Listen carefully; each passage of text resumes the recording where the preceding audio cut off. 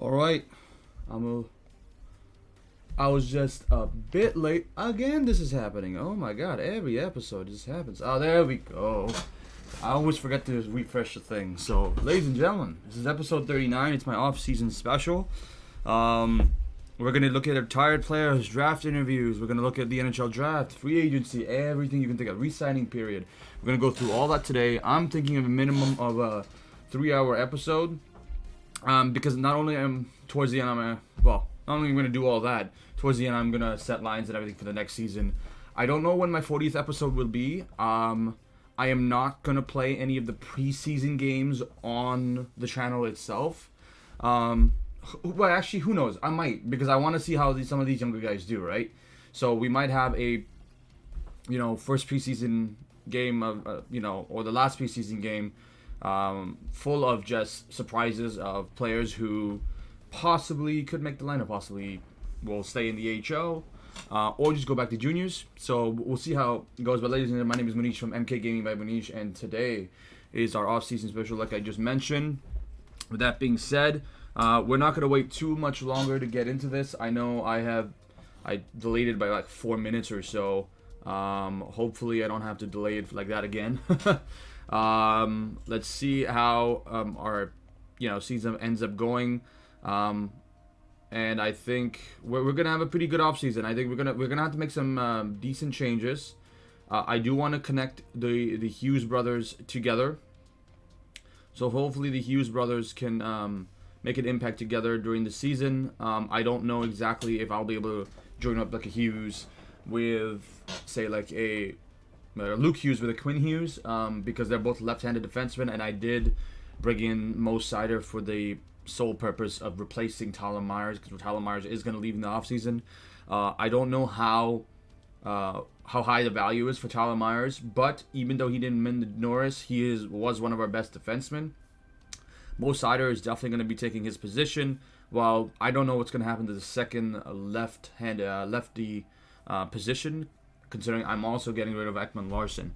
Yeah, I'm shedding salary this year, and the reason why I'm shedding salary is because I want to bring some younger guys in. As far as I'm looking at right now, PD's not gonna be on the first line this coming year. As much as I loved PD on the first line, there's a chance that he might not be there. And if he does end up being on the first line, he'll be on the left wing of Bo, and then Pods on the right. Besser being on the second wing gives us a little bit more stability across the lineup, giving us a little bit more scoring across, all four lines. Because we have Kravtsov and Höglander, which are great for a third line, right? And then if you want like that scrappy fourth line, you got Grundstrom, Mont, and then Blay. I think that's great for a fourth. I do have a couple spots to fill. Now that I think about it, I might end up putting Jack Hughes. Oh, this is tough. We'll see when we get there. We'll see who is drafted to who, and we'll go from there. So, ladies and gentlemen, let's see what our spots are looking like. So it looks like Buffalo moved up. Dallas moved up 5 spots. Wow. Arizona loses out on Shane Wright. They dropped 2 spots. Amazing. Calgary drops a spot. Anaheim drops a spot. Jersey drops a spot. Ottawa drops a spot. Nashville stays the same, along with Philly, Minnesota, and Arizona, and the Islanders, Nashville, LA, Pittsburgh, and St. Louis. So everyone else stayed the same. Most of the changes came in the top 8, which is kind of crazy to see.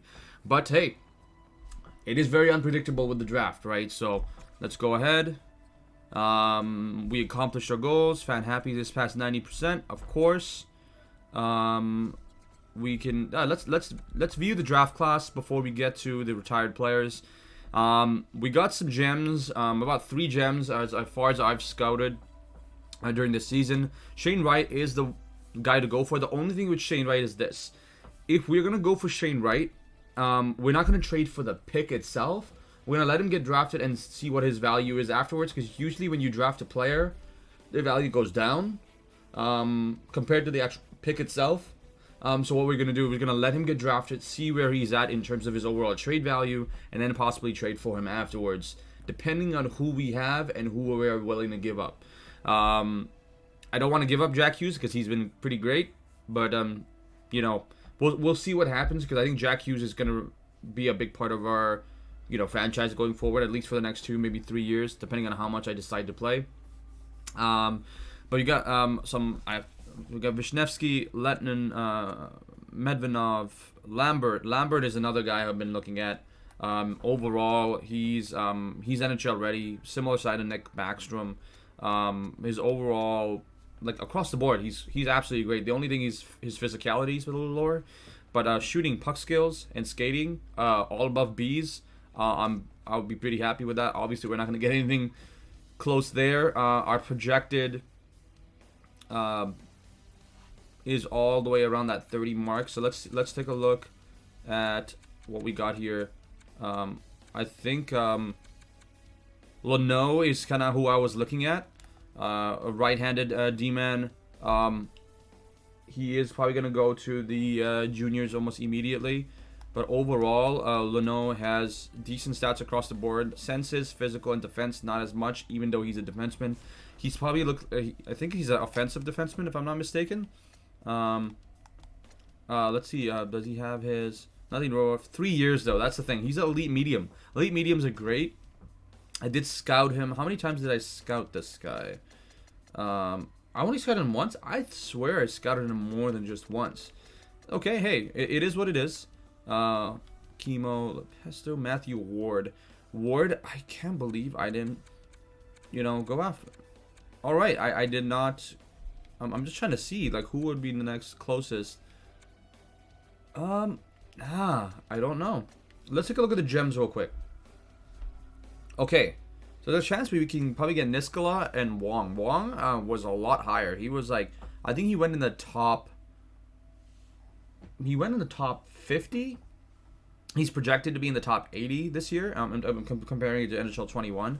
I did trade for him. I didn't draft him at the time. But you know, like previous rank was 89.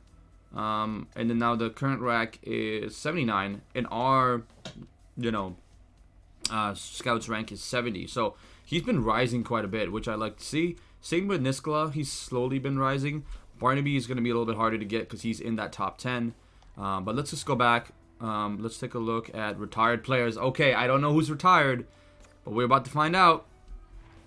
Bozak. Okay, so not too many big guys, but Bozak is, you know, he did have a huge part in, you know, St. Louis.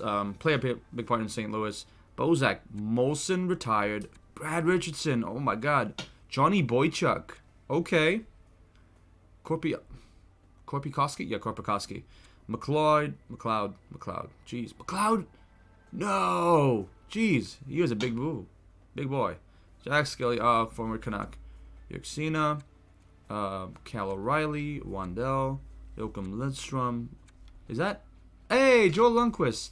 The twin brother of Henrik Lund, the king himself. Gregani. I thought it was Sutter for a second. I'm like, there's no way he already, you know, went out, right? Goalies. Kerry Ramo, the former Calgary Flame. Wow, and then Jeff Glass. So not too many big guys retiring. Yeah, like there's not gonna be nothing from the Canucks. We traded all of our bigger guys out, and there doesn't seem like any players that we traded out that are retiring. So yeah, let's go back and, ladies and gentlemen, let's see if we have any new. Oh yeah, well the guys who retired, obviously. Following coaches have retired too. Okay, coaches have retired. Brad Richardson is now a scout for the Calgary Flames. Nice to see. Let's take a look at the draft class. So I don't want to. We have 3 interviews. I would love to see what Shane Wright can do, but I want to be safe right now and, you know, interview players that are close to the range I'm kind of wanting. Ludwig Jansen, there's no reports on the player. Leno. So this is kind of them telling us this is our range here. So Leno we took a look at. Is anything updates? No. It's still a bunch of C's. Dumais. I think I pronounced that right, Dumais. Oh, we can get a 1229. He's a 6'2 centerman, 5'8", 6'3", right-handed defenseman. I'm trying to think, what do we need? Because we got Mo Sider, we got Dursey, Mo Sider, Dursey, and Burrows. We could upgrade our... I want Dursey to be on there. If Burrows doesn't crack in the lineup, we can put someone on that third pairing, like a rookie. But then that would be someone we're promoting from our, our AHL squad. And I'm probably he's probably gonna go to the minors anyways. You know what? I don't have many centers that I would want to keep. Let's interview this player. Let's just see what he has to offer. Let's try strengths and weaknesses. Yeah.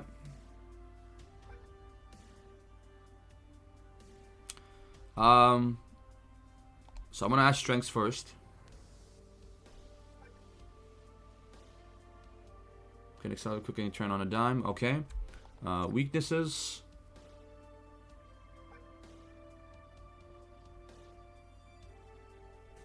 Okay, you can make up for in other areas. New topic. Let's check one more new topic. Skills, play style. Yeah, let's do play style for this one, because I don't have much on him, right? Readiness.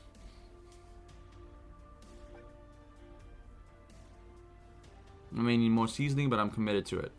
Okay, all right.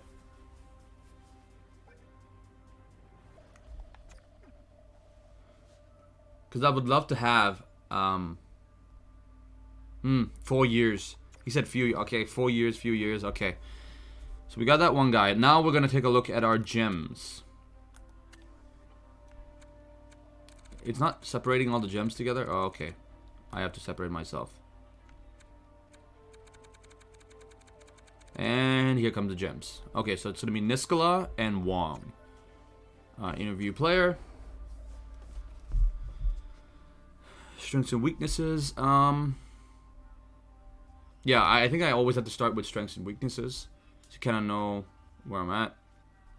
Greatest strength. Yeah, let's do strength. I'm gonna pop open my Mexican Coke. Has to be my shot. Okay. Now what's your weakness?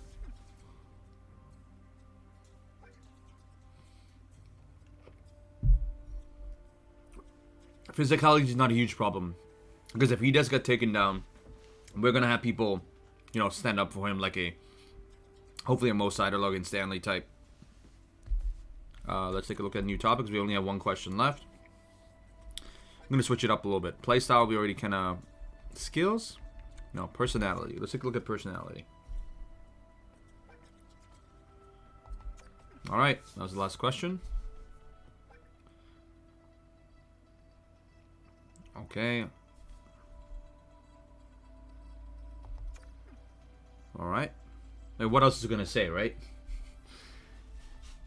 I always wanted to say something. I'm like, I can't say that. Alright. Okay. I should have done, like, how far do you think he's off kind of thing. Interview players.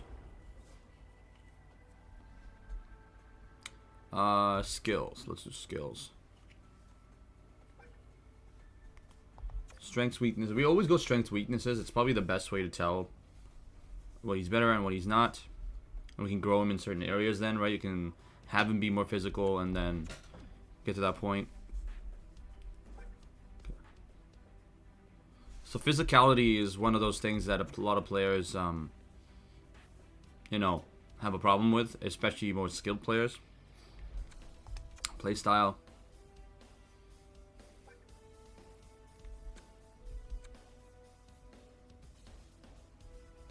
I want to check readiness for him, because he uses a gem. So he's probably by that 3 to 4 year mark.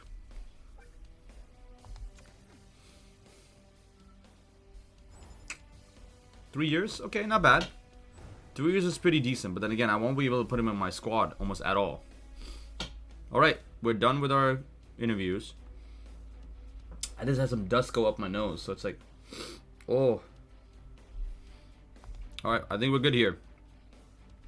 Let's edit to trade block before the deadline. You know what? Oh, I should have left that first overall pick.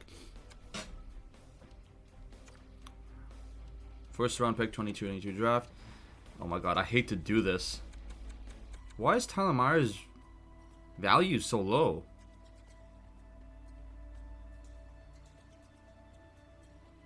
Hoaglander's in 88?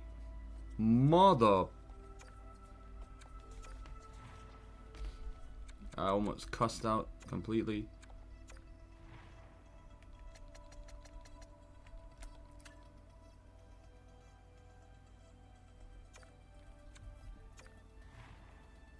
Alright, yeah, Ekman, okay, Malkin, I didn't really discuss this. I'm going to try to sign and then trade him. Because if I can sign him to, like, a decent 2-year contract, which I have sent an offer for 7.5 for 2 years. He was asking for around 8.2 or something. We'll see if he says yes. If he says yes, great, then we can just trade him. That way, you know, we have a better idea of what's going to happen. Look at Dursey. Dursey's values are high. I'm just trying to see who else can we get rid of that is willing to. Who's a little older? Omark. Jaros. Who has an expiring contract? I want to see who has an expiring contract, but also. Okay, let's go back. So who's Obe Kubel? Yeah, and Obe Kubel. Oh my god, all those players are huge parts of our... Okay, ladies and gentlemen, I'm going to quickly save until this point. And then we will then go into the draft here. I want to see if I can take a look at some team... Some view contracts. I want to see what... If I've not been notified, maybe I have... Okay, Malkin, I've already sent it. He's not replied yet. I'm assuming he's waiting for the re-sign period or just free agency. He might just test it. Okay, ladies and gentlemen, here we go. Draft is beginning. For the first round of the draft, we are not going to skip through anything. So we're going to let the timer go out for each round. So if I am looking at this, because I want to go in real time, right? And that's why I say I want about a 4-hour, what do you call it, a 4-hour stream here. So 3 times 32, that's around 96 minutes. I might skip the later rounds. See if I get to that, well, the top 10, let's see. The top 10, we're going to go in real time, and then the rest we're going to skip slowly and then kind of see what's going to happen. Let's see who we have.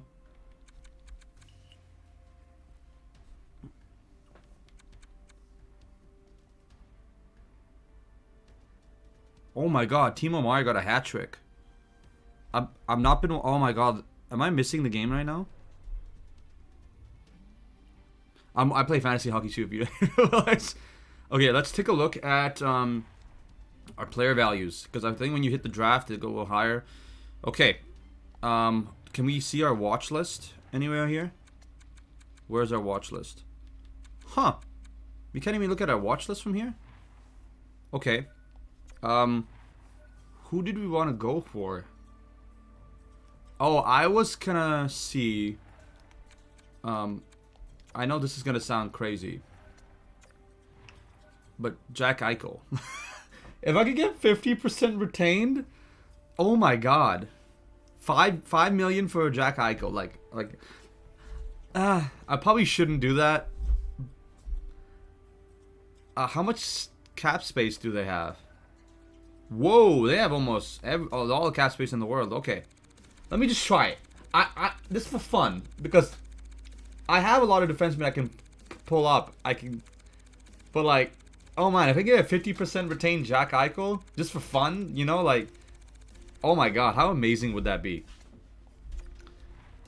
Just imagine. Ekman Larson. We'll do a Tyler Myers. Buffalo would have more than 50. Okay, let's get one of the lowest rated players. Lowest, not only lowest rated. Kukkonen. Can we do that? Would that work? No, that would not work. Honestly, I don't mind giving them a first round pick or a prospect, but it would depend on what prospect I'm giving, right? Because for me, I don't care. When it comes to Tyler Myers and Ekman Larson, I'm literally just shedding salary. But if I'm giving away $13 million and getting back a Jack Eichel for $5 million, and if they even say yes to that's the main thing, right? Oh, Shane Wright goes to Buffalo. Wow, okay. Oh wait, Shane Wright goes to Buffalo. Oh, Shane Wright goes to Buffalo. How much does Shane Wright cost? Oh, Shane Wright is only...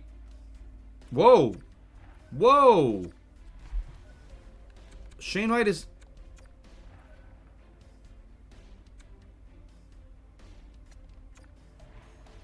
Wow, Shane Wright is... I thought his value would have been way higher. See what I told you guys? The values of... the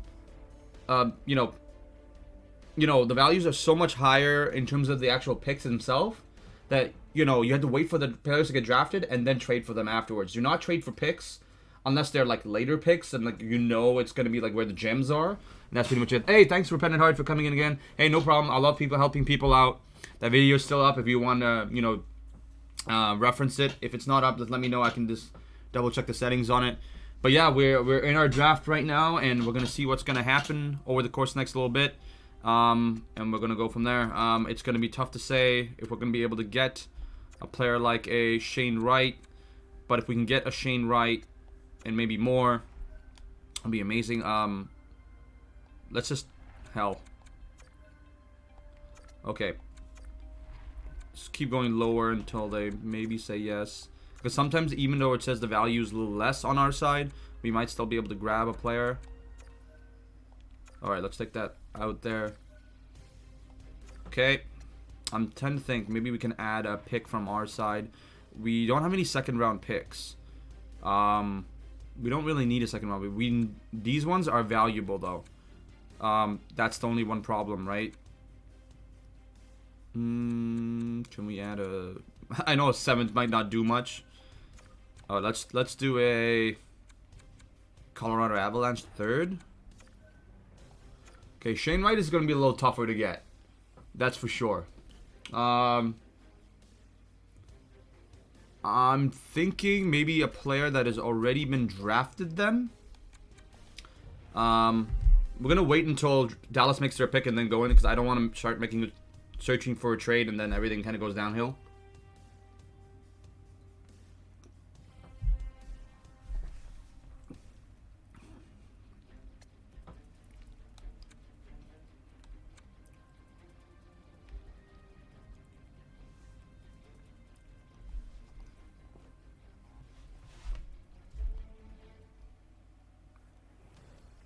So Dallas is going to be making their pick any second now. I think they're going to, right before the 10-second hard max. Yep, Vishnevsky is in it. So we're going to take a look at players around the league that are possible. Oh, Columbus is one. Oh, Kent Johnson. That's who I wanted to go for. Because he's franchise. Like, I said Shane Wright is going to player that I want to go for. The only problem with Shane Wright now, he just got drafted and his value is pretty high. Kent Johnson, the same thing. But Kent Johnson, on the other hand, he's 8'19" and he has these stats, which is amazing to see. His defensive awareness and all that is not as high. Physicality not as high either. But him playing for his hometown Vancouver would be a nice sight to see. We can try. I think it'll be a little tougher. But at the same time, I forgot we have the Malkin piece. The Malkin piece. Oh man. Can we go back and try to get... If we had... Oh, man. Go for Jack Eichel and Shane Wright in the same trade. Add Malkin to it.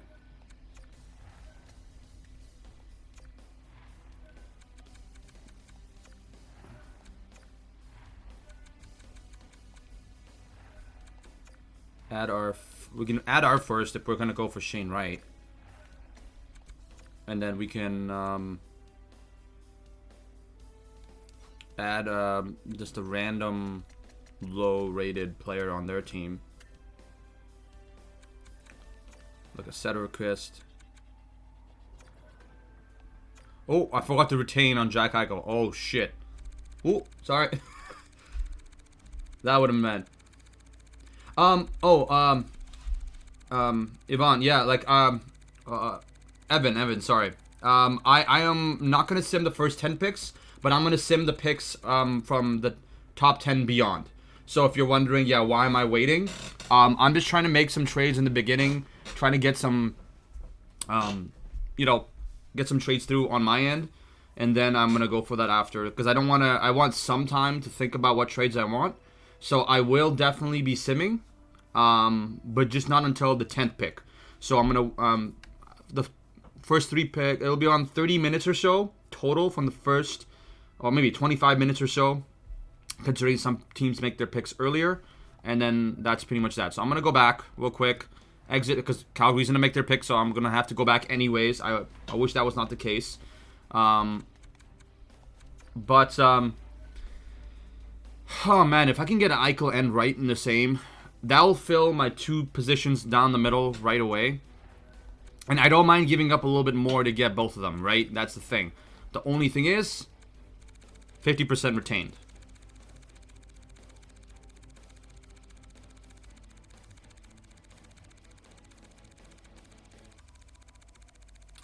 Alright. I don't know why I'm trying to go for Jack Eichel, honestly. I just want to see if it's possible. Now, the main reason I'm doing this because I want that kind of Buffalo kind of connection with the Tyler Myers thing, right? Where's Gino?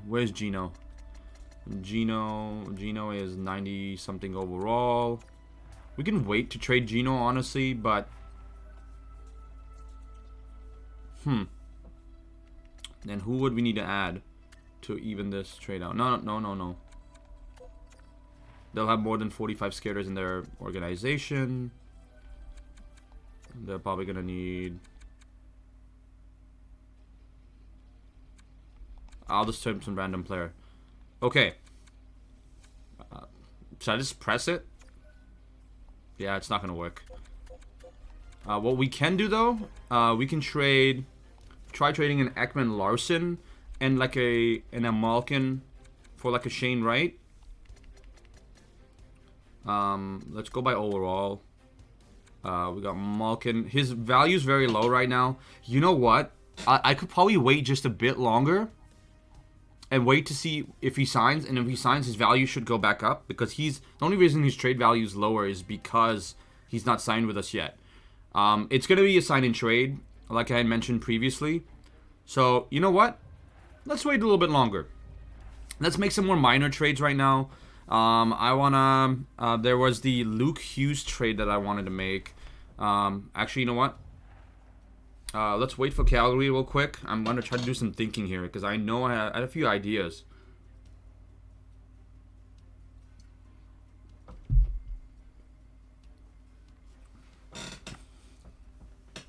Looks like we need some more left wingers. We are stacked on centermen. Not stacked necessarily, because a lot of them are lower in terms of their overall value. Goalies, yeah, defense were somewhat good, but we needed right-handed defensemen and a left-handed, to be completely honest. Even though right-handed, Cale Addison might come in and crack the lineup. But left winger, a decent left winger would be nice. Like a Lafreniere would be nice, but his value might have lowered. I'm gonna see what Lafreniere is at right now, because if Lafreniere's value has lowered, which it has significantly, it's nice. But the only thing is he's 2 years left, 84, which is not bad. When you have 2 years left, though, you end up needing to kind of get rid of him after a while, right? Kakko has not signed yet either. And, oh man, Kakko's not signed yet either. And I'd rather had Kakko than a Kravtsov.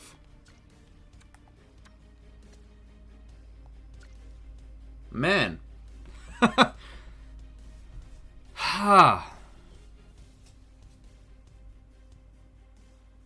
trying to think, like, no, let's keep looking. There's a lot of players that I've been looking at. Lafreniere was not on my watch list. So let's take a look at forwards in general. Zegras would be a good one, but I think Zegras did sign a contract already. No, he's only he's 2 years. That's not bad. Arizona. Gunther would be a nice one. He's 80 and 19 years old. Dylan Gunther. He's on a 3-year contract. So, him being on a 3-year contract and having those stats, he could fit into a lineup pretty well. You know what? Let's go for a Dylan Gunther. If we can. He's pinned on my watch list, so we'll wait just a little longer. He could be one of the options there. Wow, Marchand. He went up to a 93. Whoa. He did win the Art Ross. So him and Pasternak working together, oh wow. I did not expect Marchand's value was not that high, I think, during the season, if I'm not mistaken. I could be totally wrong, but wow, Matthew Tkachuk's value is that low? Is he about to go free agency? No, he's not going to free agency. He signed a 7.6, which is a steal for Matthew Tkachuk. Absolutely fantastic. Now this is what I've been looking at. 7.5 for a Svechnikov.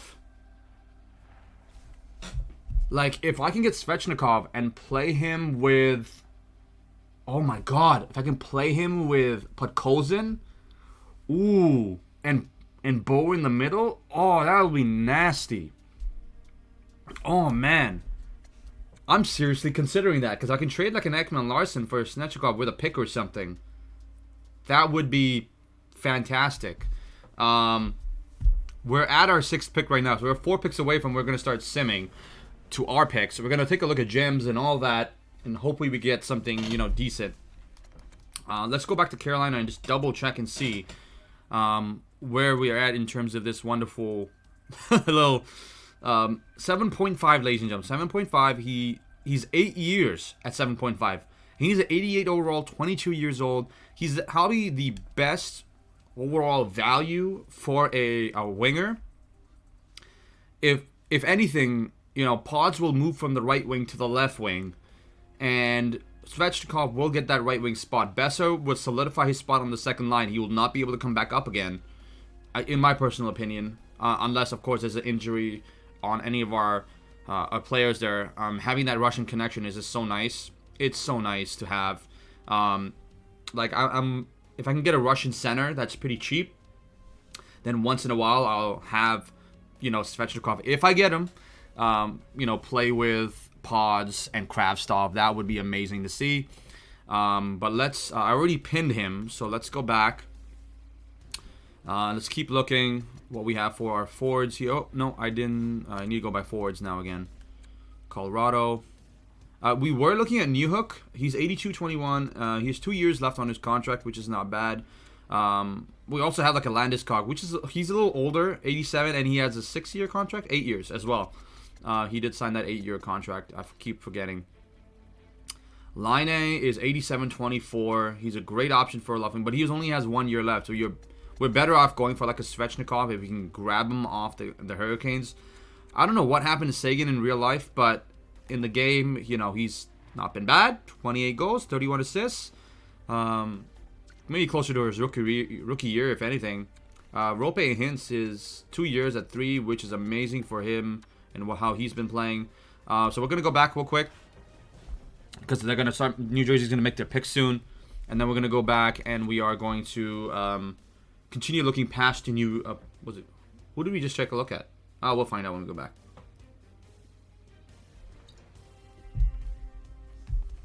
Your check. Lambert went there. Calgary. Lambert went to Calgary. Nice.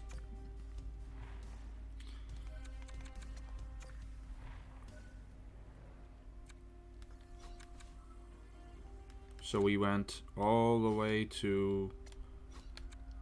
We went to New Hook, Line, and then Dallas, and I think it was Detroit that we're going to look at. Yeah.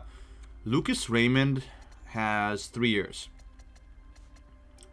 Now, he is a Swede, and he would be nice to have, but I don't feel like... I don't feel comfortable taking him from Detroit. I don't want to mess with the Yzer plan, you know? Zach Hyman, yeah, those guys are great, but... Reinhardt, yeah, but he's a little overpaid for, you know, what he's giving. Byfield, not a bad... we were going to look at Turcotte. He's not bad. His physicality is amazing, too. Fighting skill, not as much. Body checking, not as much. But aggressiveness and strength is pretty good.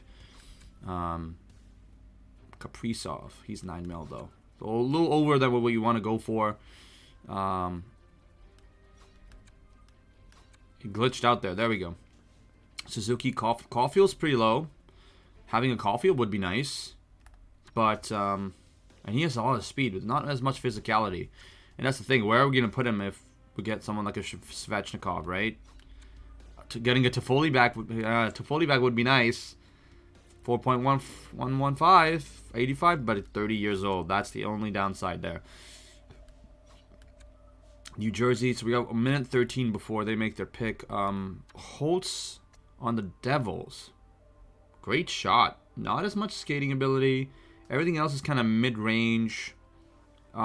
Except for maybe his puck skills and senses. It's going to be tough to say what first move we're going to make. I'm still leaning Svechnikov. We could probably trade for an Aatu Ratti. He's 19 years old and his speed is amazing. His shot power is amazing. And he'll probably go a little higher. You know what? Oh, he was already pinned. I totally forgot. He was already pinned. Lafreniere would be nice. But again, I don't want to I don't want to touch them just yet. Like, I was thinking of Philip Keto.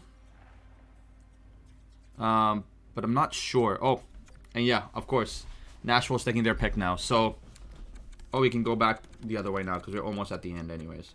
So we already took a look at them. Forwards. I'm surprised Brady Tkachuk is only that. Is that low? Oh, did he sign a contract already? He did. Brady Tkachuk only 5.365? Oh my god. We might be able to trade for Brady Tkachuk and Svechnikov.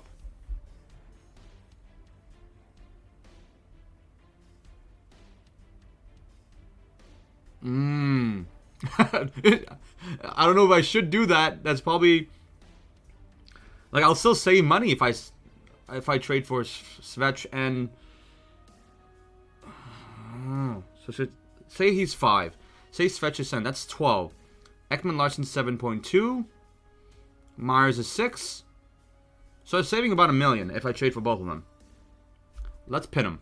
Just in case. Imagine if we can get a Brady Tkachuk and a Svechnikov. And we're going to be putting our possibly putting our difficulty higher too next season. So we're going to need some help. Connor Garland, he's still an 86. He had 31 goals and 34 assists. How did he do with Pittsburgh, though? All right, in the 19 games he played with them, he got 15 points. He's been close to a point-per-game player. He was close to a point per game with us as well. Having Connor Garland back actually wouldn't be a bad idea either, because he is a cheaper contract. And he'll be easier to get, and we don't have to give up as much value, and we actually might be able to get more back from Garland himself. So we'll pin Garland, and... we'll see what kind of offers that we can throw out there. Eklund is another guy. He's 3 years, 77. We can grab him and put him in the minors, and that will actually give us an opportunity to promote other players onto the squad, so that we don't have to necessarily fill one of the empty spots that we currently have. So yeah, what I'm thinking, most probably, it would be Jack Hughes moving to the second line and us getting a first line winger, and that will make our second line Hughes, Petey, Besser. But we'll have to wait and see after these 2 picks are done. We're gonna, obviously we said we're gonna start simming, so we'll kind of see what happens over the next little bit. It's gonna be tough. It's gonna be real tough. Eklund is there. Seattle Kraken. Matty Beniers has been playing amazing. He only has 1 year left on his contract because I forgot to set them properly. But look at his speed, man. 19 years old and he's doing that. 19. I would love to have Beniers on my team too, but then I would have to immediately put him into the lineup, and that's what I don't want to do. And he's not been extended because he's our restricted free agent, obviously. St. Louis. Who do they have? Buchnevich has been playing great. Okay, I have him on my fantasy team. He's been absolutely fantastic. I am surprised that Baden Point is that low, but then again, he signed a big contract, 9.5, so we can't even go for him. Baden Point would have been nice to have. I don't want to touch a Toronto player. I don't want to touch a Toronto player. Pacioretty would be a great a great addition. His speed is great. His physicality is great. His accuracy on the shot is great. Everything is great except for maybe, his defensive awareness. Not to say that his stick tricking is not great. No, I'm talking about his defensive overall. Face-off's not as great. Shot blocking not as great, but he is a winger, obviously. So I'm not gonna, go after him on that much. And yeah, I'm hearing a couple of dings on my computer. I don't know what that is all about. Okay, and we have 1:10 left before Philly takes their pick. Yeah, let's take a look at the next team. What does Washington have? Ovechkin, 92. His value is not going to be as high because he's lower. We could go honestly for Ovechkin if we wanted to, but I don't want to take Ovechkin off. The Capitals. Like, there's a reason why. It's different when you face the Capitals, and it's because of that man right there. So Anthony Mantha is so low in value. Oh, he would be a pretty decent pickup too. Oh wow, Anthony Mantha. And again, I wouldn't have to give up that much either, right? And he has 3 years at 5.7. But if I'm gonna go for him, I might as well go for like a Connor Garland, right? So I'm not gonna pin him necessarily. We got the Winnipeg Jets. Cole Perfetti is someone who I was looking at. I didn't pin him, but he, overall, for the age, he has pretty decent stats across the board. So he could be a well-rounded center for us. But, again, there's a lot of opportunities for guys to kind of get, promoted. And our Minnesota's going to make their pick, and then we're going to start simming. So we're going to take a look. We're able to get through most of the teams here. We got through all the teams already. So we pinned who we needed to pin. Our trades are going to be made close to the 7th round. Maybe after the 7th round is over. Geeky. So, Connor Geeky, huh? Savoy went to Detroit. Nice. Nashville. So, I'm not sure exactly what I'm going to do, but we're gonna find out. I'm leading Svechnikov. But I'm not sure. I want to make at least one trade before the actual draft is over. So what we're gonna do? We're not gonna sim we're gonna sim by pick, not by round. Just so we can kind of go through the players that are being drafted. Actually, you know what? Let's sim to next pick. We'll sim to next pick We'll pick, and then we'll take a look at the players from the previous round. We'll do it that way.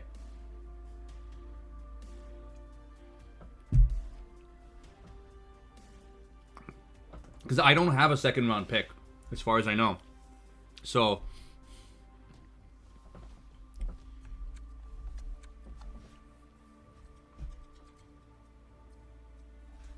you know what? Can I look? I can't believe I can't view my watch list from here.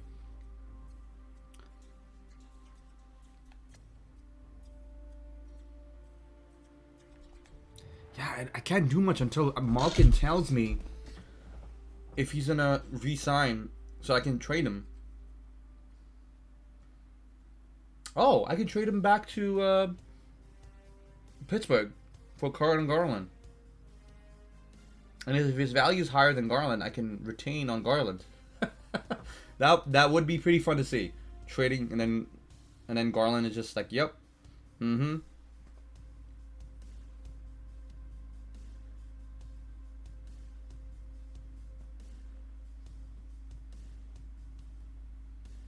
I might be able to have 4 scoring lines then. Because Höglander went up to an 80 freaking 8. How did Höglander go to an 88 while being on the third line? Well, I did have that small stretch where PD was out for like 2 months and that he was on the first line, so maybe that's why. But there we go, ladies and gentlemen. We are past the first 10 picks. Let's just go overview first 10 picks, and then we're going to go and sim to the next pick.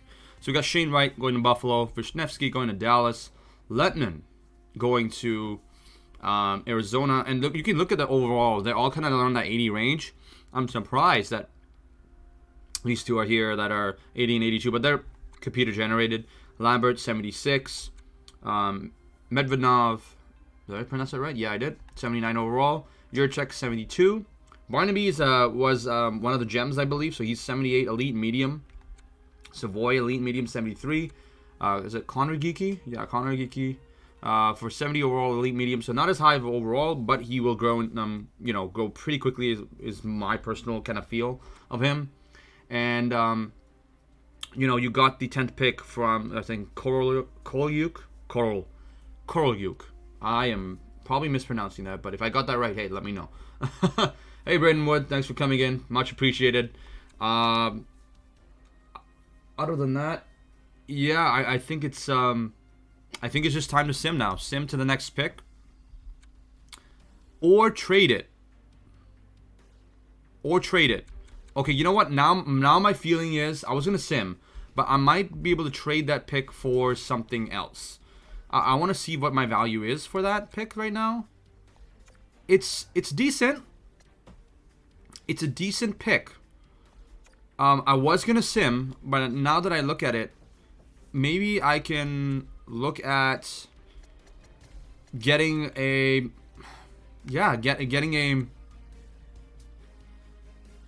rookie of sorts. Like a Gunther would be nice. Let's see if I can add someone to this Gunther trade, possibly. Nick Robertson.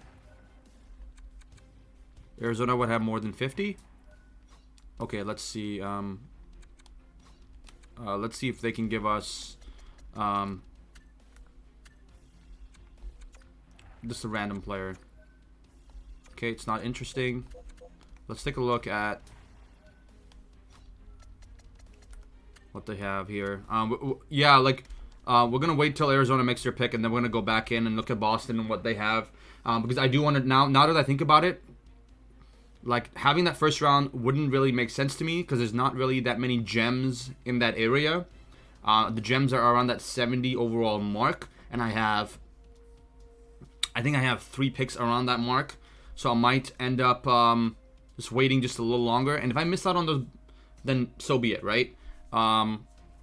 So at this point, let's go back to Boston real quick. We're gonna quickly go through all the teams and see if we can get a trade for that first overall pick that we have. Well, all right, because we're 32nd for that pick. I do want to get, someone who is gonna. Ooh, Quinn. Quinn is available. Quinn would be nice. That would be okay. Jack Quinn would be a nice option there. Simone Edvinsson. Edvinsson. I did create him and add him in. No. Let's keep that as is. Top 6 high. He's a Russian, isn't he? Ooh, he would be nice to have, but 205 until, well, I'll say a little bit under 205 till the next pick is made. Should we bring Gods back into the Canucks lineup? Just imagine that, Gods. No, he's to stay in Chicago. Sampo Ranta is only... Wow, Sampo Ranta. Wow. Has he been signed yet? He has not been signed yet, but he's probably going to ask for a lot of money, so we can't go for him. Cole Sillinger would be a nice option to have. 129 left for the next one. I know. I know.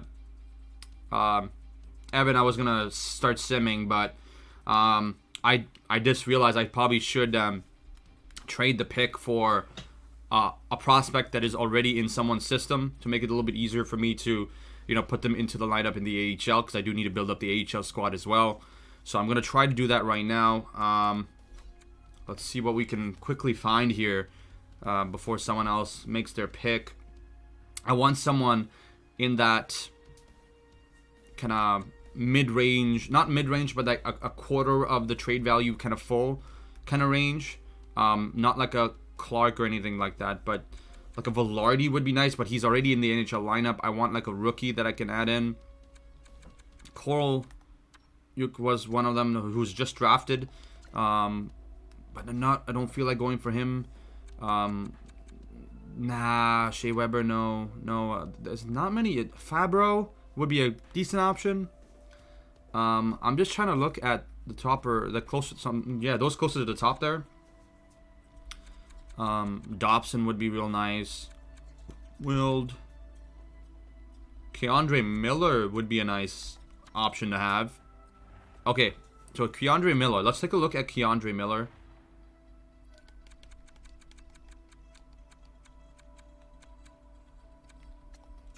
How does Keandre Miller's stats look here? He's 83-22. He's a left-handed defenseman. And I do need to fill that spot. Huh. Keandre Miller would be nice to have. Let's pin him. Just in case. Keandre Miller would... Yeah, he looks like a great option for the trade for the first overall pick. Norris. Norris is that low? But he's probably going to be signing soon, isn't he? I have a feeling Norris has not been signed yet. He's still an RFA. There's that. That's the reason there. I'm trying to find someone younger in that range. But Joseph. Oh, man. Sometimes it's hard to find that trade. Because that pick does not have that much value because we won the whole shebang, right? So, Jared McCann. Bring some other younger guy in. Cernak Sorelli. No, I don't want to bring in that much cap for a pick that I'm going to give away, right? Rasmus Sandin. Now, Sandin would be a nice option, but has he signed? He has not signed, and he's only 81 and he's a 22. But he's on the squad, and he's a right-handed? He's a left-handed. I'd rather go for Keandre Miller, if anything. He's a little bit lower in terms of his overall value, so it does make it a little bit easier to bring in. We have 110 before Winnipeg makes their pick. Mantha. Sprong. Sprong's 83 and 25. He would be a cheap option to have on that third. Was it the third line wing? Yeah, no. Sprong is not the guy. Ehlers has pretty low, but he's 5.8. Alright, who do we have left? Okay, so that's pretty much it. So I think Keandre Miller is probably the guy who we're going to trade the pick for. Let's go back. Let's let Winnipeg make their pick, and we'll go from there. I forgot what that symbol meant. If they're picking, could it mean a gem area?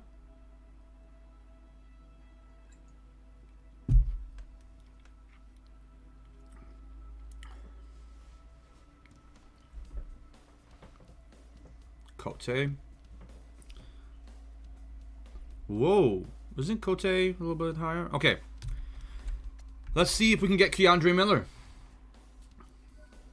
Keandre Miller would be nice to have. So Keandre Miller. Let's see if we can get you onto the Vancouver Canucks. We're going to give you the first overall pick.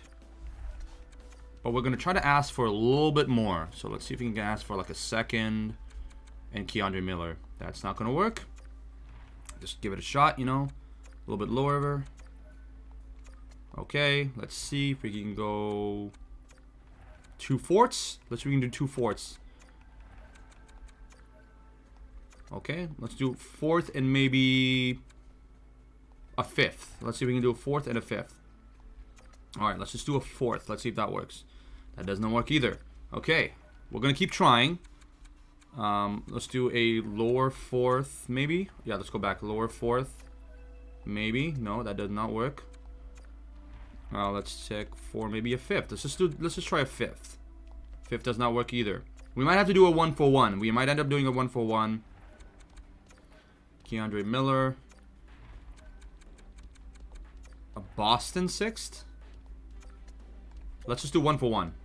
1-for-1 doesn't work either. Okay. So it's going to be a little harder to get Keandre Miller than I previously thought. So we might have to wait just a bit longer. Or might have to actually look through certain positions. Give up. Oh, wait. We need to get rid of Swayman. So let's see if they have anything they can give up to us. They have a lot of older players. How much value does Swayman have as one of my goalies? Okay, he is not that bad in terms of value, to be completely honest. I can go for a player that's a little bit higher in terms of value now. See, I wanted to sim, but I did realize I need to trade for that first overall pick, which I totally forgot about. And I had not been looking at that as much. I've been scouting for other players. I'm going to try within the next few rounds to start simming to the next pick. If I'm able to, right? That's the thing. Lakers are going to make their pick soon. So we're going to have to wait. And I don't want to like be exited automatically out of the stream while I'm trying to make a trade. So we'll wait a little longer.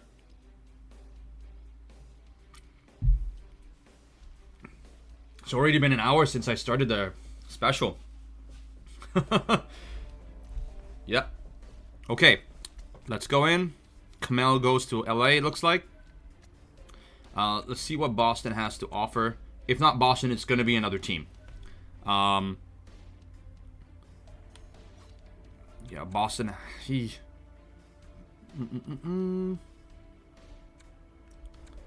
Has McAvoy signed a contract? He's not signed, but we're gonna have to give him a lot of money. Oh no, if he's under 25, he's an RFA, right? Nope. They don't have much though. They don't have much. They have a lot of older guys. Man,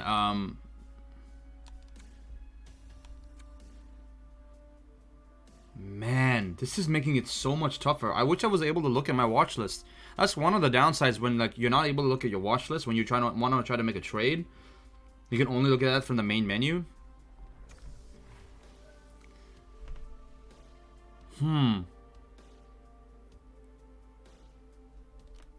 Let's just take a look at what we can go for. Let's look at defensemen because we do need defensemen. We need a left-handed defenseman most probably. I'm thinking that Rathbone and Burrows, who are supposed to be on my third D pair, might not make it into my third B pair. I think Stanley might have to go bump down to the third pair again, while Durzee's still on that second pairing there on the right side. So the second pairing might need some help. Man, Pietrangelo, no. Shea Theodore. He's 26. He has 4 years, 5.2. No, that's not going to work out. Rasmus Sandin. Sergachev. Sergachev's 88. How many years has he signed for? 2 years, though. That's not enough. We need more, three or more years at least. Okay. Adam Larson, Vince Dunn. We have 102 before Pittsburgh makes their pick. Who do we have here? Provorov. Provorov would be nice. That's actually someone who I was looking at. And he's a left-handed defenseman. He is. And he that big Russian body. I'm a big fan of Provorov. He's 25-86. He is pinned. It's Ottawa right now. I would love to have Adam Fox. I had Adam Fox on my last one. Before he signed that big contract, I was able to trade for him. So that was pretty nice. 22 seconds. Okay, we're at Nashville right now. God, I want to sim so bad, but I can't sim right now. I can't sim the draft because I need to make this.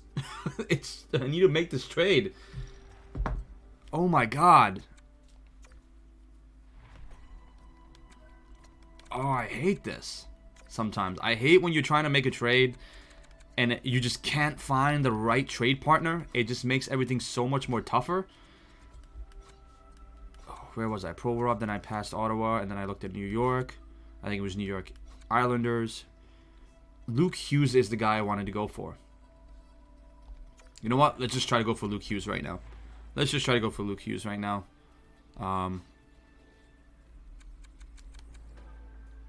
So it's the first. And who were we going to add? Swayman, right? That seems pretty even. If we get a Luke Hughes into our lineup, that would be nice. And we can connect the Hughes brothers together. Let's see if we can get a pick added to this. Start high and then go low.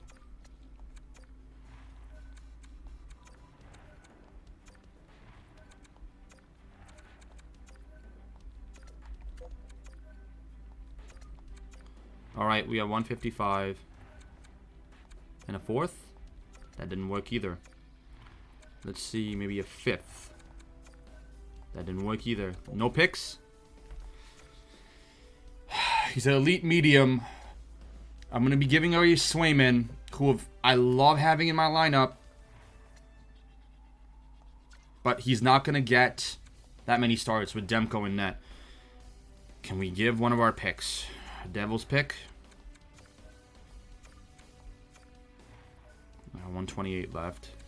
If we give him a third round Colorado, we're going to have to try to get a couple fourths back from them. If that works.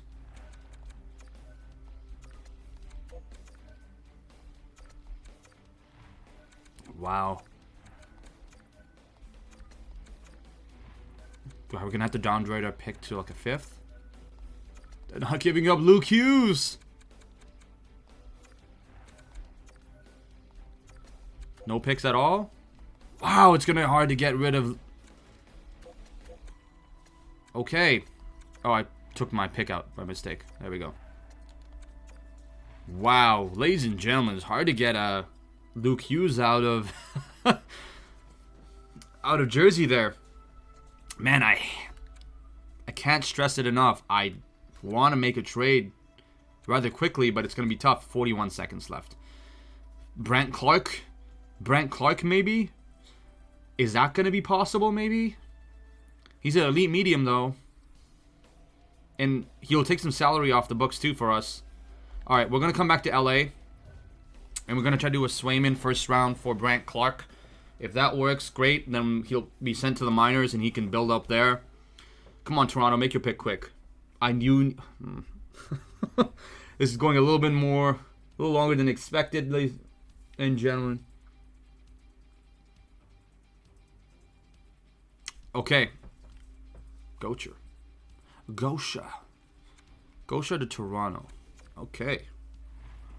They need someone who looks like Brady Tkachuk, I guess. I'm sorry. Wait. LA, right? We went to LA. Alright, we're LA there. Was it LA we were looking at? And defenseman, right? Brent Clark. Actually, it might be a little tougher to get Brain Clark now that I think about it. Swayman and then add that first round pick. It's still going to be lower, isn't it? Oh, no, it's pretty close. LA would have too many goalies. F off. Jeez. Wow. Too many goalies, huh? Lambos. Lambos would be nice. He was drafted in 2021. He's a left-handed D. It's a good option, but...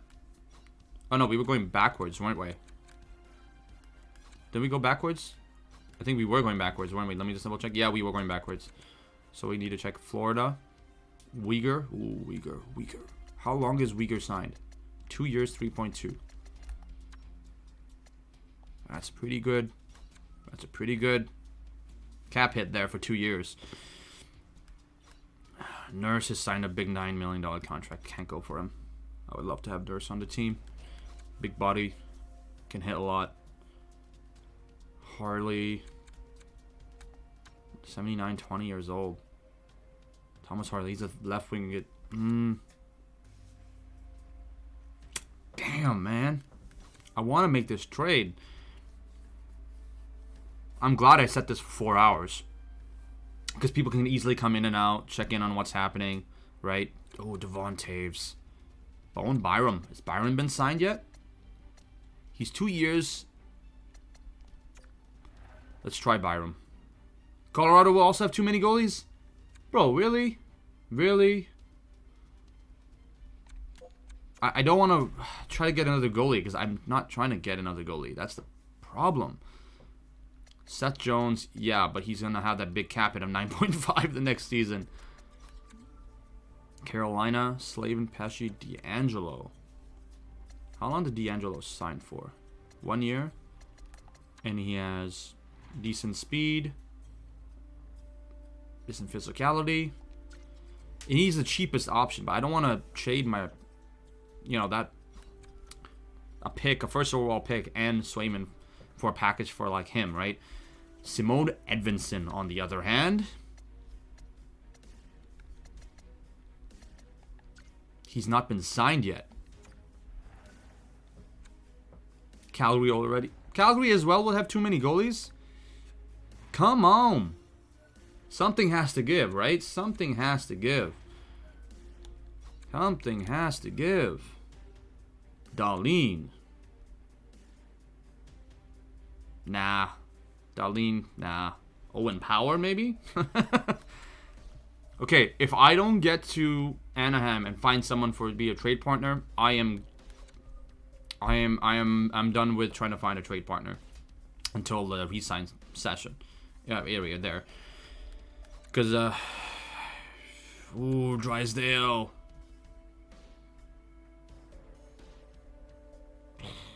No, ladies and gentlemen, we're going to hold off a little bit longer. I know I waited a little longer, but what we're going to do right now is we're going to sim to the next pick. We're actually going to make this pick, and hopefully we get someone pretty decent. Yeah, we're going to keep simming to the next pick here for the first round. Matichuk. Okay, goes sim. Let's just sim to my pick. There we go. Finally, we're simming to my pick. Let's see who came in. Vidicek, Janssen, Lepesto, Ward. Ward is someone who I was looking at. Let's see who's available. Let's see. Ornsby. There's a lot of guys who I didn't get to, go for necessarily. Rycroft is elite medium. How many years out is he? 3 years out. Ludwinski, 4 years, 3 years. 2 years for Alexei Andronov. If he's 2 years out, that would be nice. But he's a second round, and I don't have a second round. So, but he's 80. Oh, I'm pinning him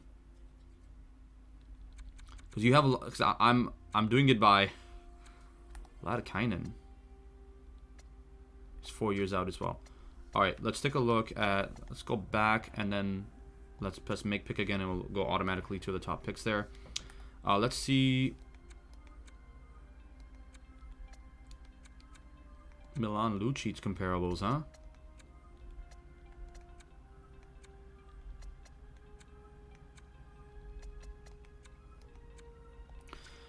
There's not much. Elite Rycroft is probably the closest guy, but he's a left wing. We have 140 left to make our pick. Our first pick of the, other than well, yeah, basically our first pick of the draft. The 2 gems. Oh, one of the gems was taken. Oh yeah, Lambert. Was it Lambert? No, Barnsby or whatever his name was.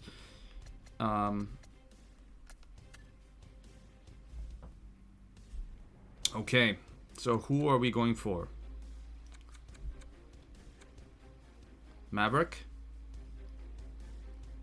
He's a right-handed defenseman. Let's take a look. How far is he? 5 years though.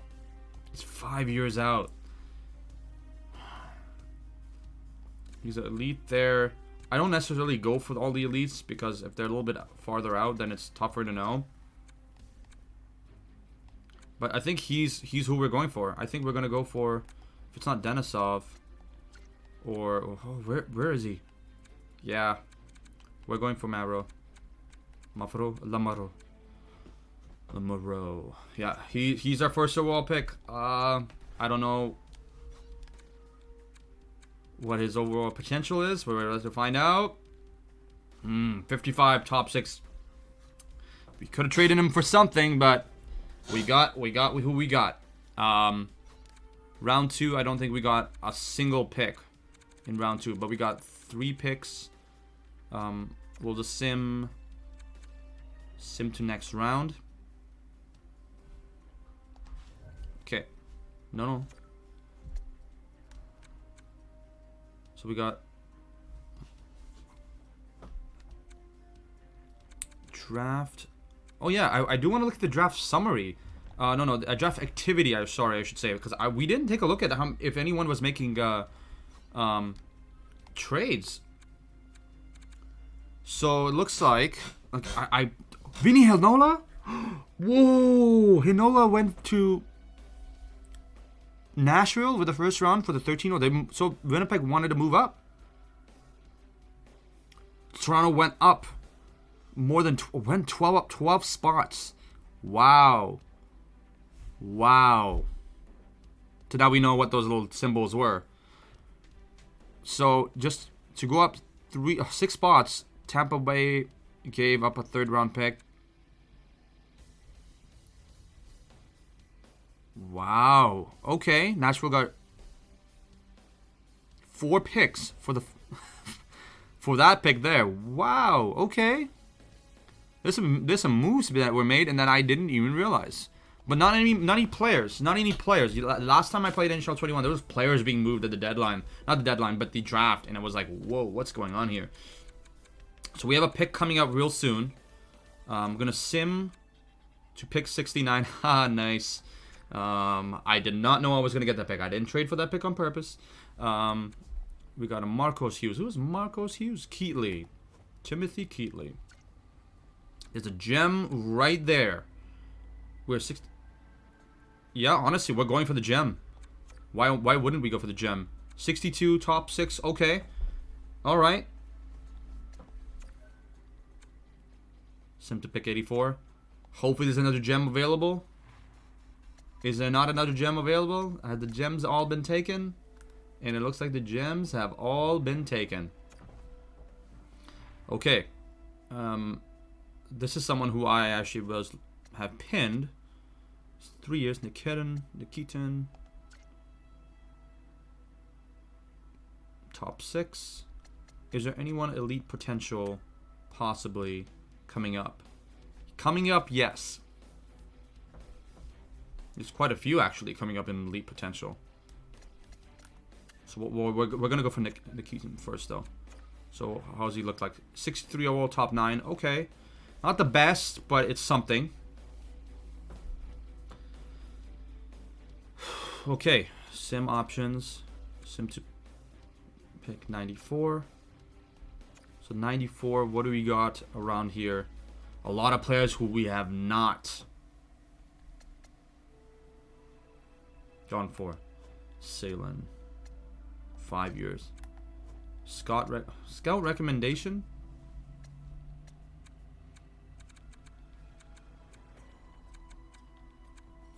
Pushkarev.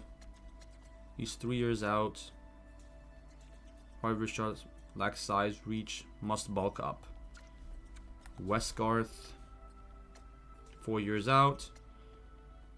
Goal scoring. Nose for the net. Puck position. Weaknesses, none. None, huh? No weaknesses. Stringer. Zach Stringer. 3 years.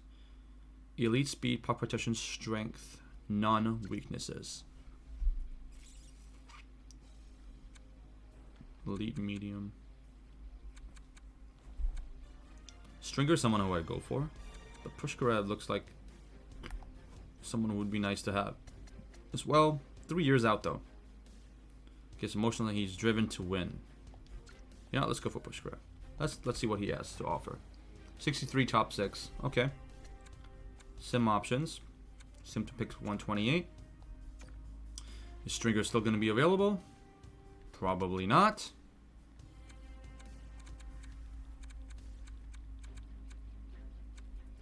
Let's do by potential again. So it's pick 128.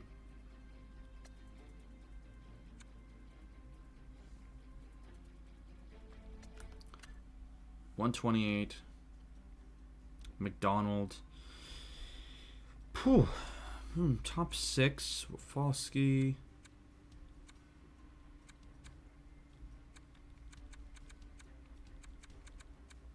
How far do we need to get down to get to elite or a top 9?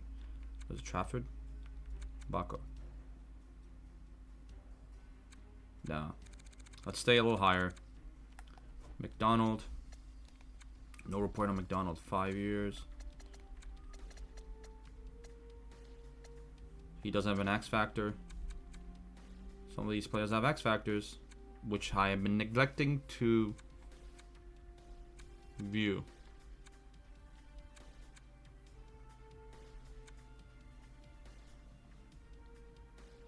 Who had anyone had a big jump? He dropped. Rafalski dropped. Bowden. Right winger. Yeah, you know what? We're gonna go for a right winger.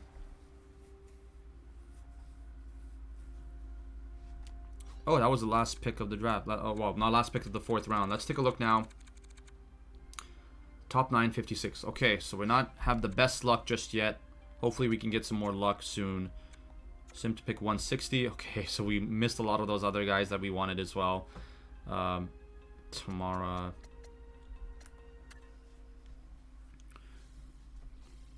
Olivier. 5 years. Mobility, skating, foot speed. Zach Bigar.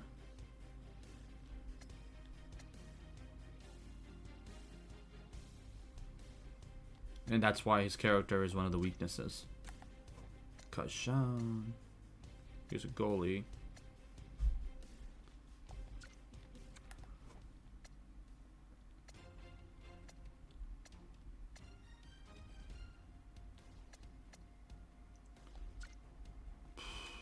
Not many elites left. But you know what? We're gonna go for him. That was the last pick of that draft. That round 2. Okay, we're gonna take a look at what we got here. I want to take a look at every pick because I'm close to the end. Top 6. 57 though. Like if it's 70 or above, then we're in a good spot. But I think we got quite a few picks coming up now. We got about another 5 or so picks coming up. Let's see if there's any available in terms of elites available. So it's 190. So it's either him or him. Let's go to Reed. We don't need a goalie. Reed is what we're gonna go for. God, we always get that last pick, and I'm like, I have to keep checking. 57 for bottom 6. Okay. And in the 7th, let's see how many picks we have in 1, 2, and we have 3, 4, 5. We have 5 picks in the 7th round. Let's hope for some better luck in the 7th round here. Not to say that we didn't get some decent picks. We'll see how everything kind of goes. Sim to pick 197. All right, let's see who we got here. I don't need a goalie. That's the one thing. Nolan Seed.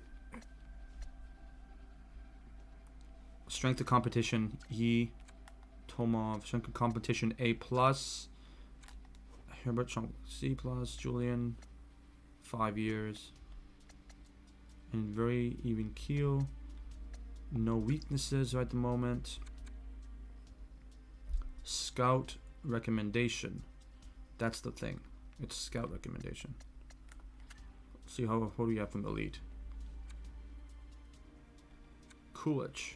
Yuri Kulich. Let's go back by. We got 216 left.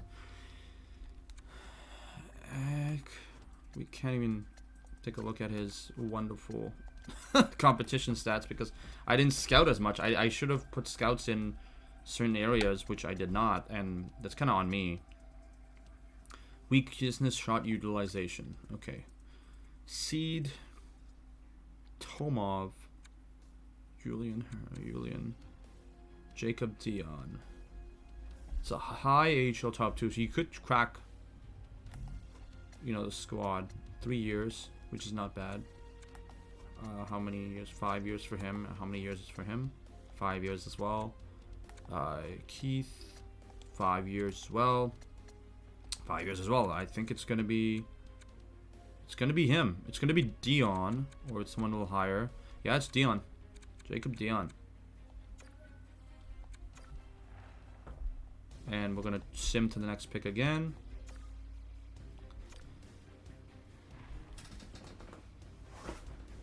Okay.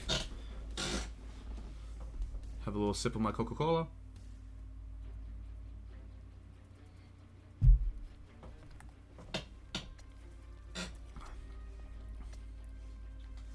Fringe starter potential.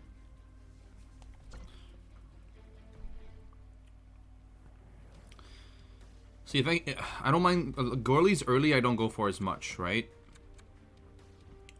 But fringe starter goalie in a late round. Hey, what the hell? 53. That's fine.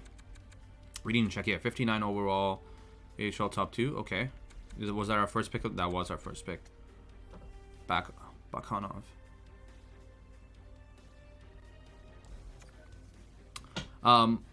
You know what we're gonna do? How many picks are we away are we from the next pick? We're not till the 20th. So what we're gonna do before we get to go to anything there, let's go to the second round and see if there was any steals that certain teams got. And we'll see what their overalls are. Maybe we can possibly trade for them. I'm trying to see. I'm looking for 70s in the second round or beyond, or something close to 70s. Varro is nice. Let's see. Third round. See if we get some lucky ones here. Colton BX. Is it Colton BX? I think it is. Some made up names as well. Wong. How much is a Wong? Wong is a gem. He went to the Islanders. Let's take a look at the Islanders and what they value Wong at right now. Nope. Wong. Wong is pretty low. Wong, they value Wong that low? And he was a gem too, right? If not mistaken. Okay, let's go back. That was a third round, right? Wong was in the third. O'Shea. 70. I'm looking for those 70s. I'm looking for those 70s. Okay. They got 103 left on that side. Stringer. Left wing Stringer. You know what? How much is Stringer gonna cost us? I was looking at Stringer quite a bit.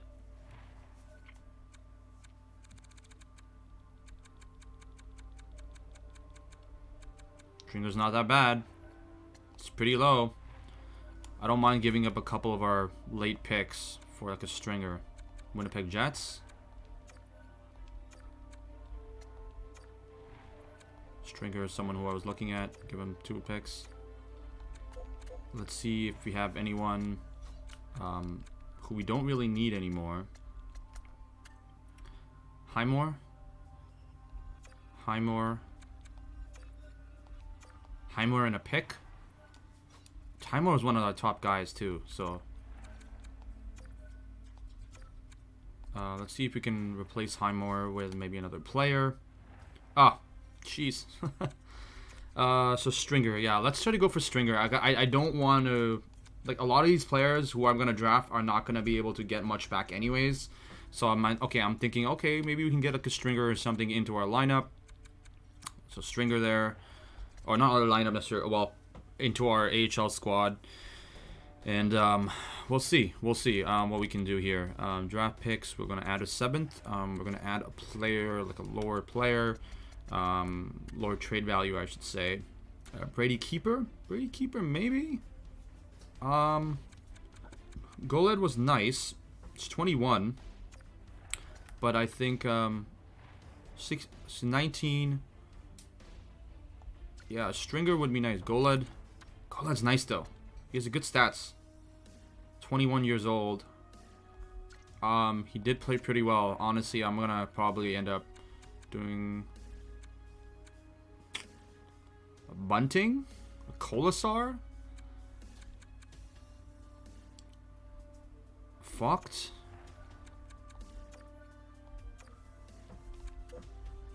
Well, we'll go for him later. Let's just make our picks. You know, I'm gonna keep going back. It's gonna take us so much more time. I was expecting a 4-hour. We might even finish a little earlier if I'm predicting things right here, looking at things right. Scout rank. Who do we got? 5 years. A lot of these guys are 5 years out, right? Strength to competition is A+ though for Nurmi. Let's just go for him. Let's just see. It's a hit or miss. It's 56 over, right? Sometimes I just like towards the end I start picking random players, but scout recommendation A+. You know what? Let's just go for what scout recommendation is. 50 overall, elite low though, in the late round. Yeah, it's 50 overall, but not bad. Are we okay? Last pick, ladies and gentlemen, and then I need to take a screenshot of this because I need to take screenshots of what we're doing here. So let me just get my snippet thing open, so then we can snipping tool. So snipping tool is open. Okay, we're good. What will our last pick be?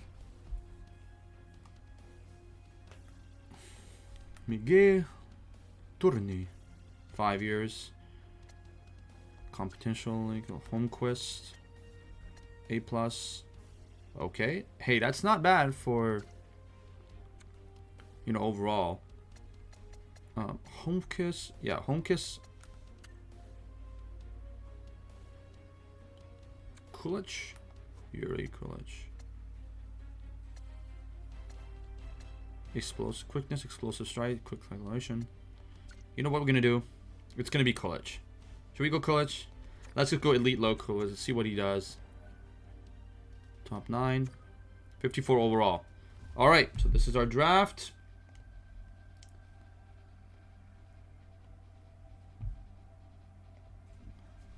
I'm just gonna write NHL draft results.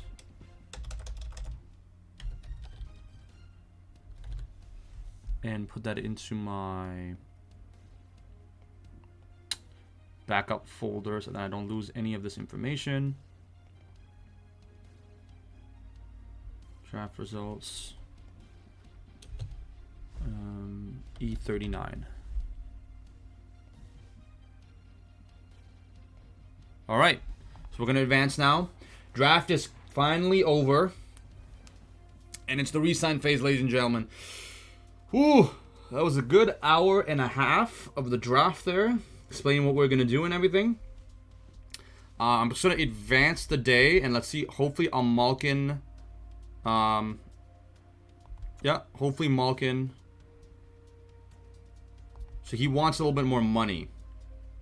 So if Malkin wants a little bit more money, that means we're going to have to sign him close to what he's asking.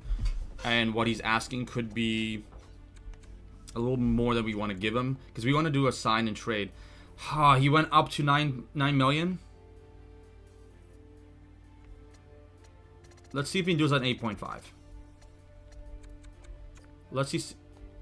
If he says yes to 8.5, then we can trade him and his value will go up just a bit.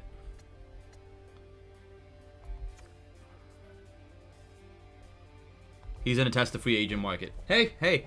I didn't know what Malkin was gonna say, but if he wants to test the free agent market, that is his choice. That I think that's probably the best thing for him to do. But we'll see.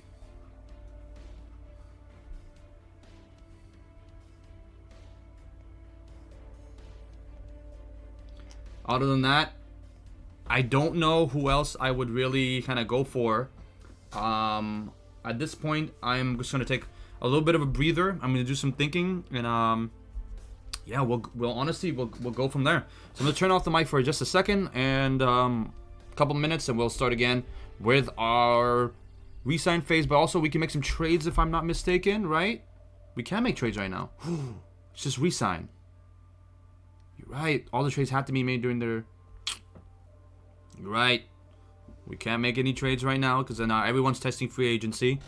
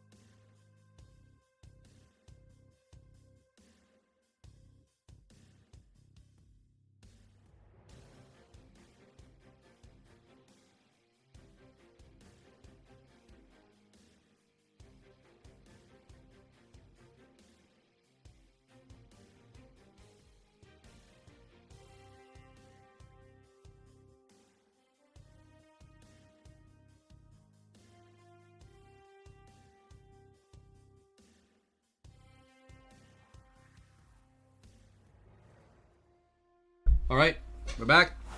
We're going to take a look at our watch list real quick. I know we're still in the re-sign phase, but we're going to have to make some big, decisions or over the course of the next little bit. So what we're looking at right now is the Svechnikov, contract. For 22 years, 80-year overall, 7 years, 7.5 is absolutely fantastic. I think he would be perfect for us. The only thing is this. what are we gonna do when it comes down to players who are going to be, having to be signed the next year. So I'm going to just check right now and see for the 2022-2023 season who needs to be signed. And it looks like we're going to be good except for Bo Horvat, who's going to be needing a contract in 2023-2024. So we're looking at all expiring. We only got Malkin for the 2022-2023 season.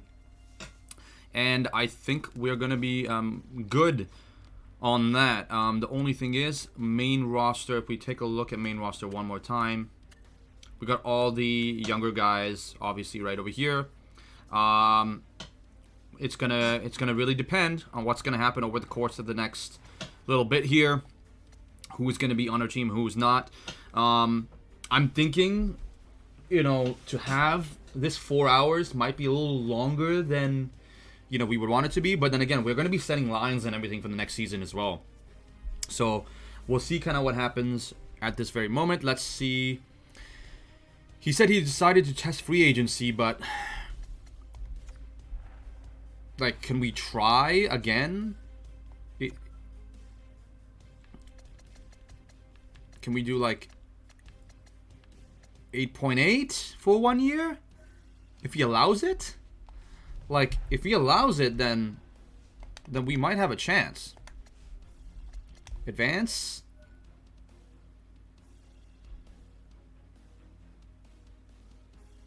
Okay, good. So he agreed to sign. So what we're going to do now is to sign and trade. But what I want to do is I want to check and see what his overall value is right now. So what we're going to do, we're just going to do last name Malkin, obviously.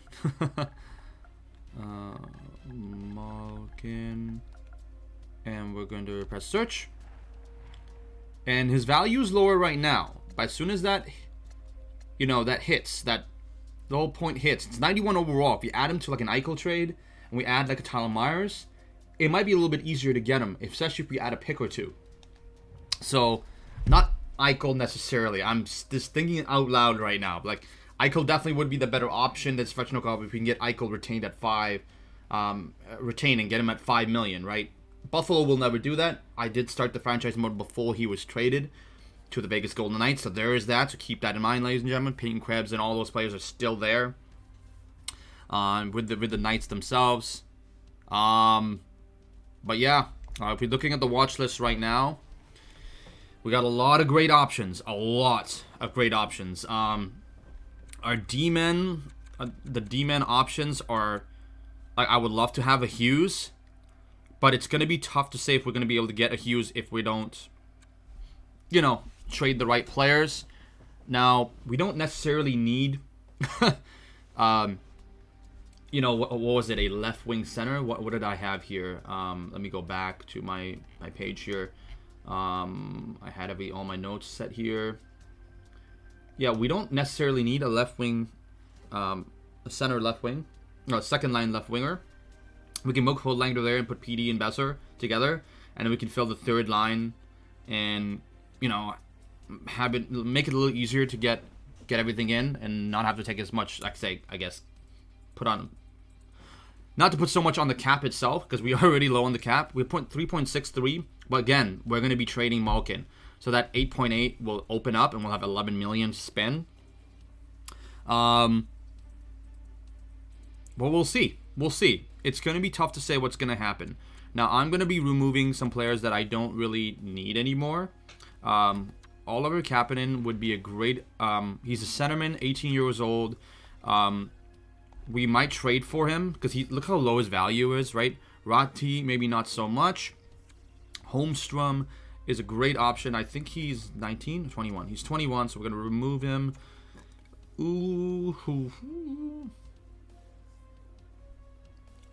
Rowe. He's being removed. Perreault. Jacob Perreault is pretty nice. For a 20-year-old, those stats, he would be great in the AHL. Loof, he's 20 and he's 78. Leo Loof, look at that. Leo Loof would be... Honestly, now that I think about it, Leo Loof might be able to make it into our own lineup. I could have traded for Leo Loof if I... See, that's the thing. not being able to have access to your watch list is a little bit tougher, right? Bernard Docker. The Docker trade would be amazing too. Wow. Keandre Miller. Connor Garland's a little cheaper. Having Garland back in the lineup would be pretty fun to have. Pretty nice. I'm just thinking, like, I want 3 strong scoring lines, right? I don't want to put all the power up front. Kraftstad and Homelander would look really nice, and putting PD with Garland and Besser would also be nice. I don't know exactly what would be the best option right now. That Provorov, honestly, is someone who I'm looking at to take that left wing spot on the second pairing. I think that would be really, really nice. It would provide 2 strong deep pairings and then a third pairing where we can, shuffle in and out younger guys to give opportunities to. Provorov seems like the guy to go for at this point. Chychrun, yeah, we can't go for Chychrun. Chychrun would be nice, but Slavin, not so much. Dahlin, I said we're not going to go for Dahlin already. Eklund, we're not going for Eklund. Gunther is the next best thing. He's... Honestly, now that I think about it, Gunther for like a Tyler Myers or Ekman Larson would be nice. And then that way we still have a strong third line, because look at him. Yeah, he's not as insane on the stats for being a 19-year-old. Yeah, you know what I'm thinking? Svechnikov is not coming. Matty Beniers, not coming. Sergachev. Let's leave Sergachev up there. He's not signed yet. If he does sign and he signs for a huge contract, then we're not going to sign him.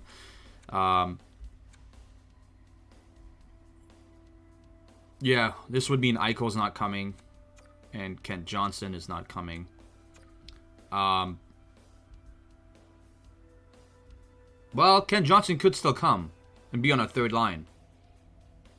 But we're trading away Myers for Myers for like a Kent Johnson, well, Myers for like a Gunther, or like a Ekman Larson for a Gunther. Then it's harder to get him because he's a franchise overall, right? Luke Hughes would be easier to get. But Luke Hughes. So who's going to be we're going to go for Provorov and Gunther. I think Provorov and Gunther would probably be the best options at this moment. I think so. So I'm thinking right now it's going to be Hughes, Horvat, Podkolzin, Hogs, PD, and Besser. Then a Gunther, Kravtsov on the wings for the third line, with the center's position still to be filled up. And then Grunstrom, Modblay on the fourth. I think that seems pretty fair. So that way we can promote Höglander to the second line, but also have a decent enough opportunity for someone like a Gunther to be able to produce. And he's on a 3-year contract. So that I think that is going to be kind of what we're going to do. So it's going to be like a Gunther Provorov situation. So we save quite a bit of money. We also able to sign someone in free agency for that second line, the third line center position. Garland won't be able to come back. But ladies and gentlemen, yeah, I think that seems pretty fair, I think that seems pretty fair. So Sergachev is not coming because he is probably going to sign a big contract. Brady Tkachuk would be a great option because he is 86, 20 overall, 22 of age with a 5.365, cap hit at 5 years, which is a steal. But unfortunately, he's not going to come either. So we're looking at our top 3 options of a Provorov, Luke Hughes, and a Gunther possibly coming to the Vancouver Canucks. So let's go back. Let's sim. And let's hope for the best, honestly. There's not much we can do. And ladies and gentlemen, one more sim day. All right. I'm going to open my window just for a little bit of fresh air here. Fix my headphones. Get a sip of my Mexican Coca-Cola.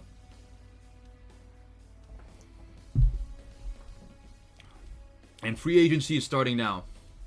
Ladies and gentlemen, free agency is here. Edit trade block. Nope. Nope. We gotta edit our trade block.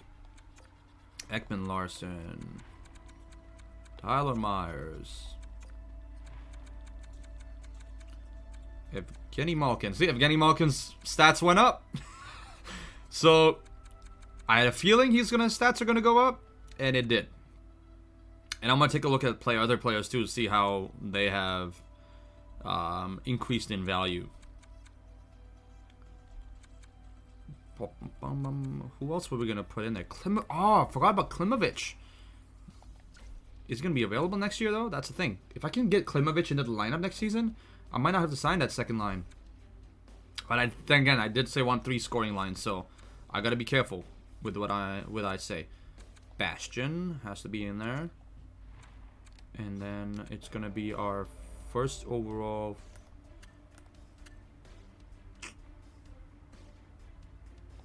For next year. Alright, ladies and gentlemen, we are in free agency. Let's see who's available. We've got some big players available, but a lot of them are restricted free agents. So we're going to take a look at restricted free agents first. So the biggest one is obviously Patrick Laine. You got Roslovic, Greenway, Hayden Fleury, and a few others there. But what I want to do is this. Check by, obviously, your overall potential. There might be some hidden gems in here that you have to look for, that you might be able to sign and not have to worry about in terms of their overall I guess value in a sense. Hiroshi did play pretty well. He was a leading scorer in the AHL.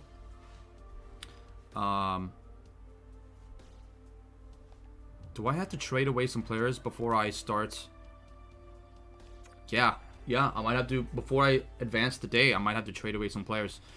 So let's take a look at what we got here. Where's Malkin? There's Malkin. Malkin's a 91 overall. And his increased value went up by 4 times because he's not a free agent anymore. Ekman Larson and who are we looking at? Oh no, let's go back to our watch list and do it from there, because then we can easily go back to our watch list after we make a trade. Okay, free agency is starting. We got a Gunther, a trade for asset. Okay, so Arizona. Who's gonna get a player from Arizona from us? So is it gonna be Ekman Larson that we're gonna trade away? It's probably gonna be Ekman Larson. And they have the cap space for it, so what we're gonna do, we're gonna try to get maybe a prospect or two back to us. Soderstrom.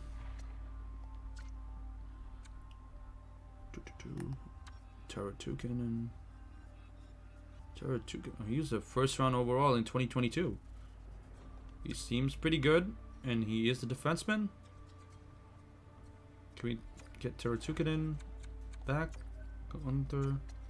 We have met all the rights. Barrett Hayden. Hayden can be a great option. Okay. So probably gonna want us to take a pick of theirs, right? Clayton Keller is only... Wow, why is he that low? Can we take him at 50% retained and then trade him again? Why is he that low?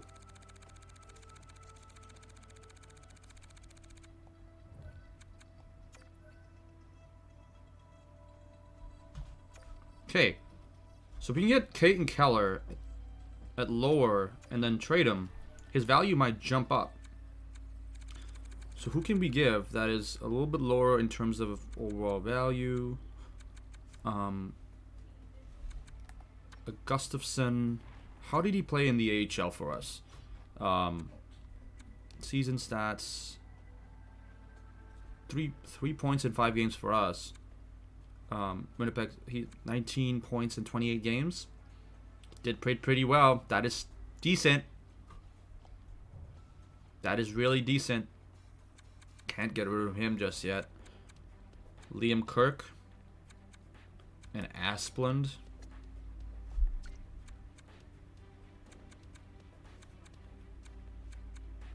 Bastion. They probably want to pick. They probably want to stock up on picks. So let's take a look at picks. What we have. I don't want to get rid of any double picks. That's the problem. Do I have anything in 2024 double picks? Maybe a third rounder? Okay. So Clayton Keller is just there as an option. Deal looks pretty even. We can ask for a second round and see if that goes through. We're going to try to see maybe a third rounder. Let's see if that goes through. Value's a little too far off. Okay. Maybe a third from New York. Okay, maybe they want us to take the Arizona third. Okay, it's still pretty far off. We are gonna look into free. We are gonna go into free agency. Don't worry, guys. I just skipped over the fourth there. Okay. If we get through all their picks and they don't want to give any picks, we're gonna try to go 1-for-1. And I don't mind giving a pick for a Gunther.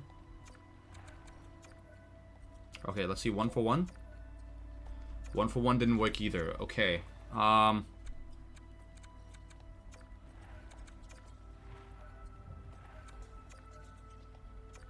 don't want to throw Malkin in Arizona.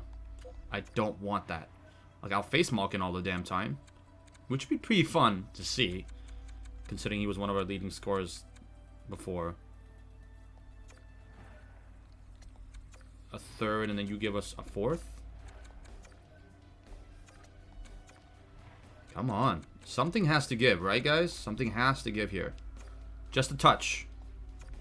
So just a touch. Okay, give us a sixth. This year, give us a sixth. Next year, and give us a seventh. Is he going back to Arizona? I just realized. Ekman Larson. Oh my god, this would be perfect. Okay. We're gonna sweeten it just a bit, it said. Okay. Is this the trade? It is not. I want something out of it. I want something out of it. Is this it? It's not.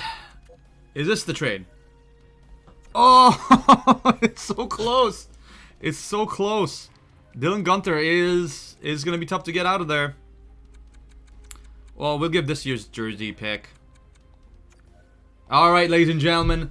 Ekman Larson has left the Vancouver Canucks.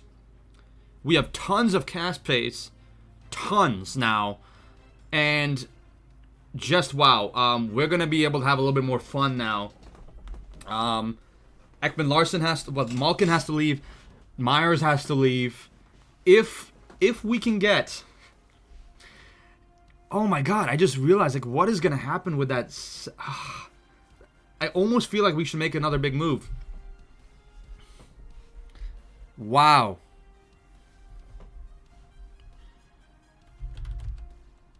I'm going to write the trade in the comments.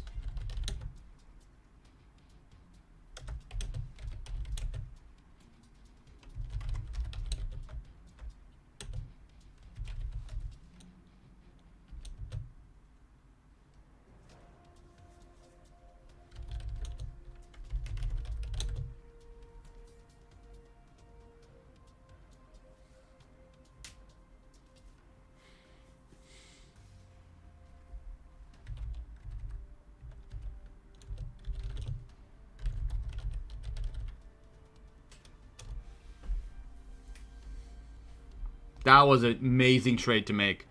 So Dylan Gunther is property of the Vancouver Canucks now. Oh, I feel so good.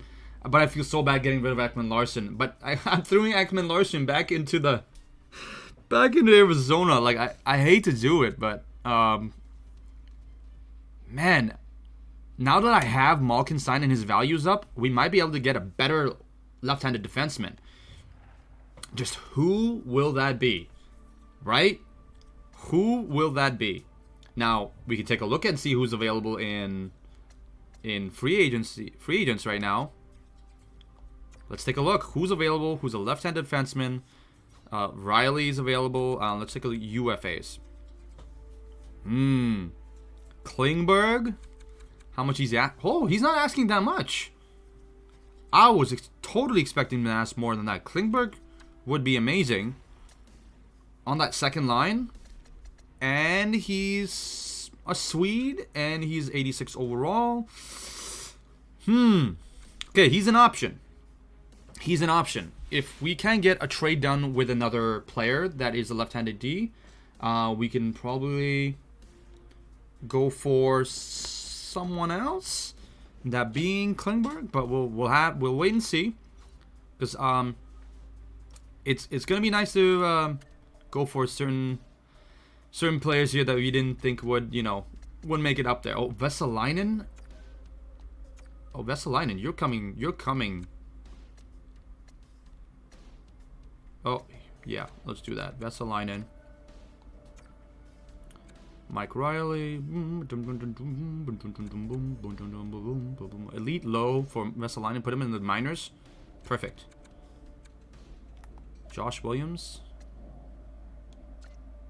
Oh, he's a Josh Williams is a UFA?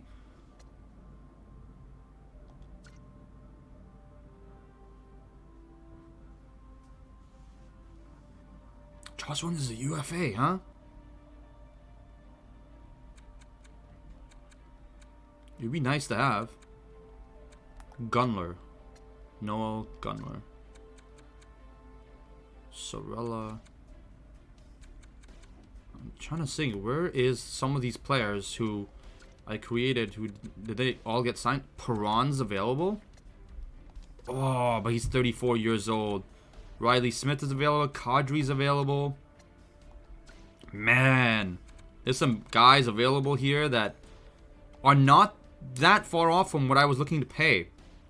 But at the same time, getting rid of some salary is probably the best thing to do. Anthony Ciu. Let's take a look about. Let's take a look about overall and see what we got here. Stalainen. Kel. PK Subban. Really? Bro, yeah, I know you just came off a $9 million contract, but, like, seriously. You're not getting that much money. Stetcher. Stetcher's asking for $3 million.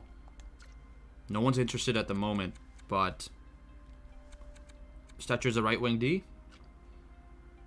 I'll bring him back if he's still available. I'll bring him back if he's still available later. All right. Ilya Mikheyev. Okay, we're going to go back. I don't know who I'm going to trade Malkin for. Proposed trade. Let's see if we can get a Kent Johnson. If we involve Kent Johnson in that trade. Kent Johnson 1-for-1 for Malkin. If they say yes to that, then I might do it, but his value is so much lower, right?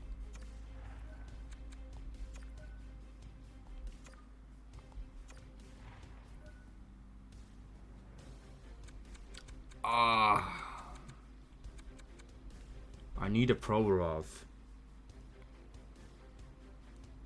Tyler Myers, though.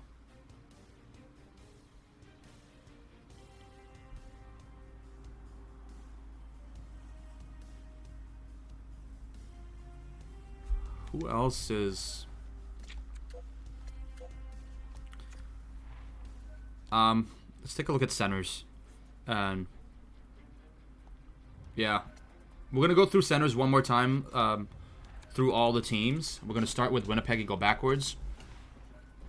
And we're going to see who has a $3 million or lower cap hit to put on that third line. Kuznetsov would be nice, but he's a 7.8.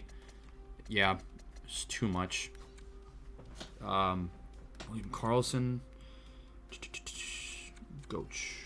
He just got signed to they immediately signed him. Sorelli. Sorelli would be great, but then I don't think it's going to work out with Sorelli. Gord. Beniers? How many? He signed 2 years. Okay, I might actually go for Beniers then, because that will save me a lot.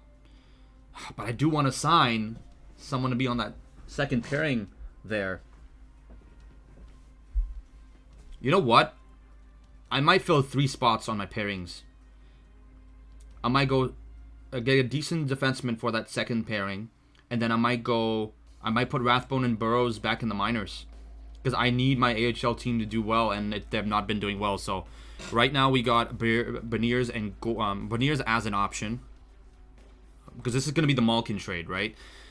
Eklund. Oh, Eklund is also an option. Eklund is also an option. No, I can't. It has to be someone who's going to go directly into the lineup. Geeky, you just got Stutzla, but Stutzla just got signed, right? He's not signed yet. He's a 90 overall already? Ooh, I can't put him on the third line, though. I'll feel too bad doing that. But Kraftstow's on the third line, and Keto's there. Huh. He's 22 years old. Philip Keto. 2.3 for 1 more year, though. Okay, Keto's an option. Keto's an option. Barzell, 7 mil, 1 year left. Did he sign a contract yet? He did not. Can we get him... Putting Barzell on the third. Imagine we put Barzell on the third at 50% retained. Wow. He sure...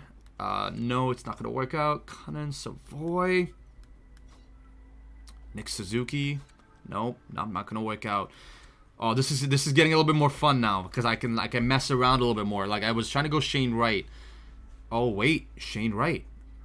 We'll get to Shane Wright. I think his value's a little bit lower. We can get Shane Wright on the third. Lundell is a great option as well, but he's not 80 overall, so he has to be 3 million or less and 80 overall or more as a center to be able to come in, with the exception being Shane Wright.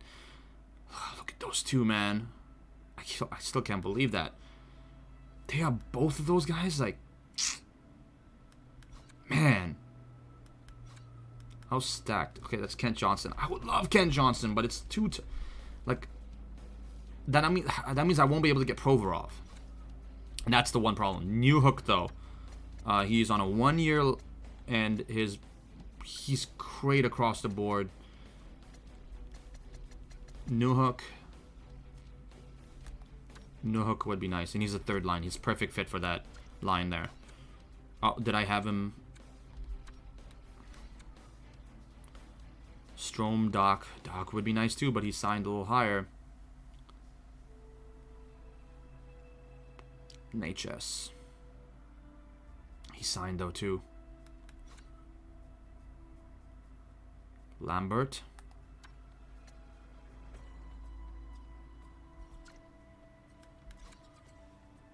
Cousins, right. Am I actually gonna do this? 1 for 1? If it works.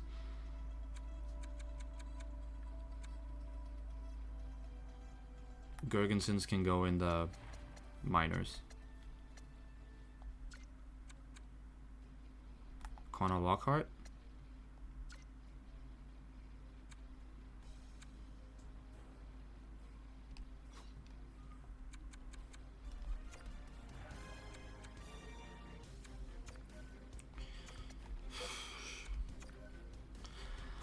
Oh, okay.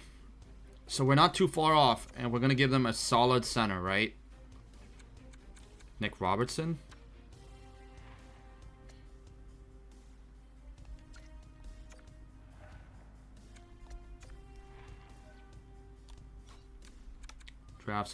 Picks are not worth as much.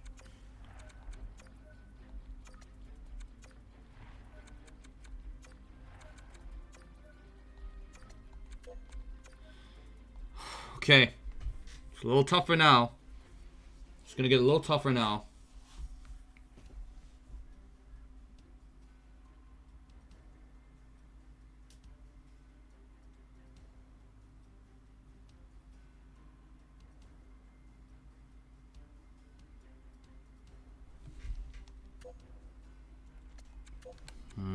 Let's see what does Boston have? Bergeron is a 93. 7.4. 1 year left. Did he sign a contract? He did not. Arizona.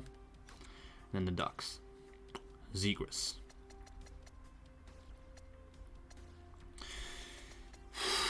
Zegras.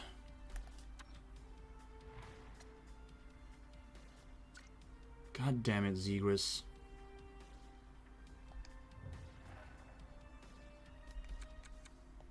Did we pin him? We did. But look at that. Eichel's only elite medium. He's elite high. God! Why is this happening to me right now?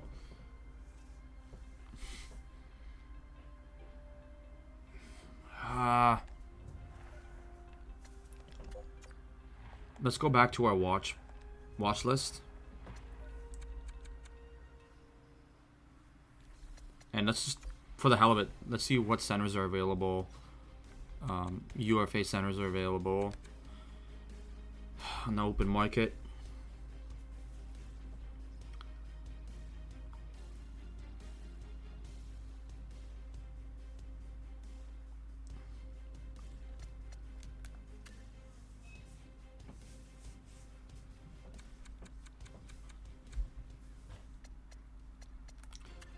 And the reason why I want to take a look at my potential, because there could be some players that are hidden that we're not really looking at right now.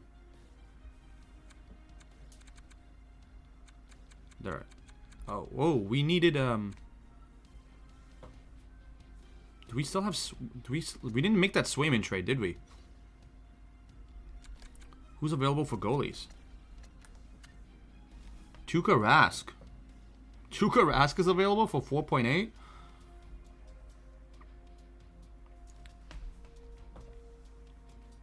Man. There's some goalies available. Malcolm Subban. Ardell, Wedgwood, Stalog, Lindgren.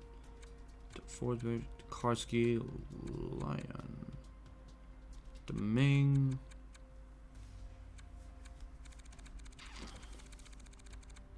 Okay. So we did not figure out what we're gonna do with Malkin, but we need to figure out what we're gonna do with Swayman as well. Totally forgot about that. So trading block. Who do we have on a trading block right now? It's a 91 overall. Man,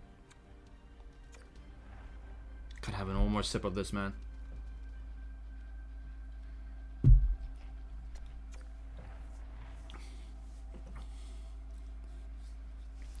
Bum, bum, bum. Matty Beniers would be the next thing. Newhook was... I wanted Hughes.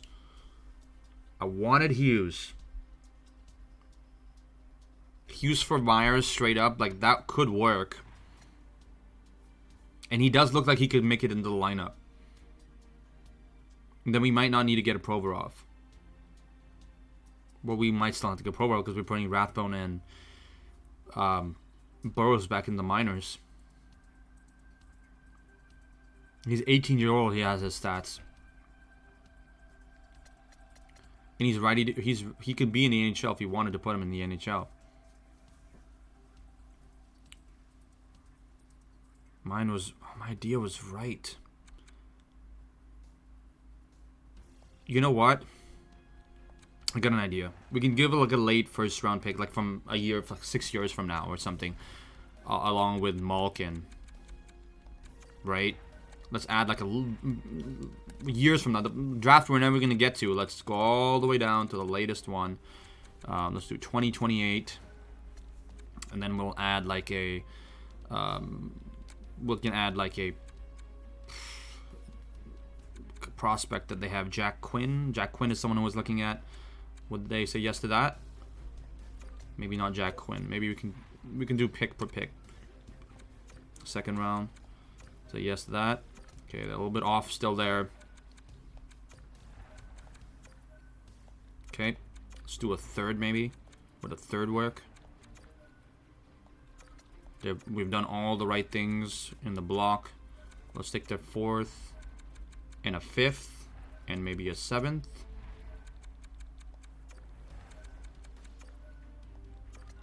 Fourth and a 5th. 4th. Maybe a 5th. Let's just see if we can do a 5th. And maybe a 7th. This might work a little bit better. If we can get right, oh my god. It would save us a lot on the cap. And we can go, if we wanted to go Morgan Riley, we can go. But he's 10 million he's asking for, right? Let's see if we can ask for a 6th and a 7th this year.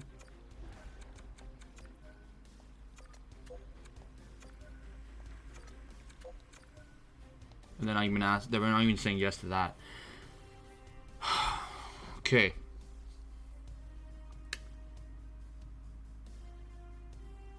Hey man, thanks EB. Thanks for coming in, man. Much appreciated. We're 2 hours in and we're in free agency right now, but I do need to make some trades with players to get a little bit more cap space. As you can see, we already have some type of cap space if this trade can go through.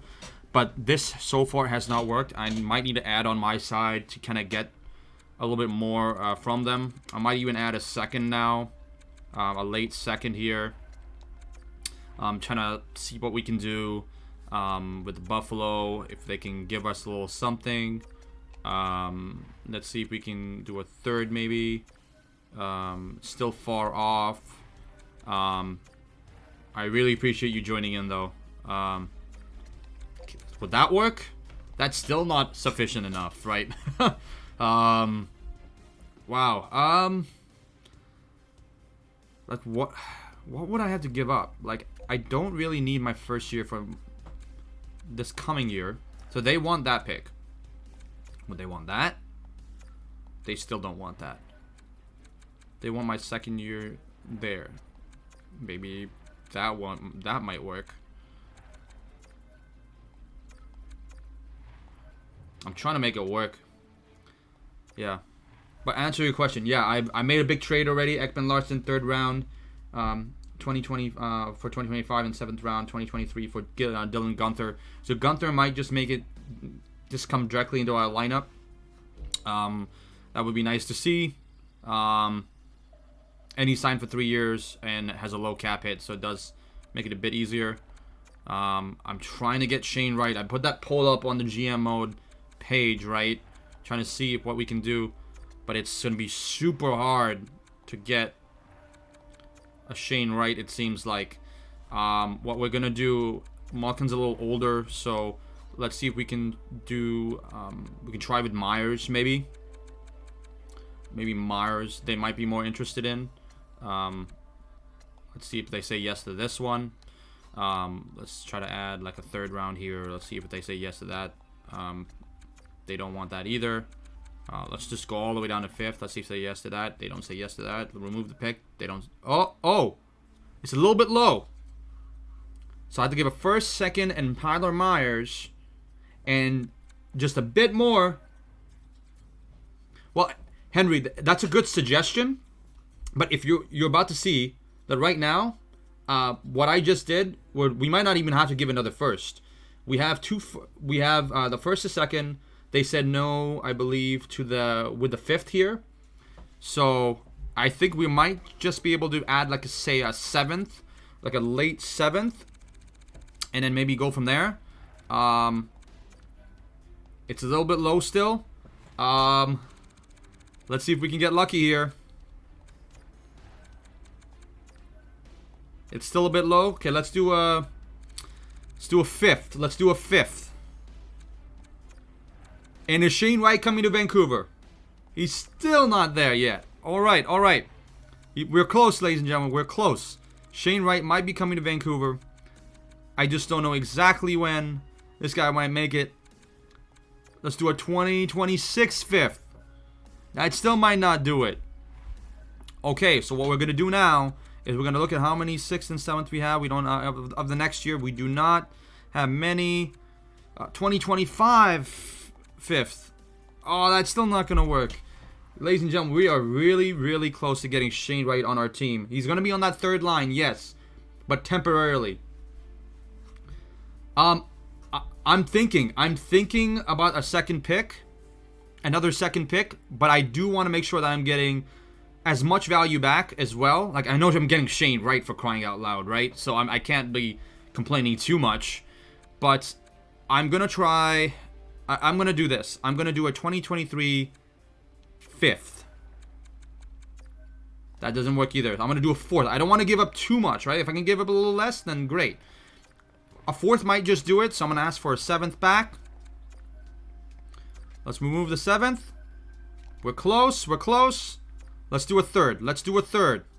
Because I don't think we really need more draft picks going forward. Can they give us a fourth in return if we do a third for them? Let's do a fifth. Let's see if we can do a fifth. Sounds like an auction now. Oh, we're close. I think we're really close. I think we're close. Give me a 7. Give me a 7. Oh, no. We're so close. And we got Shane Wright, ladies and gentlemen. Finally. We did it. We did it. We got Shane Wright. How amazing does this feel? Just absolutely fantastic. Oh my god, we got Shane frickin' Wright. Wow. Wow, ladies and gentlemen, we got Shane Wright up in this house, right? Shane Wright and Dylan Gunther are going to be playing together. That is going to be amazing to see. Wow, we did it. We did it. We did it. We filled our lineup up for next year.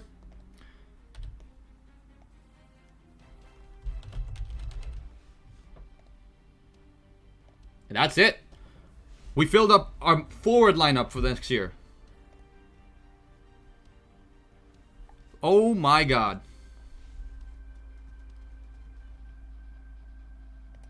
We did it. Myers. First.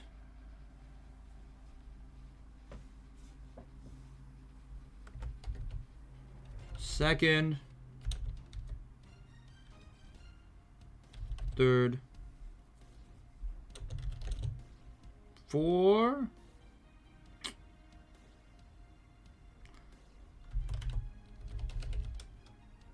Right. I think that seems right. Haha, get it? No, I'm joking. That was a bad joke. Alright. He does not mean to be in our watch list anymore. But ladies and gentlemen, we have about $15 million in cap space now. The only thing is this. We're going to be trading an Evgeny Malkin for possibly a Provorov. So our team is going to look absolutely insane when we get to the next season. We're going to be able to keep our core together, get some younger guys on that third line. We're going to be able to, build up our AHL squad. So we're in for a treat. That is for sure. Let's go back right now. I just want to go and save. I don't want anything to happen to my save here. I want to be able to make sure all these players are still there. Everything's all good. We're gonna take a look at player pick and trading. So we're gonna take a little bit of a screenshot here. So then we snip. So we have some type of record here. All right. First 2 big trades of the day. Oh my god, I can't believe I got Wright. I wanted to go for Wright, and I know I'm going to have to give up a lot for him, but I got him. And next year, we have Bedard. I don't know how we'll get Bedard, unless we trade like a Höglander or something like that, which I don't want to do. Wow, it's going to be crazy. I'm not going to try to spend to the cap, because I got a lot of players who are, yes, on low cap hits, but have decent overalls. So I'm not going to have to spend too much, and I need to save that money for the players for next year who need to get re-signed. So keep that in mind. With that being said, trades during FA. Okay. So we got that under control. All right, we can go back now. Can't believe it. We actually got Shane Wright. Wow. Just for the hell of it, like I said, let's take a look at who's available in free agency again. Let's take a look at UFAs, and then let's take a look at defensemen. Again, like I said, Klingberg is a right-handed defenseman, and I have Dursey there. I want to keep Dursey in the lineup. He's been playing pretty good for us. Eddie Yandel. We could bring some experience into the lineup, but a lot of the experienced players are asking for a lot more than I would want to give them. Morgan Riley is asking for an insane amount of money, 10.5. I don't like. How is Toronto? Like, I could pay him, but if he goes to Calgary, man, I can give him a 1 year. But then there's a lot of cheaper options, and I still need to get rid of Malkin, right? So, yeah. Let's see who we have.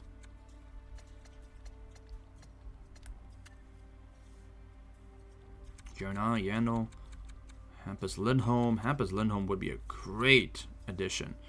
Zdeno Chara. He doesn't have that much speed. He's 45 years old. But if I throw him on that third line, like, come on, how can that hurt, right? Throwing Chara on the third line,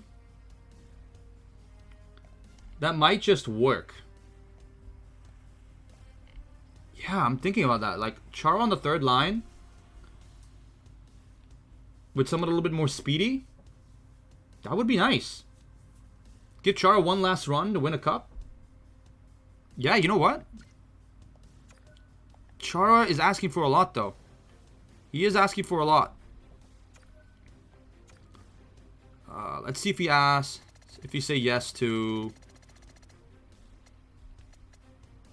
a 1 year for Chara of 3.2. What the hell? I'm doing it basically because of the name. Like, but having Chara would be nice. It would be nice on that third pairing. You know, just to have that size there. And him to just join in some fights every now and then. Of like a 45-year-old Zdeno Chara coming down the ice. You don't want to mess with that. Like, that would be pretty fun. Other than that, I think we're going to go ahead and make that Provorov trade right now as well. I think that would be the smartest thing to do at the moment. Provorov for Malkin, and then fill up that second line. And then, like I said, Stanley, Rathbone are going to be leaving. Not leaving, but like going down to the second line. Oh, not second line. The AHL. What am I thinking right now? So we got Wright, so we actually don't need Newhook or Beniers. So Newhook and Beniers are completely off of our trade list. We got a lot of defensemen on this. Keto was going to come, but he's not. Garland will just keep there just in case. We need to bring in someone because of injury or something. Keandre Miller is someone who we thought about as well for that second line. He would be the cheaper option. He has 1 year left, and we can probably sign him to lower than what Provorov's at. But I do want that big name. I want that Russian that can play with Podkolzin on the power play, right? So that would be pretty fun. So we're gonna go for. We're gonna look at his stats first. Look at that. That's perfect. 80s across the board. High 80s. That's his, right? And his skating's amazing. His physicality, his durability is 90 plus. He's gonna be that guy for us, and that's if we can get him. We already gave up so much for Wright. We had to be really careful now going forward, right? So yeah, like Evgeny Malkin, he has more value than Provorov does, but Provorov's gonna probably ask for more. Going back the other way, unless we can just do straight up. Okay, I thought I was gonna ask for more, but I don't think we were going to be able to get more out of them anyways, because the value was pretty much even there. So we got a Provorov pretty easy. I did not think that was going to be that easy to get an Evgeny Malkin off our team, but to get a Provorov on ours. So ladies and gentlemen, we got Ivan Provorov and a second round pick for a 1 year Evgeny Malkin. That is amazing to see. And we have $17 million to spend. $17 million. That is insane. We have to go right over here to players pick and trading, and we have to put these three big. We need to take another snippet of this. Oh, I made a mistake here. We have to cancel out. Nope. And where's the snip? Where's the snip? I need to take another snip.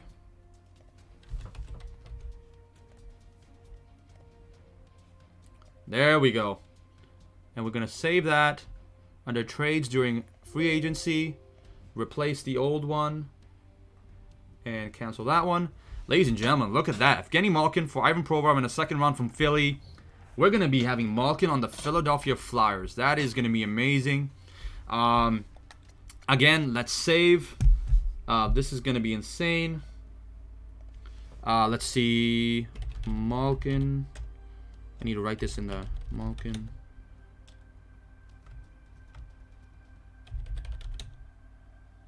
For Provorov.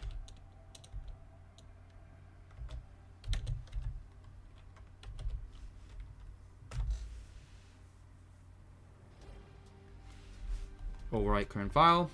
Have a last sip. Hey, I deserve. I'm gonna finish this off right now. You know. Ah, man. Oh, the Mexican Coke is so good.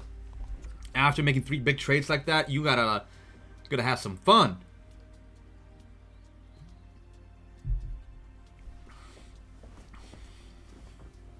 Okay. We have so much cap space. We need to view contracts, though. We need to see who is expiring.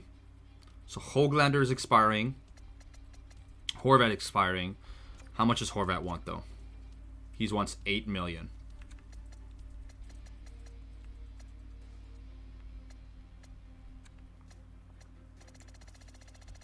Let's see. I don't mind doing that for him. Höglander is probably going to ask for a lot of money, too. He's asking for 8 as well.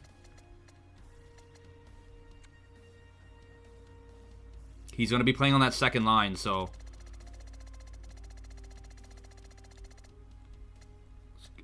$3? Let's see if he says yes. Okay, guys, we have to make some important decisions here.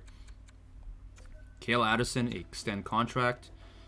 How many would you mind taking 8 years at $1 million? Some of these guys take the contract and I'm like, really? You want that?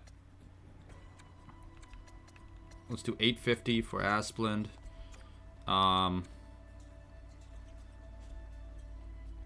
Bastion, Logan Stanley. Logan Stanley, he's staying.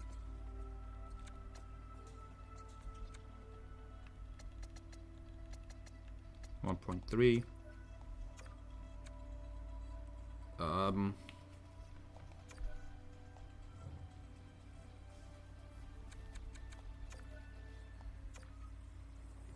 Bunting, he wants 1.9. He's not getting 1.9.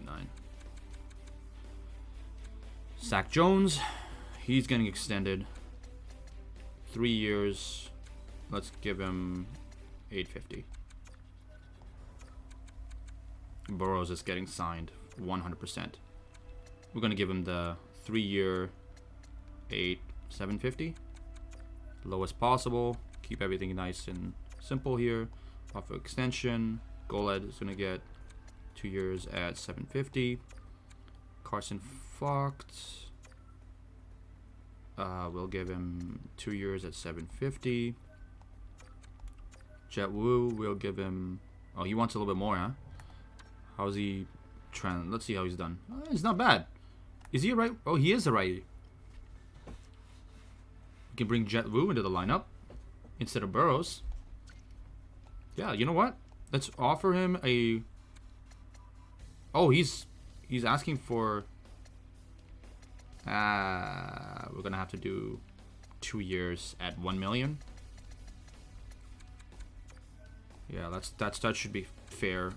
Brady Keeper is probably gonna be traded out. Aho was just signed because we needed someone. Sebastian, Nathan Bastian is not gonna. Bunting's gonna go. I'm gonna trade him back to Toronto.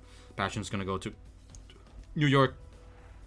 That's all expiring contracts. Okay, ladies and gentlemen, we're gonna advance the day. Cale Addison, Ryan's really. I'm not. No, decline. Advance. Jet Wu, 5th. Nathan Bastian. For 2 third-rounders? No, decline. Advance. Advance. He's not interested in Stoke. Okay. Vesalainen. Nice. Easy decision. Based on my skills. Okay, I'm still gonna go back to Chara and see if he says yes. Easy decision. Decided Richard.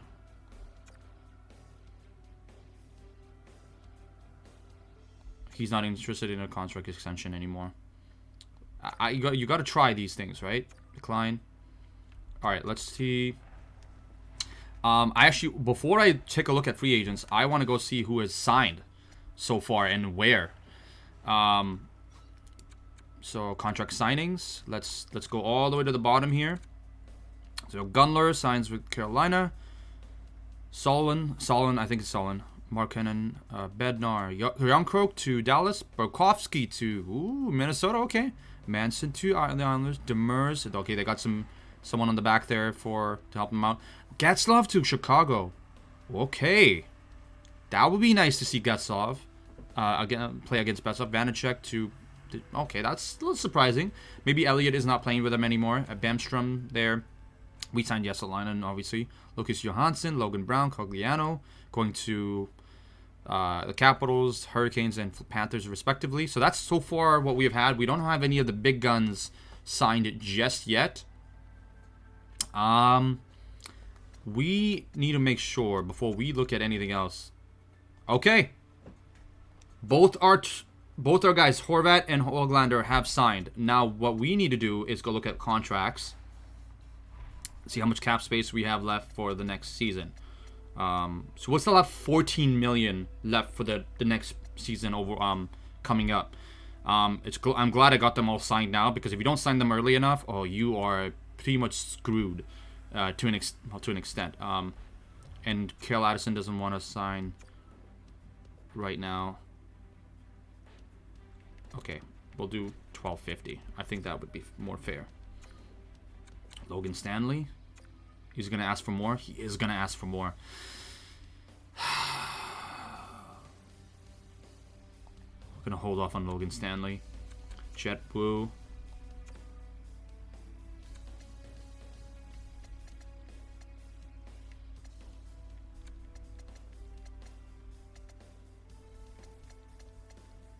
Why can't I go higher? Oh, that's why we're going to do Jet Blue a year. We'll see what he says.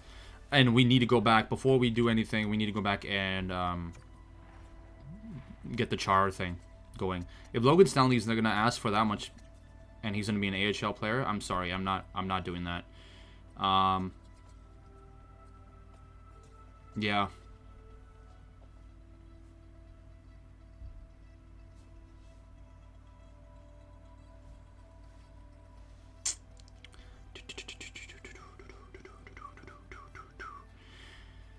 Okay.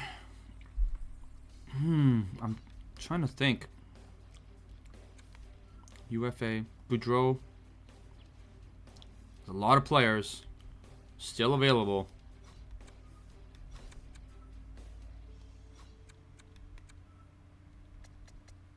Wait, Morgan Riley got signed, but he signed with Calgary? We didn't even check that. Okay, so let's do by age. Off a contract.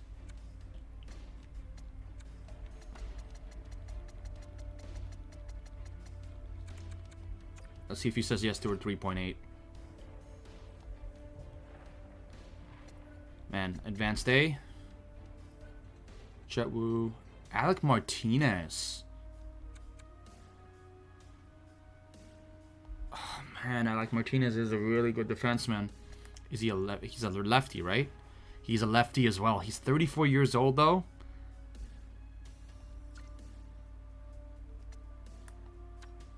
They're willing to give me an 84-all defenseman for Pushkarev.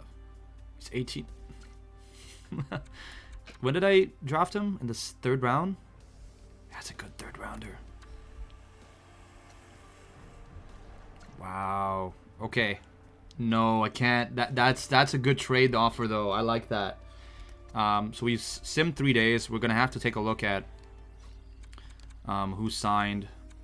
So we're gonna go all the way down again to where we saw Calgiano, Oregon Valley. Patrick Laine has re-signed with Columbus. Zibanejad goes back to Ottawa on a 6-year long-term deal. Amazing. Claude Giroux to the Rangers. Trocheck to the Stars. Ristolainen to the St. Louis Blues. Perron is going to the Ducks. Oh my God. Klingberg to the Penguins. Marc-Andre Fleury is going to Ottawa. Wow. Okay. Pollock to the Devils. Ryan Strome to the Sabres. Wow, there's some amazing signings that have been going on over the past 3 days. Vetrano, Rask both going, Victor Rask, I should say, both going to Seattle. Nino Niederreiter to Winnipeg. Josh Williams on 3-year to Colorado. Amazing to see that he got an opportunity, with, considering he was not drafted. Zach Aston Reese going to the Sharks. Korpisalo signs with the Panthers. So it's Korpisalo and Bobrovsky. Okay. I like to see that. That means they're reuniting in a sense. Yeah. Pastula goes to Boston. Tyler Benson to the Oilers. Keith Yandel starts with the Leafs. Kruger, the Wild. Anderson with the Capitals. Okay. Tuukka Rask is going to the Penguins. Wow. So Darcy Kemper is going to be staying with Colorado, it seems like. So that seems pretty good to me. That seems pretty nice. They're going to be re-signing Darcy Kemper to a 4-year. He definitely deserves that. Lindholm going to the Stars. Sam Gagner to the Golden Knights. Nylander was available? Huh. And Schnarr to Penguins. So Nylander gets re-signed there. Player pick and trading. Is there anyone? Player pick and trading. Kevin Shattenkirk in a 2023 4th round for Salomonson and a 2nd round and a Lindbaum. Okay. There's some trades being made around us as well. Contract renewals. They're not going to show our contract renewals here. Whoa. There's a lot of contract renewals. Ken Johnson is on a 2-year. How much is Ken Johnson worth now, though? Where is his value at? I want to search for Johnson just to see, because if his value went lower, I'm gonna be so pissed. No, he didn't go lower in terms of value, but he signed to a 2-year, 2.4. That is insane. Okay, so we made all our trades. I just don't know what else we can really do at the moment. I just want to view my contracts just one more time to see where we're at. All expiring. Bunting. Cale Addison is still... I sent him. The rest are probably going to be traded. Advance one more day just to check another day. So Chara is coming in. Vu is coming in. And Hale Addison says yes as well. So let's take a look at what our cap hit is. Right now, I think it's under 10 million now. Oh no, we still have 14 million for this year, it seems like. So if we did want to bring a free agent in, we could. We could bring a free agent in. And I did want someone like on that third line that... Oh man, imagine Chara fighting a bunch of Bruins guys. Oh, how amazing would that be? Holy.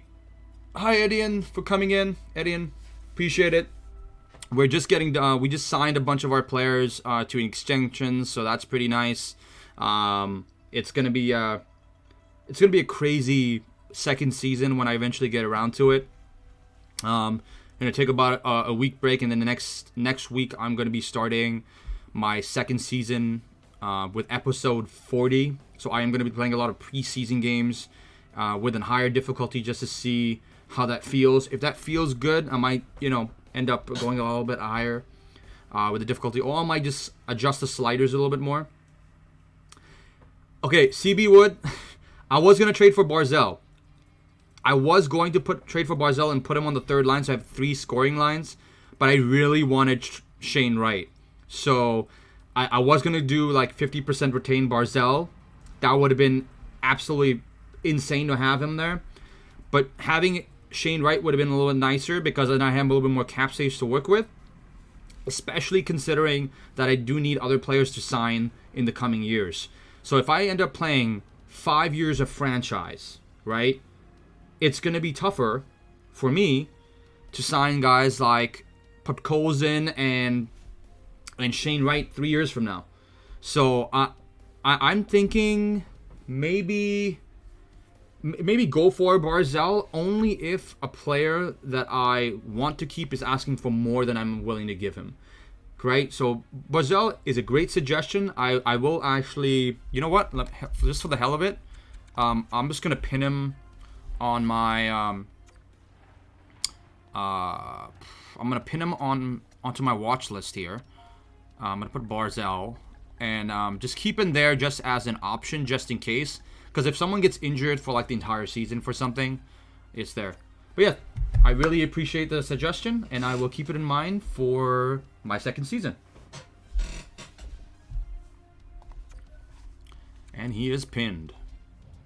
He's low value too. He's less than half of the trade value bar, which is kind of insane.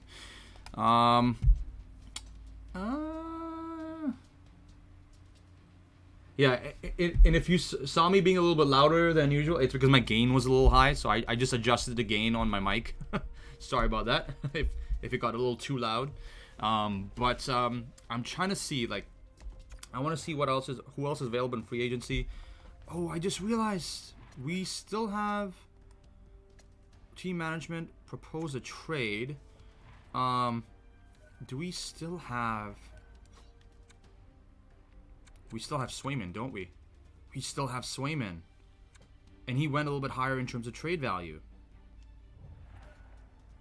Huh. Okay.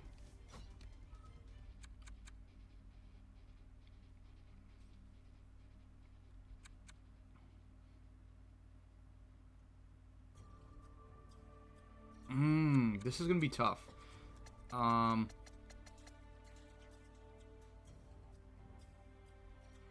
Swayman. Okay, Swayman's gonna get traded.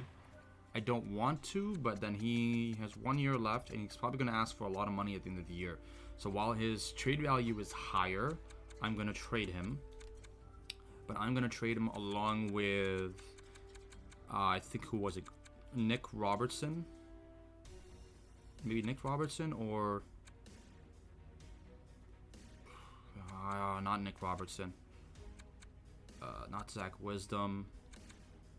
Not Klimovich. Gustafson. I think it was Gustafson who I wanted to get rid of. Oh, he said yes to an 8-year though. We can't get rid of him.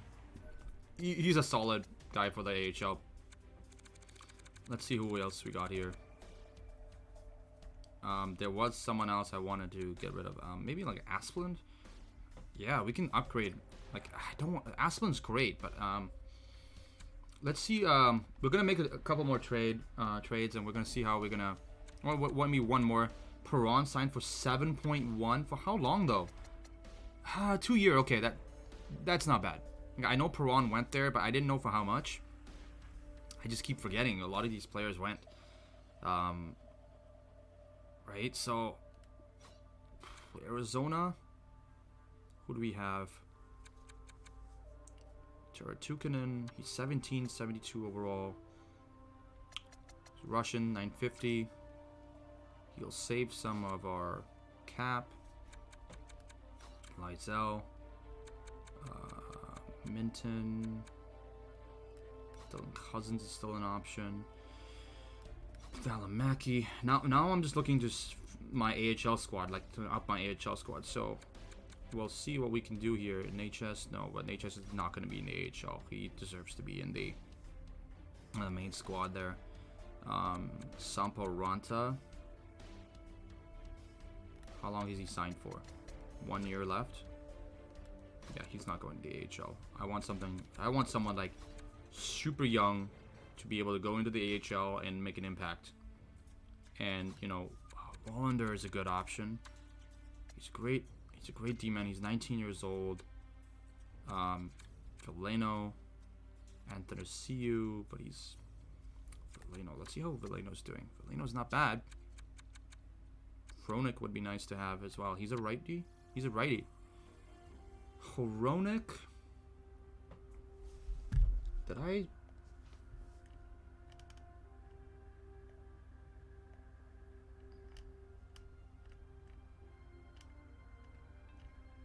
Okay.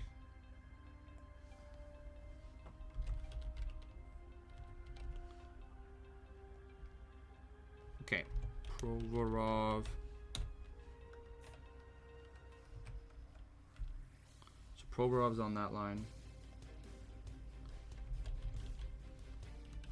Chara.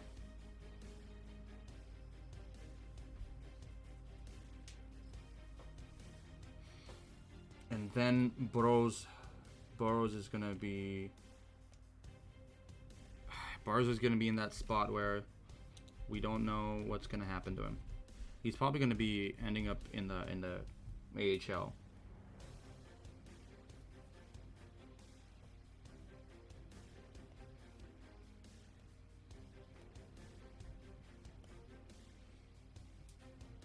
Okay.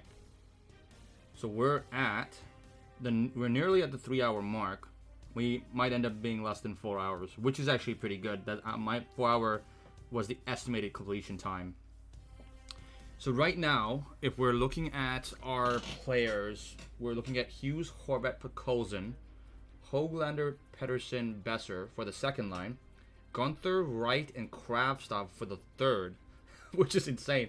I wanted 3 scoring lines. I think I'm going to get that with them. And then the fourth line, Grundstrom, Mott, and Blais. Oh my god.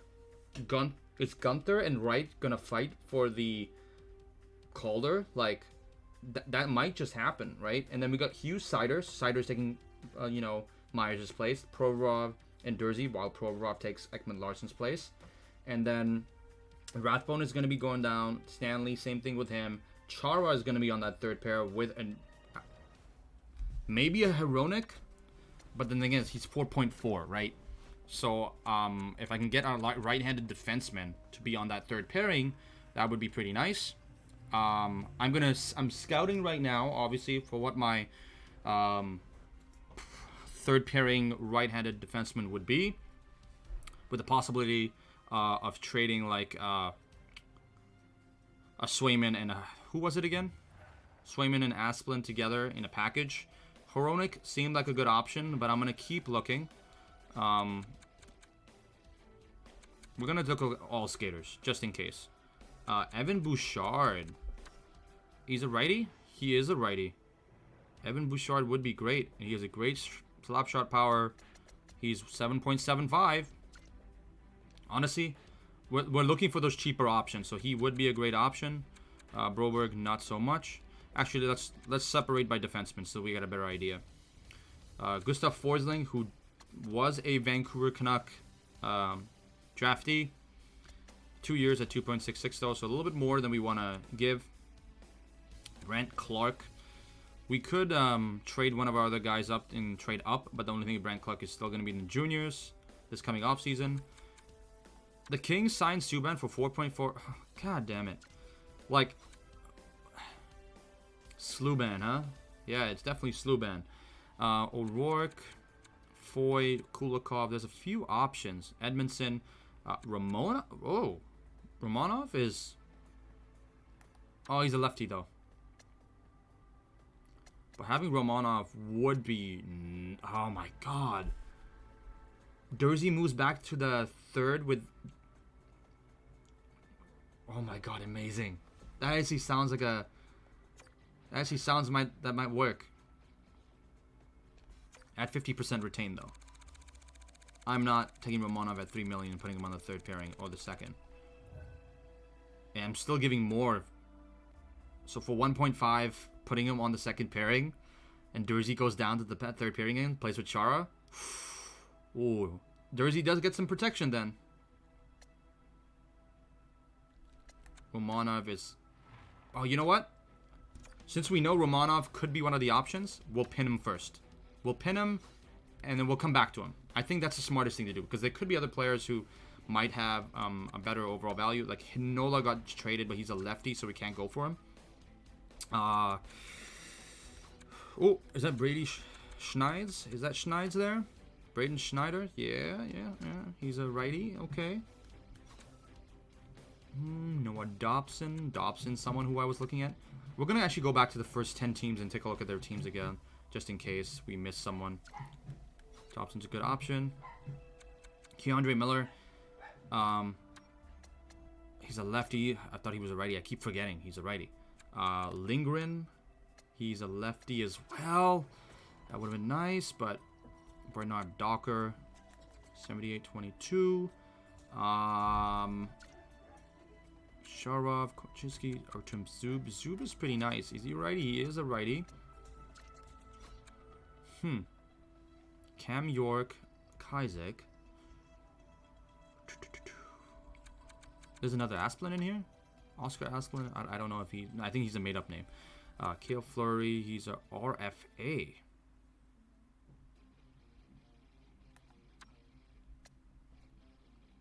Maybe we can trade the rights for an RFA. Yeah, we'll take a look. Kale Fleury is not who I want to go for, but there might be an RFA where we might be able to trade for that might have decent amount of value. So, well, actually, is there a way to separate by RFAs? No, we can't separate by in the trade screen. That's one thing I would love to do. If we can separate by RFAs in the future. Emerson, Terrence Emerson, he was just drafted in the first round. Nice up Ferraro. Ferraro would be a nice guy to have on that third pairing, but he's a lefty, so that's already taken up by Chara. Riley Evans. Riker Evans, sorry. I keep saying Riley Evans. Alexiak, he's 4.6 though. St. Louis, who do we have around the Loof? Is it Leo Loof? Is that who we were looking at before? Leo Loof? We were looking at Leo Loof. He's a lefty again though. We could have went for Leo Loof. He's still pinned, so we'll keep him as an option. Cal Foot, he's a righty. 23 righty. Cal Foot, keep him as an option. Cernak, is he a righty? He's a righty as well. He's an 84 and a righty. We need some speed. Romanov still might be the best option, but at the same time, not the best overall, right? We can build him in to have that better overall, obviously. Where did Morgan Riley go? I didn't check that. It's Calgary. It has to be Calgary, right? So they got Yandel to replace Riley. Okay. Martinez, who we were trying to go, who was offered to us, not go for, trying to go for, but was offered to us. Nick Hague. Great shot. Noakes, Orlov. Orlov is a lefty and a righty. He's 30 years old though, and he has 5.1. Did he sign already? No, it's in the off season, so he didn't sign yet. He had 2 years left before this happening. Schmidt. No, I'm not bringing Schmidt back. Okay, let's look at Anaheim again. Cam Fowler is an option, but Anderson is there as also as an option. Soderstrom is a great option there, and he's a cheap option too, and he's a right winger. 2 years left at 8.65. Connor Timmins, maybe? Timmins is a great option. I don't know why, but Timmins just reminds me of Tim Hortons, Timbits. I don't know why, but like, you know, maybe not just for that reason I'm not gonna get on. But Tyler Myers, I can't believe I traded him back to Buffalo. And they got a bunch of picks from me too, so they should be able to rebuild relatively quickly. And they did sign him for 10.290. Holy crap! Hey Radon, thanks for coming in. Appreciate it. I didn't see if you commented it a little earlier. I'm sorry I didn't reply right away. I think one of my browser screens was kind of blocking off the comments for a second. But yeah, I appreciate you coming in. I'm just trying to see who that third pairing right-handed defenseman I'm going to get is. I am going to be trading Swayman for this defenseman. Swayman's the 82 overall in the moment. We're just trying to find the right trade partner. So yeah, if you want to keep watching, keep watching. We'll see who our trade partner is, and we're gonna go over our lineups and everything, as well, and then we'll go from there. So here we go. Pesci's 3.8. Okay, so they traded for him. Carolina traded for him. They traded away, was it Slavin? No, not Slavin. I forgot who they traded away, but Ethan Bear, who took out Malkin. Was it Malkin or Hughes or Rathbone? I forgot who he took out. Now I'm freaking forgetting. I'm gonna go through all the teams just one more time. That's the thing. Like, I think that's probably the best thing for me to do to get the right trade partner. Devon Taves, he's a top 4 defenseman, so I can't take him and put him on the third pairing. Eric Johnson, there's that. No, actually, no, we're not gonna go through all of them because we need to check and see who are RFAs, and we could trade for an RFA possibly.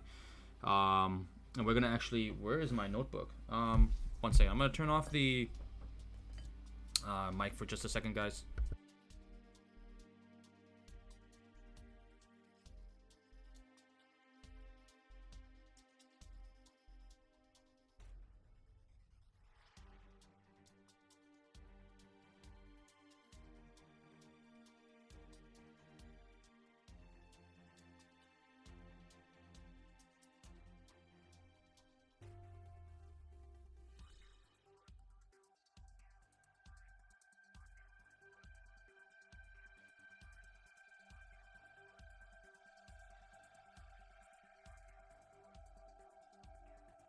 Alright, just drinking some water.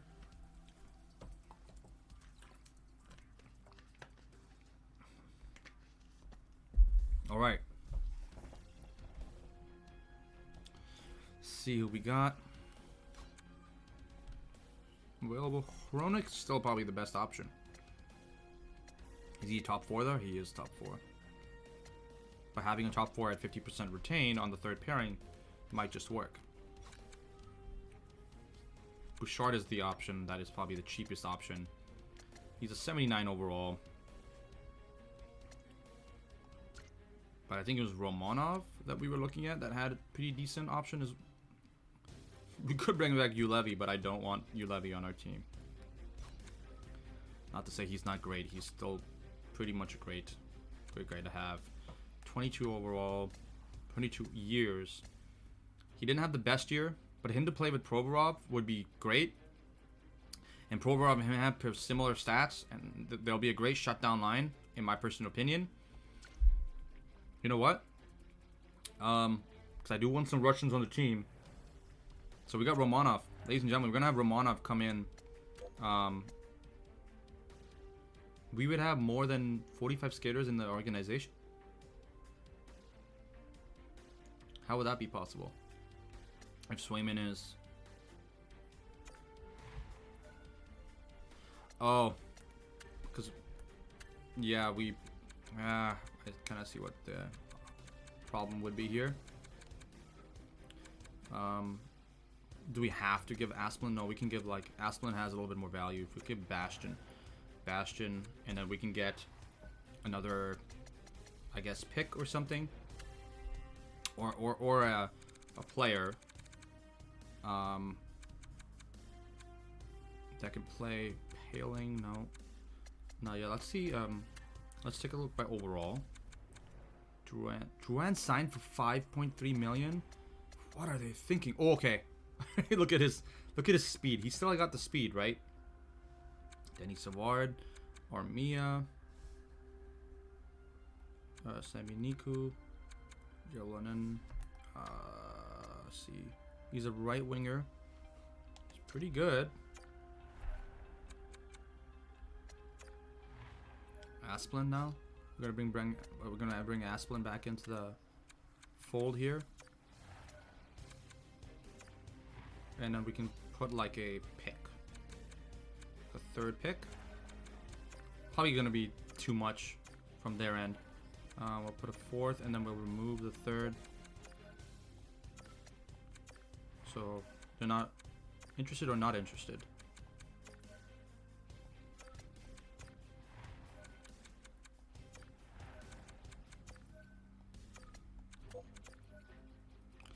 Okay, so I'm thinking if we're going to try to get him and put him in our minors, it's going to be a little tougher.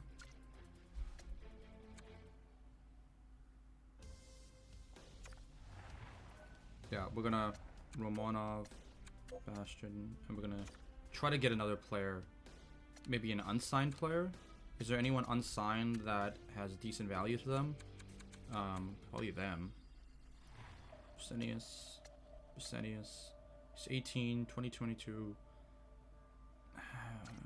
Mid to high 70s. Oh, Trudeau. No, I'm not a fan of Trudeau, but Paling is probably the next closest guy. Evans, someone 22. Oh, 22 Hillis. Cameron Hillis. Cameron Hillis looks pretty good as an option. Gooley, Caden Gooley. Caden Gooley's 20 years. He's a left D-man, 67. That might not work.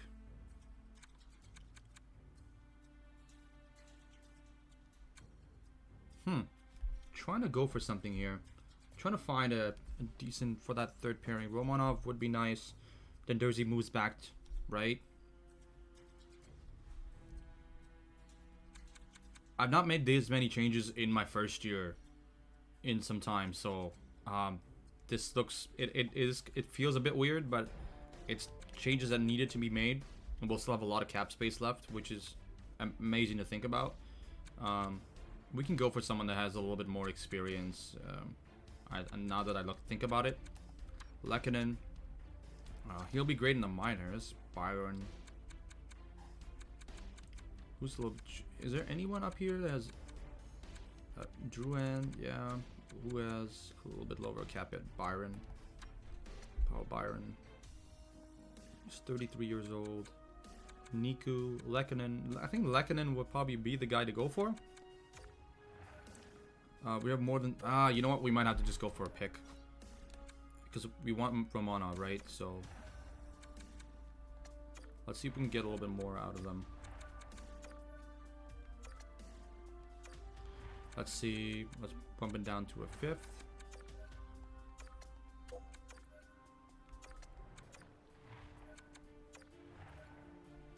How old is Swayman? 23. So they're about the same age.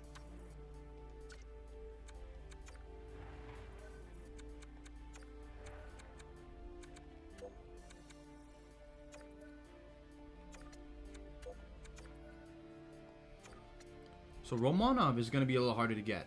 Okay, so let's go back. Let's take a look at our RFAs. And we'll see who possibly is able to come in as a option on that third pairing. Yeah, some of these decisions take a little longer than usual for me. Because I want to take my time. Obviously, we have Hayden Fleury. Hayden Fleury and Cale Fleury are both options. Yeah, if I saw that, I probably would put them together. Well, are they brothers? They are, right? I'm drawing a blank now. It's been 3 hours on this stream. I'm like, ugh. Look at defensemen. So RFA defensemen, it's not many options. They're mostly Hayden Fleury, Cale Fleury. They're both great, but Cale Fleury is a little bit younger. For a third pairing, he's 1.05. That's not bad, but let's take a look at this. Right now we have that opening, right? If we just look at defensemen in general, and this is UFAs, I think. This overall, let's just take a look. We got Letang. We're not getting Letang. Let's take a look at potential possibly, and see who's a little bit younger than possible. There's Ginning, but he's only 63. Cale Fleury, Savari Mahura.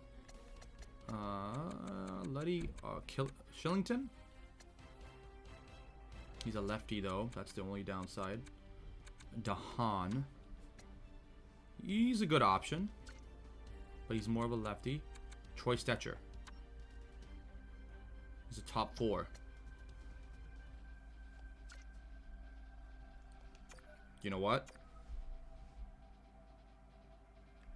I'll pay 2.5 for Stetcher. And he wants 3 years.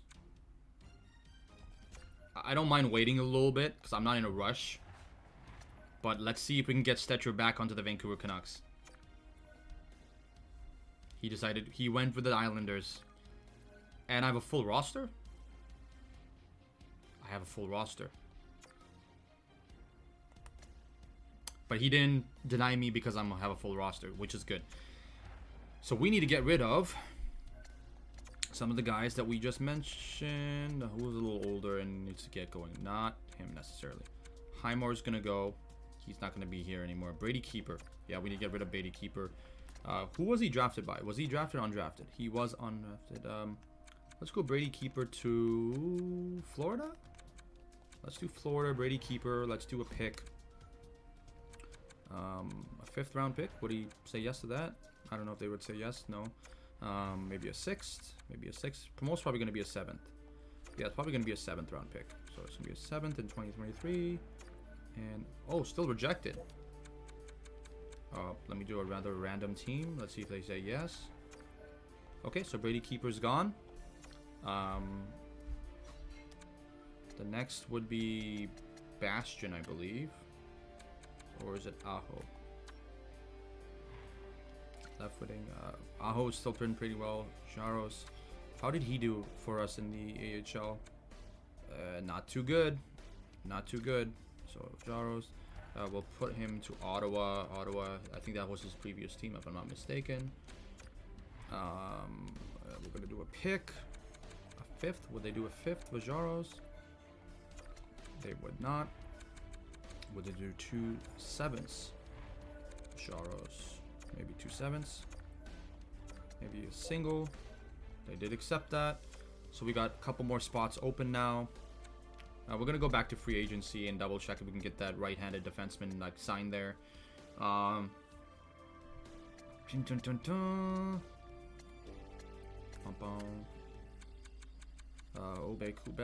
Kubel was going to go... Mott is going to be on that 4th line now. So Obe Kubel has to... I'm going to trade him to his current team in real life. That is the Colorado Avalanche. And we're going to also trade him for a draft pick. We're just trying to get some openings because we do need to sign some players for the AHL squad. So maybe would he be a 5th? Maybe he won't be a 5th. Can he be a 6th and 7th? I think he's worth at least a 6th and a 7th. He did pretty well for us. No, maybe just a 6th. Not even a 6th. Okay, can he be 2 7ths maybe? I know sometimes you can get 3 7ths for a 6th. No, that's not the one I wanted to click, but thanks for having the right mindset. So 2 7ths. We got 2 7ths there. And I think the other option would be Bastion. Bastion would be the other guy on his way out. And we'll put Bastion back to... He's going to go back to Jersey. Let's see if there's a player. Now let's just look for a player that's possible. Come in. Zaka. Zaka is 3 years at that much. No, that's too much. So there's not much in terms of lower valued players that we can really give away. Bastion for a 6th and a 7th maybe. Would that work? For a 6th. Okay, so we got a 6th. Takes Bastion. So we got 4 roster spots open now. We got some opportunities. Let's actually, yeah, let's take a look. Let's actually screenshot that so then we know player pick and trading. Okay. Let's, where is my snippet tool?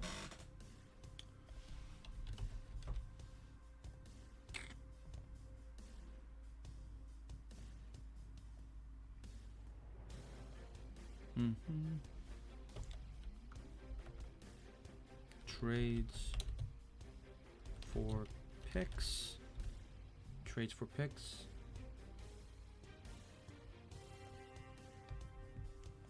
And we're gonna go one higher. And we're gonna do another snip here. So we got a good idea of trades for picks number 2. And press new and then press cancel, and then we have the snipping thing open. So now we have a little bit more leeway in terms of who we can sign. And what we're going to do is we're going to go to defenseman. I want to see if there's anyone more experienced that has a little bit more. Who's a right wing option available? I could bring back Edler for a bit, but he's a lefty. Honestly, I move lefties and righties anyways. But you know, I want the right guy in there. Gustafsson is obviously a great option for our third pairing, but he's gonna ask for top 4 minutes. His value is gonna drop quite a bit. McNabb is not a righty, which would have been nice to have. Colin Miller is a great righty. Dean Kukin is also a great option. Ian Cole is a great option. Brad Hunt. Vatanen is 79? Whoa. Sammy Vatanen might be an option.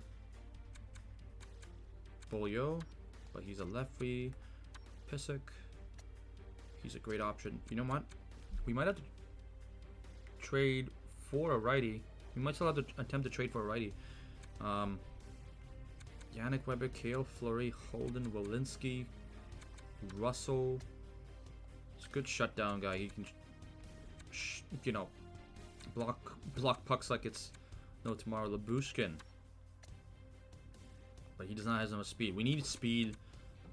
Zach Whitecloud. Oh, Zach Whitecloud's available. Oh, Whitecloud would be amazing to have. Can I pin him? I can't pin him. Can I view his profile and then pin him? No, I can't. Okay. Honestly, we're gonna send an offer to Whitecloud. Because he's an 85 minimum. So he has a bit of speed, he's good physicality, and man, Whitecloud is, and it would be a cheap option too. And we don't have to give up too much. That's the thing. It's Swayman. We can trade for like a winger for our AHL squad. Let's see, top 6 high. Can we do 9? Let's do 950. Let's see if he says yes to that. 1 year option, right? 1 year. Bring him in. See how he does. Advance. Kale Addison, sort of going to decline. Before we go further, let's just save just in case. And again, if anyone's still in, I really thank you for coming in and viewing the content. I much appreciate it. Remember to like the video, like the stream, subscribe, and hit the bell for the latest notifications, and like and follow me on Facebook as well. Other than that, we have to advance states to see if Whitecloud is in our team. Come on. So Whitecloud is our third pairing defenseman. I don't know why. I love Whitecloud. He plays great for Vegas, so thought it would be a good option for him. So we're pretty much done. We might have to make maybe one more trade. Like I said, the Swayman trade. Like there's no. I'm not saying there's no reason to trade away Swayman, but there is a slight possibility that his value drops because I'm playing Demko so much. So what we're gonna do now is that we're actually gonna do a 1-for-1, or try to find a goalie that is decent enough to trade for. What's his name? Demko, and we can honestly bring up Wallstead if we wanted to. Actually, yeah. How much is Wallstead?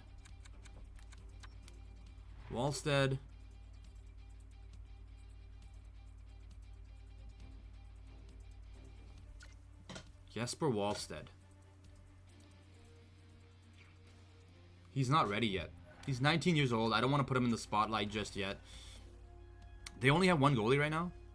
Because it's the off season, so everything's kind of thrown up in the air. Luukkonen would be a great option to have, but has he signed yet? He has not. So We can pin him to the watch list. Calgary Flames. No, we can't bring up Markstrom. Kosa. Sebastian Kosa. You know what? We're going to go for Kosa. We're going to trade Swayman off 1-for-1. We're going to bring Wallstedt up. Wallstedt is going to come into the lineup. Yes, for Wallstedt. I don't care. I said I didn't want to throw him into the spotlight that quickly. But that would be pretty fun to see what he does. But Kosa, his value has dropped significantly. And he was in the top... Wasn't he a top 10 pick? Top 15 pick. And he's going to be our starter in the AHL now. So let's see. Who can Calgary give us to put in the minors as a young guy? Connor Zary. Zary's a good option. He's 20 years old, 71 overall. Let's actually trade. Look at by potential. Mangiapane, Ruzicka, Ruzicka's nice option. Pelletier, Heinemann. Okay, let's look at by overall. Was it overall that we were looking at?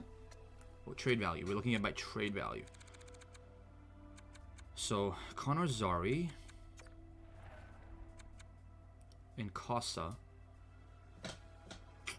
Redon, CB Wood, Edian. Oh my god, I need to do a thank you video for all the people who subscribed so far, because I went up from like 25 subscribers to like 60 something from the launch of the game on October 15th till now. So I have to do a thank you video. This is absolutely amazing. For the past 3 months, doubled my subscriber base, which has been stuck at like 25-ish for so long, and I never really marketed myself, right? So there's that. But hey, let's focus on this trade, right? Start to throw a draft pick in there, maybe a 5th, maybe something a little bit better, maybe next year's 3rd. Let's start high and then go lower. Let's do a 4th. Maybe a 4th will work. It's a little bit far, it says. A little bit far. What about a 5th? Would a 5th work? Let's just do two for one. And let me just do 2 for 1. Let me just do it, right? So, ladies and gentlemen, we got Kosa and Connor Zary for Swayman. That is amazing. We got some younger guys coming in. And we'll be able to promote Jesper Wallstedt into that backup position. So we're going to see how he does in the preseason. And I think we got most of our trades done. I'm just going to go look through my squad right now. I can't look at lines necessarily right away, but we'll have a healthy squad. Hughes is still injured. Oh my god. We have an insane squad coming up. This is just insane. I'm looking at all these here options here, like, and you know, we have an opportunity to sign a few more players for our AHL squad. We're pretty much done. So what we're gonna do is we're gonna go look at some, you know, low cap hit players, maybe a couple more that we can add directly into our AHL squad. I don't know if there's anyone that needs to be signed necessarily. There's Char Buntingham. Oh yeah, we needed to trade Bunting to Toronto. Gonna trade him back. Yeah, I think that's the only trade we really need to make. We're still gonna have Logan Stanley in the AHL to see maybe he can quiet down a little bit and take a little bit lower salary. You know, we'll see. Hey, thanks Redon. Thanks for the sub. Much appreciated. I'm gonna try to do a lot more content in the near future, not just for franchise mode, but because that's not all I play. Obviously, if you saw my channel, you might have seen my Ghost of Tsushima content. I'm gonna be doing a Ghost of Tsushima series. Right, I replay the game in New Game Plus, so that's gonna be pretty fun. I don't know exactly when I have that planned for, but if I'm gonna be playing that through that, it's gonna take a lot of time again. Not only on my channel, but away from NHL 22, so my franchise mode specifically. So I want to create a balance, so hopefully we can get that going sometime in the next little bit. I am going to be playing Horizon Forbidden West next month, so there is that. But I'm probably, again, going to play through that on my actual screen behind me, and then maybe, you know, play a New Game Plus sometime in the summer for Horizon Forbidden West. So we'll see how that goes. But yeah, we're going to try to get this trade done here. Let's focus on... I keep getting distracted, but hey, it's a good distraction because you dropped a sub, so I really thank you for that. Much appreciated. Let's go to Maple Leafs. Let's see what they... actually, let's see what Bunting's value is right now. I think giving Bunting back to them, you know, would be better for Bunting. Honestly, I think he's very low in terms of value. I want to get something out of him so I can get someone... replace someone in the AHL squad. So we're looking at like that's Joey Anderson. I keep forgetting. Yeah, Josh Anderson signed a bigger contract there. Joey Anderson. Is there anyone else a little bit lower? Brooks, Dal Cole, Holmberg, Brooks, Amadio. Ooh, Mikey Amadio sounds like a good option. Dal Cole. He was a 5th overall pick. What happened to him? Yeah, they could look at that. They couldn't sign Riley because they signed these 3 players to 10 million plus. Like, really? Man. We could possibly, you know, upgrade, but then who are we going to upgrade with? 22, Sandine. Oh, his value went up. I should have traded for him and signed him. Lindgren. Timothy Lindgren. He's 23.78. Oof. Oh, man. Abramov. Mikhail Abramov. Okay, we might not be able to trade him to Toronto after all, because I'm trying to see who we're going to be able to trade. Like Highmore.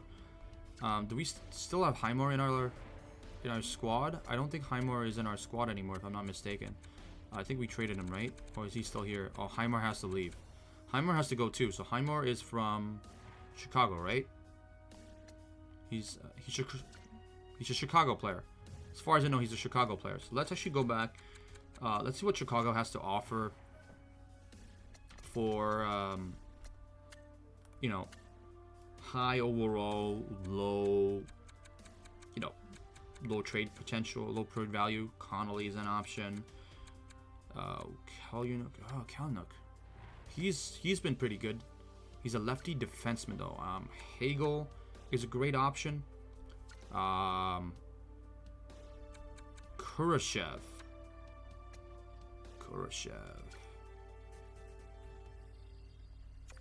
Can we do Kurashev? No, Kurashev is way too much in terms of value. It's gonna be hard to get like a Kurashev in our lineup. What we can actually do, let's actually do by trade value and go down. Let's make it a bit easier. Tepley, Regula, Gretz, Jones, Entwistle with someone who I was looking at previously. He's pretty decent across the board. Hagel, Phillips, Doc, Colton Doc.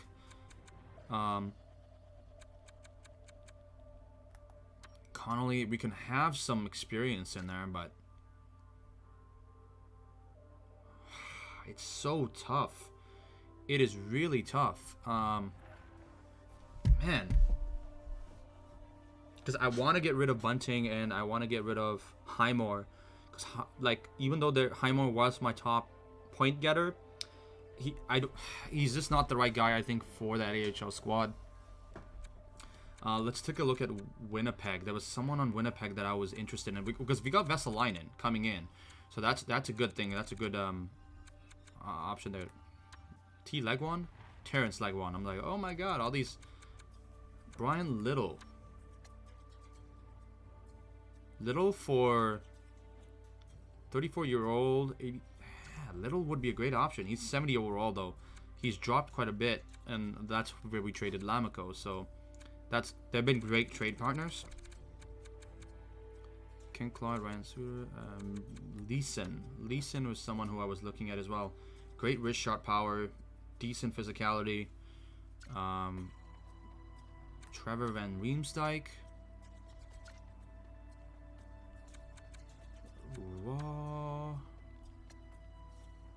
Wow.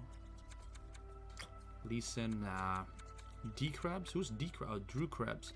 Is he his brother? Is it Peyton Krebs' brother? See, the whole time I wanted to go for Hughes. It was hard to go for Hughes. Right? It's tough to get certain players into the lineup. Who's this? Stamkos. He's a little sunshine Stamkos. Oh, no. Oh, my God. Zach Hayes. Was it Zach Hayes? There's a player that I wanted. Oh, it was on the certain team. Not on the Toronto. It was not on Toronto.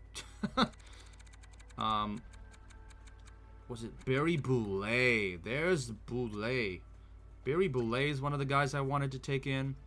I think it was Sean Day as well. Let's do Barry Boulay. Let's see if can they do a 1-for-1? They allow it? No, they won't allow it. I'll do a 2-for-1 Barry Boulay if I can get rid of Highmore in the same trade. Well, or maybe get a pick or something. Would that work? And then maybe a pick, like a late pick.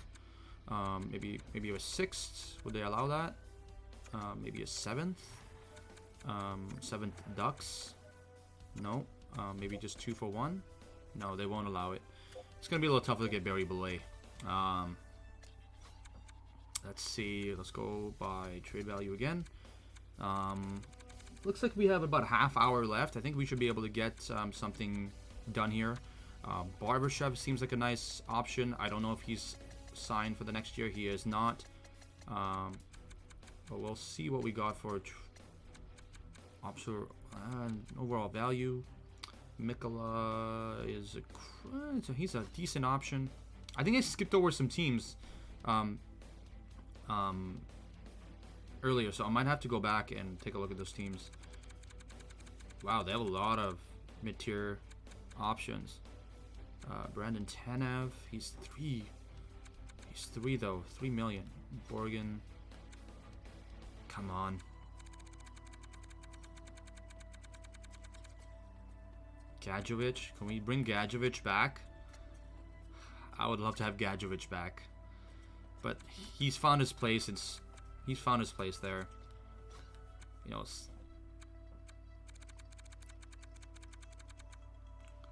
Matheson, it's hard when you get to those lower trade values. Sometimes you get lucky, and that's why I'm looking. Gupstov, Samson, Zach McEwen. We can bring McEwen back, but he's also found his place in Philly. Sokolov. Igor Sokolov. That's someone who we were looking at. Has low trade value. We can see if we can. They take Highmore and then maybe we can give them a pick.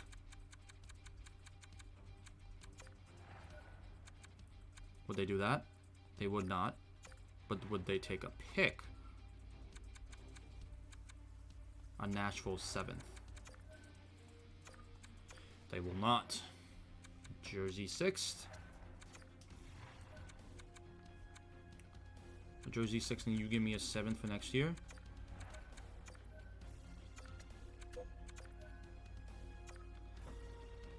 Sokolov, what do you want?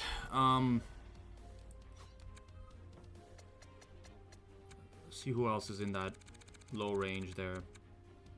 Stanley.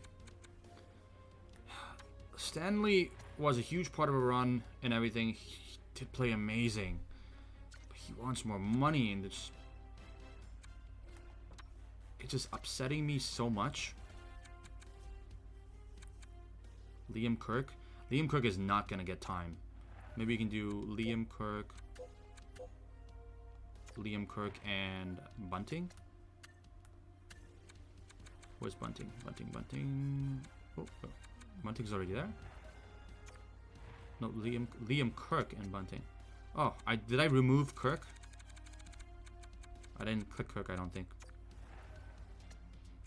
So we have more value coming their way, but we can do like a draft pick, like a 5th maybe.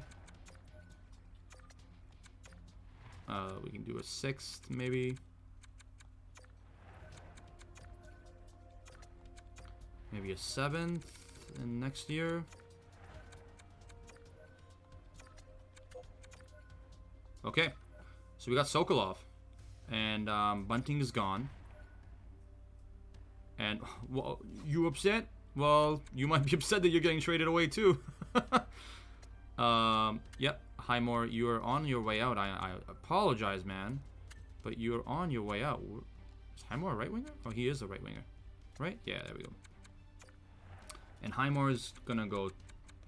I guess we can just trade him for a pick, unless we can get someone decent in terms of a forward. Like, I think we already checked what they had to offer, but we can just double check again. There's the Entwistle. We had an option. There's the Entwistle. We do 1-for-1 Entwistle. No, that's not gonna work. That is not gonna work at all. We can check a little lower. Was it Sokolov, right? Yeah, we were going backwards, weren't we? We were. So we had to check. Let's take a look at what New York has to offer. It's a long stream. I do my entire offseason like this. Hi, Noxmax. Thanks for coming in. Much appreciated. Just in the middle of trying to find a trade partner for Matthew Highmore. Trying to finish off my AHL squad now since I got most of my main squad all set to go for next year. We were going to make some promotions, but we decided to go a little bit more, take a different route, get some experience on our D pairings, and get a little younger on the third line, while also promoting Höglander full-time for the second line. Who knows, he might get bumped up to the first if Horvat and Hughes are not playing to put, to my outlook, my potential outlook. So let's take a look at what Highmore can bring back here. Gedden was someone who I was looking at as well. Very sparingly. He's not something that I want 100%. Kreider has low trade value, but he has a 6.5 cap hit. Kodorenko was someone who had decent stats across the board as well, but he's a center, and we need a right winger. There might be a Ryan Reeves option, but we already have Kolesar, so we don't need a Reeves. And we have Sammy Blais as well, so I'm kind of just trying to get an idea, a feel of what teams have. Kind of going backwards, so then we're going to see what we can fill that right wing spot on the first or second line in the AHL with. Kovula. Auto Kovula. Kovula looks pretty nice as an option. Can Kovula go 1-for-1? I don't want to give up too many picks. Like, I could give up a pick, honestly. Like, I'm thinking a little too hard on this, I think. I think I could, probably go and get like a decent guy and fill that lineup. Bastian, I just traded back, so I don't want Bastian, obviously. Ricard Raquel, how is he doing? He signed a 7.1. Yeah, we were not gonna at 6 years. Yeah, good. I got rid of him. Montreal Canadiens. Let's see who they have available again. It was Malgin or Armia we were looking at. I was looking at Malgin off stream. He's 3 million. How many years does he have left? He has 3 years left, so that's going to be a little tougher. Malgin would be a great option, but he doesn't have as much physicality. Byron could work out and provide some stability in terms of veteran presence, but I'm not going to go for him just yet. There might be better options. Butin, William. Yeah, you know what? We'll go for William. I think William is someone who I was not high on. What I think could bring something to our squads. We'll do a 6th and Benton. Let's see if he accepts that. If not that, we'll try the 7th if he denies. If not that 7th, we'll just do a 1-for-1 and see if they say yes to that. So yeah, we'll go 1-for-1. They still don't want to go for that. It's kind of crazy to think about because he's 24 years old and produces as much as Highmore, and they're not that far in terms of overalls. So we're gonna have to pass on him.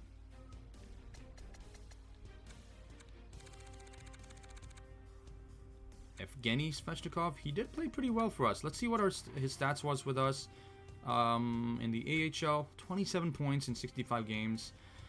It's not bad, but still, it's kind of tough to say if he would be able to bring back his, style of play. Trevor Moore in the AHL would be fantastic.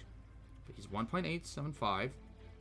We're going to have him retain, if anything, and we can't have him retain. So 1.135 is a 1 million player in the AHL. That might or might not work. Pin Wagner just in case. I've not really pinned any players, that many players so far. Sam Bennett. Oh my god, Sam Bennett would have been... I totally forgot about Sam Bennett. Because he played amazing in fantasy hockey, if you guys know. Yep, he's insane in fantasy hockey. Lume? Timo Lume. Nope. Beagle. Fogel. Benson. Safin. He's not bad, but still not what we're looking for. Like I said, we did, skip over some teams, so we're gonna have to go back to them and it. Ernie, he's 2.1 though. Ernie would have been absolutely fantastic in the AHL. You know what? Does he say yes? No. I had a feeling. I'm not gonna say yes to that. I think this is honestly gonna be the last trade I make. Hiroshi was great in the AHL. Let's do 1-for-1 maybe for him. Maybe a 7th. Let's actually do a late 7th, like a pick from like the later things. Let's see if he says yes to that. Still no. Next year Colorado Avalanche pick. They don't even say yes to that. Come on, how much could Hiroshi be worth, right? We got about 20 minutes left. I'm looking around because I have my big bottle of water was in the way, and I need to get hydrated real soon here. He was drafted this year, right? No, he wasn't. That was a little 4. Gardner, Kiviranta would be nice. Can we do a 1-for-1 Kiviranta? That's not gonna work. You gotta try. Those trades that you might not think work, you just gotta try. Sometimes you get 1-for-1, and you might get a decent, option for your team, whether it be in the AHL or the NHL. Some might be healthy scratches, but that's gonna be normal from time to time. 75 overall. Logan O'Connor, Butler, Bemstrom, Emil Bemstrom. He's an option. But he's in a Scott Bowers. Shane Bowers, I mean. Shane Bowers and Logan O'Connor would be great in the AHL.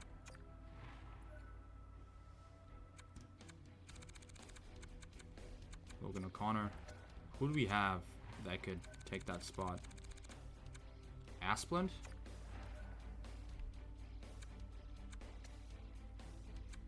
So Shane Bowers is 76 at 22. Logan O'Connor is 25-75. Asplund is 78 at 24.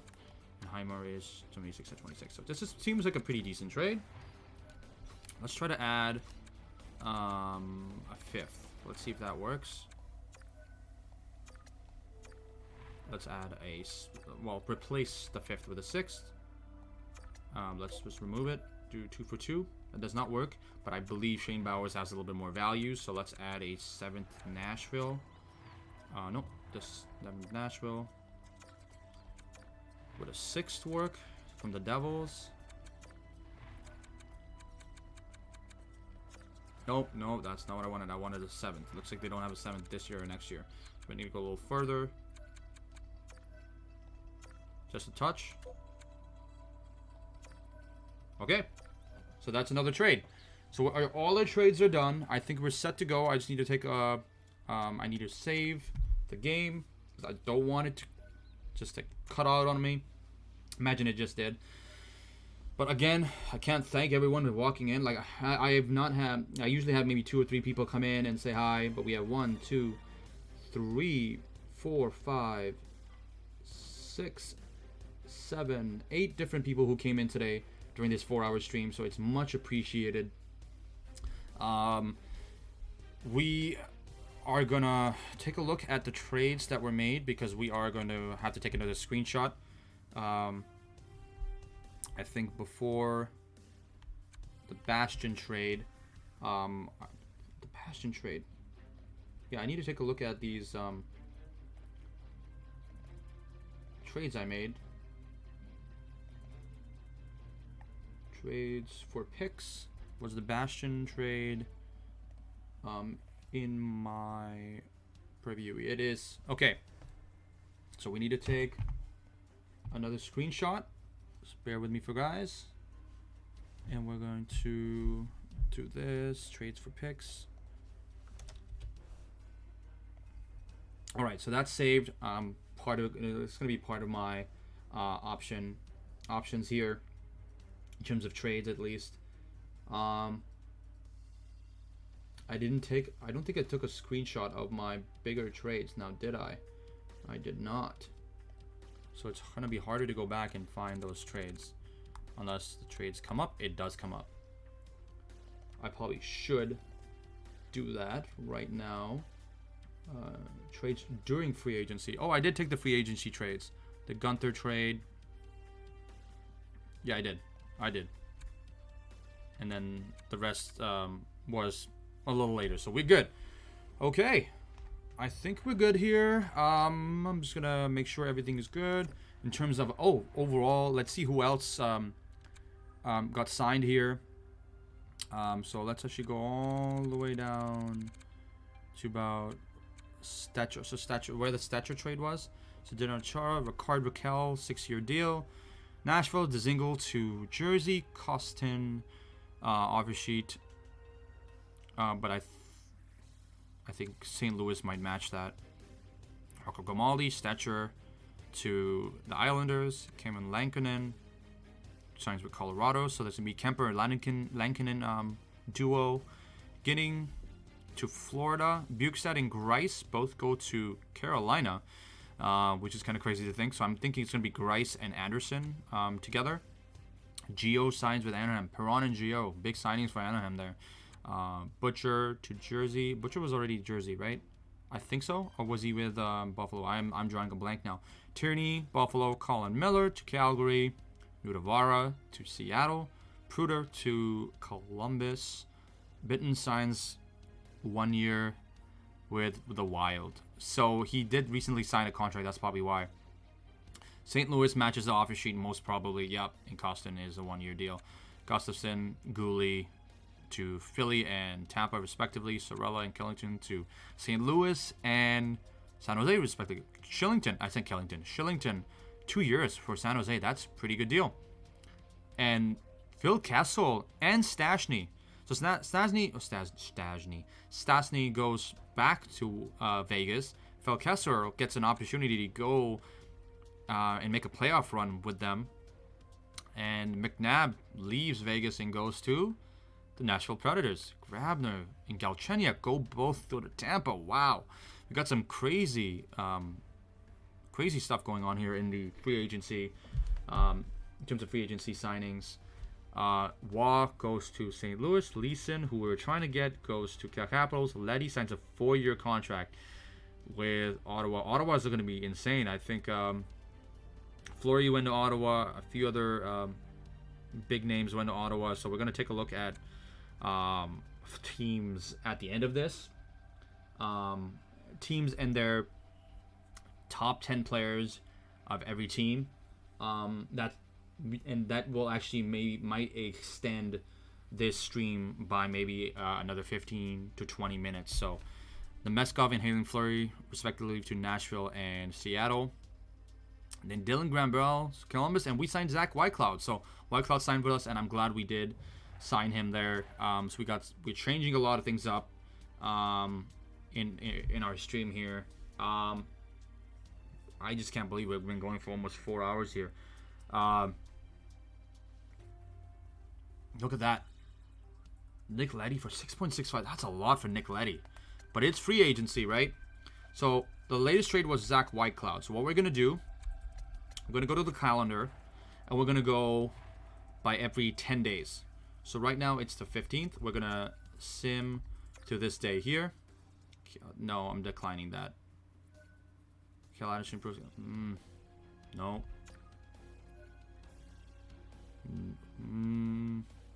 Nope. So let's take a look at who else signed now. Oh, Oh, we're done. Oh, my team is definitely Vancouver Canucks, as you can see. But if I was gonna choose a second team, other than Vancouver, oh man, God, that's a tough one. Like, I love Colorado. They're such a stacked team up front. And, you know, the emergence of Cale Makar over the past few years, or past couple of years, I should say, has been amazing to see. You know, their goaltending's been all up in the air with Grubauer leaving and Kemper. We don't know how well he's going to do. Kemper might get the wins, but his save percentage might be as high. But Colorado, I think, is a close second for my favorite team. My third favorite team, if I choose, like, let's choose three. Who would be the other team that I love watching? God, I want to go through the teams right now. Not through, like, the team, just overall, like, if I'm watching right now, from, like, currently this year, my favorite teams. Okay, Ottawa is great. Honestly, we're done. Ottawa is a great option for my third favorite team, but it's a Canadian team, so I can't add Canadian teams. Honestly, as a rule, I have a personal rule, like, my favorite teams cannot be Canadian teams because I'm a Canucks fan, right? So, Colorado is my favorite there. Honestly, I think it's my third favorite team is between Detroit and the Panthers, maybe? One of those two? Detroit and Panthers. Detroit Panthers. No.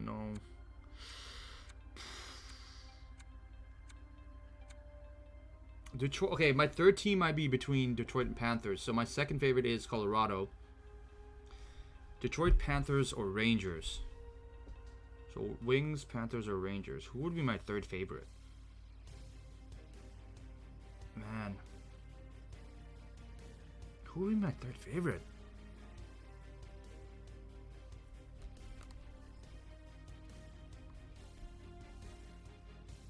You know what? I love what the Rangers are doing.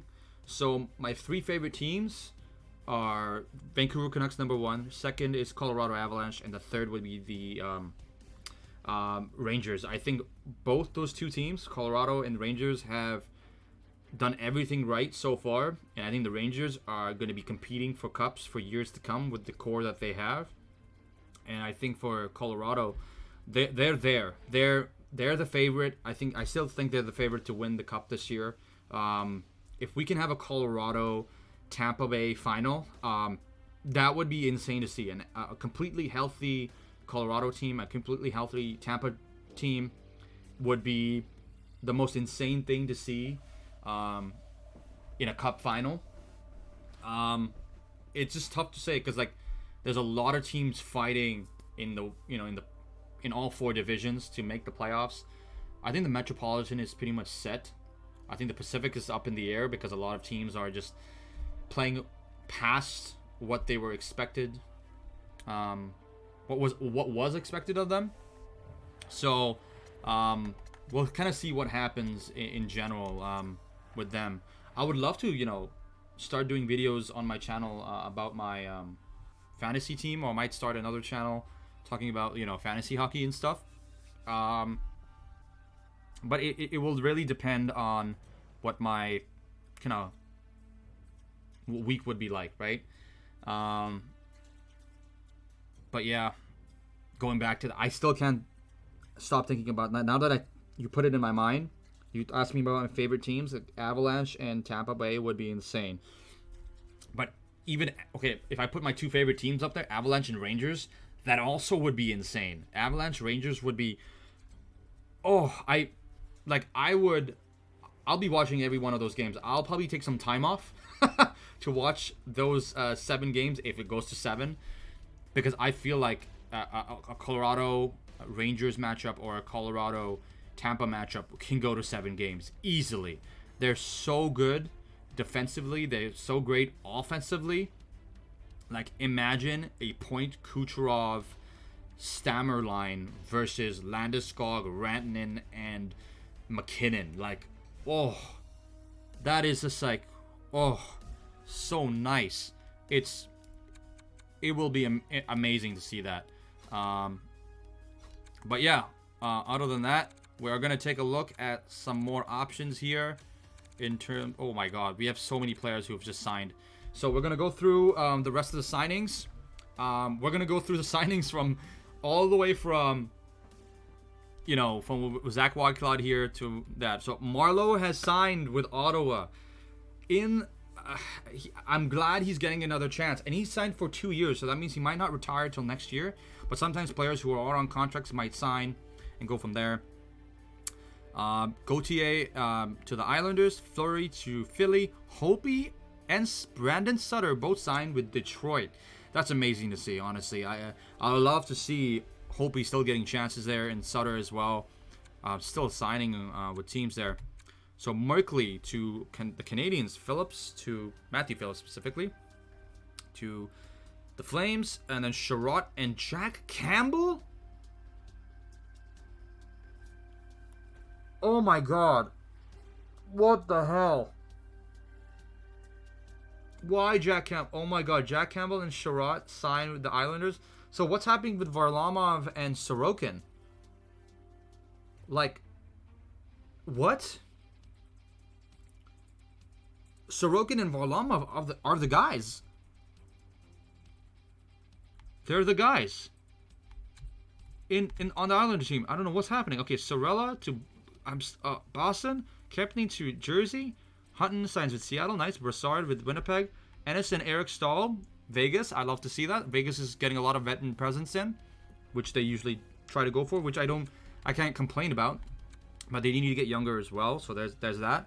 Ryan Murray goes to Detroit for 4 years. Both Kajula and Vatanen signed 2-year contracts with Seattle. Nice to see. Alberg signs a 1 year. St. Louis, and then Hiroshi signs with Detroit again for a 1-year contract. Philip Forsberg goes to Buffalo, so that is insane. That is insane to think about. Buffalo and Forsberg. Thornton signs again to Ottawa. Marleau and, oh my God, I just realized Marleau and Thornton are going to be playing together in Ottawa. Wow. I know, like, I just saw your comment, Campbell to the Islanders. Yeah, like, Campbell to Islanders, it was weird. I don't know what's going on. Like, there's a lot of crazy things. That's why I go through all the signings, even they're the minor signings, because you can see the most insane things happen. So, hopefully we get a bit of an idea of what's going to happen later on. But Evan Rodriguez, again, this is NHL 22, so at the beginning of NHL 22, no one thought Evan Rodriguez was going to play out of his mind like he is playing right now. He's playing as great as Malkin, as great as Crosby, as great as Rust. It's insane how much depth they have in terms of center pieces. Rodriguez can play on the left wing if I'm not mistaken as well. But Colorado signs both Edler and Riley Smith there at both 1-year contracts. Jankowski signs a 1 year with the Tampa Bay Lightning. Helm signs with Minnesota. Bergquist signs with Arizona. Radulov goes to Colorado. I like that signing, actually. He could be a third-line winger there. Spezza to Anaheim. All right. We got Perron, Spezza there. Miles Wood to St. Louis. Ruda to the Predators. Kulak to Ottawa. All right. Another Ottawa guy. Halak signs Boston with Boston. Okay, that's kind of funny because I traded away Force Raymond, and then Halak ends up going to free agency, and then they signed him again. So hey, it is what it is. It is what it is. Riley Nash goes to Colorado. Ian Cole, nice to see that.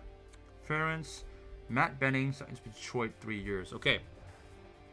We got some insane kind of matchups. Okay, our stream's supposed to end in like 30 seconds, but we're not ending in 30 seconds. We're going to extend it for another half hour, at least another half hour, and we're going to see what happens here. We're in July. We're going to go... so it was Benning, right? Matt Benning. Let's do all the way to the 31st. Nope, that's not happening. McNabb? If we... No, not McNabb. We got White Cloud. So let's take a look at signings again.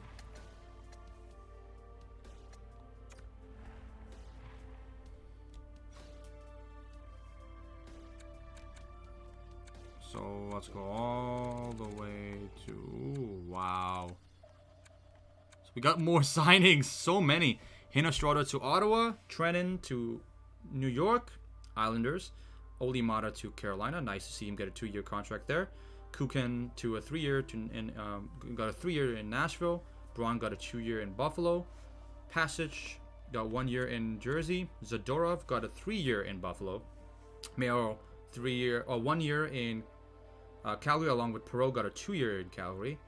Keither Bellows. Bellows was available, huh?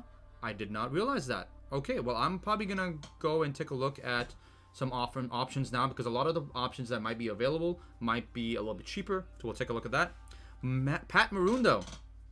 Okay, Pat Maroon goes to Calgary, along with he's gonna meet his buddy Blake Coleman there. So 2-year there in Calgary. Bobby Ryan's, man, they're going veterans all the way. Vegas, 2-year Bobby Ryan.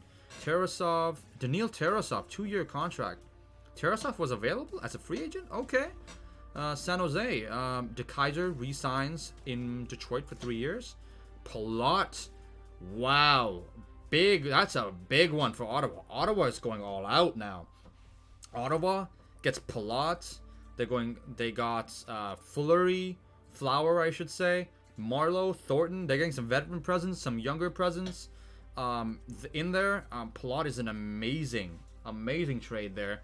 And then you got Strawman, Pitlick with a 2- and 1-year contract respectively in New York. Donato and Paul with a 1- and 2-year contract respectively in Nashville. You got Brad Hunt going to Philly. Wade Allison going to Buffalo. Haig standing in Detroit. Nikushkin signs a 1-year in Seattle. Nice to see that. Ragnarsson signs a 1-year in New York. And Ouellette goes to Islanders, and Mikheyev to Seattle. Ottawa definitely stacking up. If you hadn't seen, I don't know if you saw saw the stats for Detroit, but Detroit traded away Simone Edvinsson. They traded away Kossa. They got Pavelski, Giroux. I think they got Yandel at one point. They made it all the way to the conference finals. So that's an amazing thing to say. But, thanks, Maya, for coming in. Much appreciated. Vegas is a great team. I faced them in the second round. They gave me a run for my money. We did sweep them, but that doesn't mean they didn't play insane. They did play insane. Janmark got two pretty sweet goals on me during that playoff round there. But thanks for joining in, Maya. With that being said, we're going to go look at free agents just in case.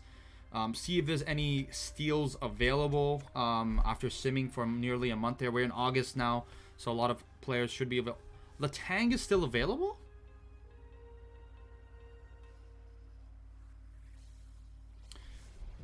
Letang is still available.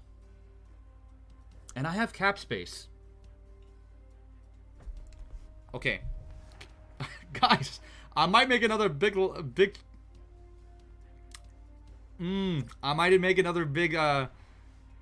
splash here. Who are my defensemen? Hugh Sider, Provorov, Dursey, and then Chara Whitecloud. Guys, I might go for Letang. I didn't expect Letang to still be available right now. Oh my god, if Letang's available at 7.2, maybe even sign him for just a year. Look at all these guys. They're all unrestricted free agents and they're available. This is insane. Shipachyov is available too in 84 at a 35. Pavelski, oh man, Kadri's available too. I want to see who else is available here, because like there could be some hidden gems. Brendan Lemieux, yeah, you want to bite someone's hand off again, man? Oh wow, Roussel. Oh man, I honestly, now that I think about it, I have that much. I have a lot of cap space. A lot. And even if we needed to trade him after a while, we could trade him. You know, honestly, guys, we're gonna go for Letang. 1 year Letang at 6 mil. 6 mil Letang. Let's see what we can do at 6 mil Letang. He's 35 years old. 6 mil is not bad. We have cap space. We have cap space. If we get Letang at 6 mil, and we put him on that second, Dursey might have to go back to the AHL squad, but he's played so well that Dursey can, you know, help out our AHL squad in terms of defense pretty well. So, ladies and gentlemen, we might have Letang late in the stream coming on to the Vancouver Canucks. Wow. Just wow. And if his trade value potential is high enough, we might be able to go for those other guys that we've been wanting. So 88 overall, $6 million, Chris Letang would be absolutely insane to think about. So we sent that offer right now. We're gonna advance and see if we get him. If we get him, because there's no one wanting him, which is insane to think about. Oh my god. Oh my god. Oh, wait a second. What's going on? Okay, so let's take a look at affordable. Everyone's affordable. Elite. Let's do it by. Let's do it by. Wonderful. Let's do it by that. Jonathan Donald's only 71. That's crazy to think about. We can have third line or above, and have them in the AHL, or at least we can try. Zach Sanford. How much does he want? He wants 1.75. Okay, that's not bad for him. And we do have cap space, and he's 81 third, and he'll be great to have as an option. Let's just see what he wants for a 1 year. 1.4? Let's still keep looking. Let's keep looking. We might bring some veteran presence in as well, and that's the main thing, right? Ishakov, Ruslan Ishakov. He's 22 years old. Okay stats, but still not the best. Fonzet, Kasha, Drew Kasha, Howden. Okay, I was Tag Bertuzzi. Should we just bring Tag Bertuzzi in for fun? Like, we could. Maximov, Kirill Maximov. Ooh. 74. He's a right winger. Let's go for him. 1 year. 1 year. Let's do 1 year. Let's see how he does. Right? Yeah, let's do 1 year. Let's not do twos. Altonen seems okay. Linus Carlson. Is it Linus Carlson? Yeah, Linus Carlson. Borquist. There's some hidden guys. I'm going by potential, right? So it's gonna be. It might be a little longer. Oh, I didn't see. I thought I saw another comment there on the bottom there. Message might have been retracted there. Trevor Lewis, is that the? Oh, that's Ty Lewis. Ty Lewis. Spot check. Mackenzie Pitlick. Which Pitlick is this? Yarmir Pitlick. Engvall. Engvall is available. Pierre Engvall is available. Okay, Engvall is available. Offer contract. Ah, wait. How many spots do we have left? We don't have space for him. It says 1, but we don't. Okay. Let's advance. Let's see if we get Chris Letang. If we get Chris Letang 1 year, that would be insane.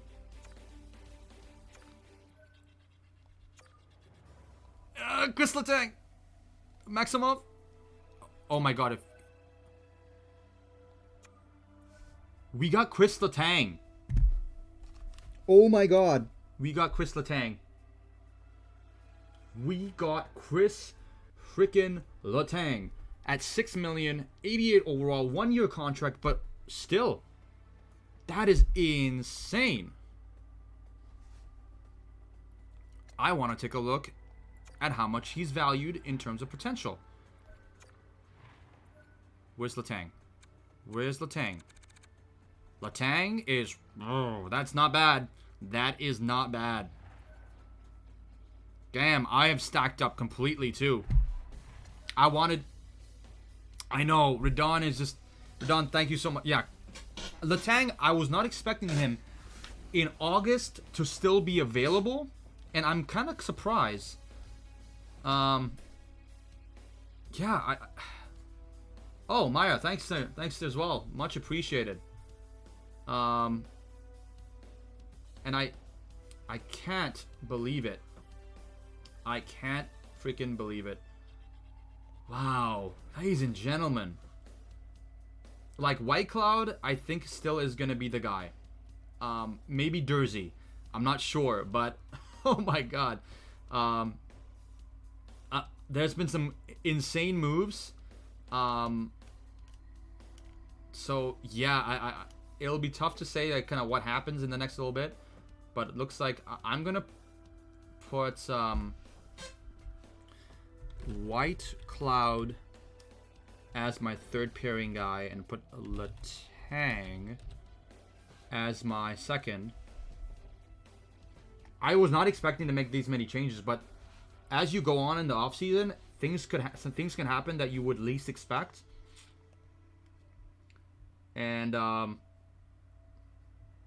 yeah, a lot of craziness has just happened. Wow, just wow. Wow, I'm still so surprised.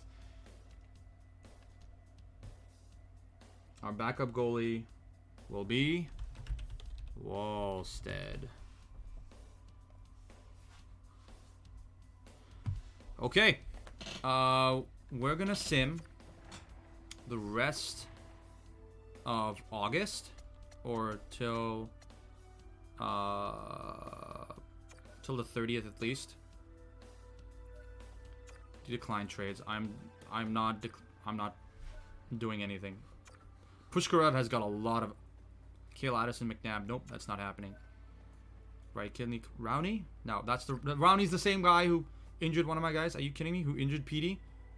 Yeah, I'm not gonna say yes to him. Brodeen, Peary. No, that's not happening. All right, we're gonna do one last thing. We're gonna take a look at our wonderful. We're gonna take a look at our wonderful signings here. We're gonna go all the way down, and we're gonna take a look at everyone who is signed here. I missed out. Okay, there was been so many signings that it skipped out on some of the others. So we're gonna this is gonna be the last little bit here, and we're gonna end the stream in about 15 minutes or so, maybe a little bit longer because we need to go through the teams and well, not every single team. Actually, we're gonna go through every single team, including our own, just to see what their top 10s are in each squad in terms of overall players. We're not gonna look at goalies. Goalies are just completely all over the place. But Sanford goes to Ottawa, which is a nice little 3-year contract there. Studnicka to Boston, Maximov to us, Howden to Toronto. Letang signs with us, which is insane. $6 million is perfect for him, and I could have probably offered lower because there's no one else interested. Shipachyov goes to Detroit, though. That's nice to see. Stenlund to Columbus. Godin to Colorado. Pavelski signs with Arizona. So maybe Arizona might make a run. Who knows? Parisi is going to Vegas as well. Parisi goes to Vegas. They're literally stacking up on veterans. It's insane to think. Kadri goes to Jersey. Dahan to Anaheim. Francouz. I think it's Francouz, yeah. To Arizona. Mayer to Seattle. Cosmer to Anaheim. Verling to Columbus. Patan to Tampa. Raffle to Carolina. Como. Nice to see that. Como's getting a chance to Ottawa. Another veteran presence on Ottawa. Love to see it. Vegas and Ottawa are just going all out. Lee to Florida. Achari signs with Jersey. That's nice. Peary to Minnesota. Guay to Detroit. Stewart to St. Louis. Wilson to Coltrane Wilson. Not the Wilson. Not the other Wilson. Callaghan to the Islanders. Nielsen to Anaheim. And then, we got a wonderful little option here. Dylan Anderson. Not bad. Dufour to St. Louis. Vero, Keffler, both to Seattle. Hofer to Anaheim. Kieran Craig to Columbus. Keppen to St. Louis. Now these players are just a little bit, players who you didn't, the lower, like, bottom 6 AHL players. Except for a few surprises. Frk, I love the Frk signing in Colorado. That's amazing. King and Lipanov both signed on the island. Subban to LA. Tobias Reeder goes to Toronto. Walensky, Ottawa. Elliott signs in. Okay, Elliott found a place instead of, because he obviously, I think Tampa upped their goalies just a bit. Who did Tampa sign now? There's been so many signings. Boyo to Minnesota. Copley goes to LA. Love to see that. Copley's still getting chances. Rabic to Islanders. Hickey to Arizona. Simone to Boston. Weber to Minnesota. Nielsen to Florida. Gauthier re-signs in Toronto. Nick Dowd to Arizona. Greg Anderson gets another chance. Love to see it. Flower leaves, so they bring another veteran presence in for goaltending. A lot of teams are going for the veteran presence, which I like to see. Sherwood signs with St. Louis. Casey to Arizona. Buesdiker. I'm messing up that name so bad. To Detroit. Yetman and Engvall to Columbus and Jersey, respectively. And that's pretty much it. Jack Johnson and Ledoux to Oilers and Buffalo, respectively. Ernst and Loon to Anaheim and Seattle, respectively. And Connor Carrick goes to Philadelphia. So, ladies and gentlemen, that is pretty much the end of my free agency. But what we're going to do is, because a lot of the teams have changed their outlook quite a bit, we're just going to go to the trade area, and we're going to go by team and see what their top 10 players are. 1, 2, 3, 4, 5, 6, 7, 8, 9. Top 9 players are, sorry, in terms of overall itself. And then we're going to go through my team, and then the team is going to end. So hopefully we can get through this pretty quickly. I need some water. My mouth is getting dry. I need to eat some food too after this. And it's Monday, and I watch a bit of wrestling, some AM, kind of catch up on my AEW. Got to catch up on my WWE, which I don't watch as much as anymore, but I do want to catch up. Watch some old Royal Rumbles during this month before the one at the end of the month. But ladies and gentlemen, here we go. So we're gonna take a look at basically the top 9 players in every team. That's 32 teams. So actually, we might go for another half hour to 4:45. That would be insane. So Perron, I love to see Anaheim. Geo signs as well. They got some veteran presence on the blue line. Perron is going to be a great first, second line player for them. Cam Fowler stays, obviously. Gusev, Comtois, Silverberg, Spezza. Spezza is another one. Like, I think Anaheim is going to be a great team going forward. I really hope I face them in the playoffs sometime. They have a lot of salary cap as well available. Other than that, I think we're in a pretty good spot right now. With that being said, we also have the next team now being Buffalo, I believe. No, Arizona. Arizona has also got some great players they brought in. Ekman Larson, obviously from our trade. So there's that. Then there's Pavelski, who they brought in free agency. 38 years old. I think it was a 1-year contract. 2 years at 6.4. Okay.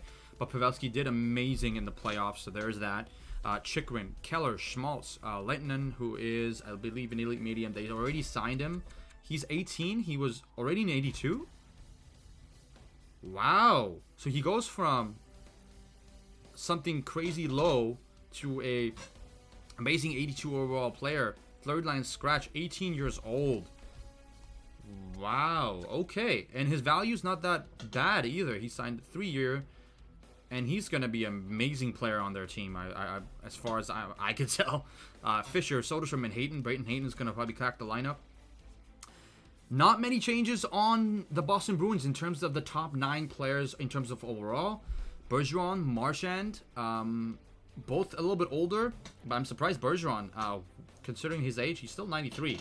Do keep this in mind. A lot of players who are older might have high overalls, but might still retire earlier than they're supposed to.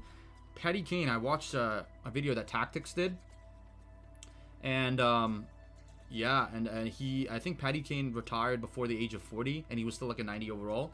And yeah, Redon, crazy offseason, 100%, man. Like I usually don't do these long streams. My stream last year for my offseason was around 5 hours, so who knows, it might end up being around 5 hours. By the end of this stream, by the time it says we're on to the next season, I'm gonna look at lineups and then set lineups and go from there. Special teams I won't do on the stream itself though. But yeah, ladies and gentlemen, Bergeron, Marchand, Pastrnak, McAvoy, Taylor Hall, Suter, Hall, I didn't purposely miscount that. I just paused for a second. Smith and Foligno. Love to see some veteran presence there with some younger guys mixed in. With that being Pastrnak and McAvoy. More veteran, but veteran presence does get you wins sometimes, or a lot of times. Eichel, Dahlin, Tyler Myers has made his way back from the Vancouver Canucks all the way to Buffalo. Philip Forsberg is a great signing for them. They're getting a lot stronger now. Ryan Strome as well. That's amazing. They got Skinner, who's dropping in value, but can still play a decent role on the Buffalo Sabres there. Yeah, man, Redon Bergey's still playing, man. 93 overall, 37 years old. Love to see it, man. I'm not a huge Boston fan, but Bergeron, I'm a huge fan of his. And yeah, other than that, let's go on to the next team. Calgary Flames. We got Tkachuk, Riley, Lindholm, Backlund, Tanev, Coleman, Monahan, Mangiapane, and Rasmus Anderson. The biggest signing for them would be the Morgan Riley trade. They needed some help on defense. They got it, but they had to give up $10 million in cap space to get Morgan Riley. But if you look at his stats, he's definitely worth it.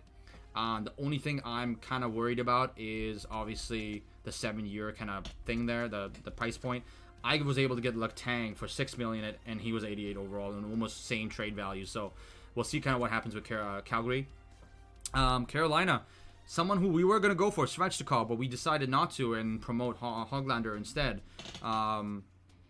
Was so close to be traded with us here today, but Aho, Svechnikov, Slavin, Stahl, Teravainen, Kotkaniemi, Pesci, Natchez, and Shea. So they keep their top 9 in terms of overall intact. Kane, DeBrincat, Jones, Taves, Strome, Dylan Strome, to be a Kubalik, Doc, Getzlaf, and McCabe. So the Getzlaf is the notable one there. He's 37 years old, but 83 overall, and still a great passer. So that's a great third line option there. I think, in my personal opinion, I think third or fourth line option.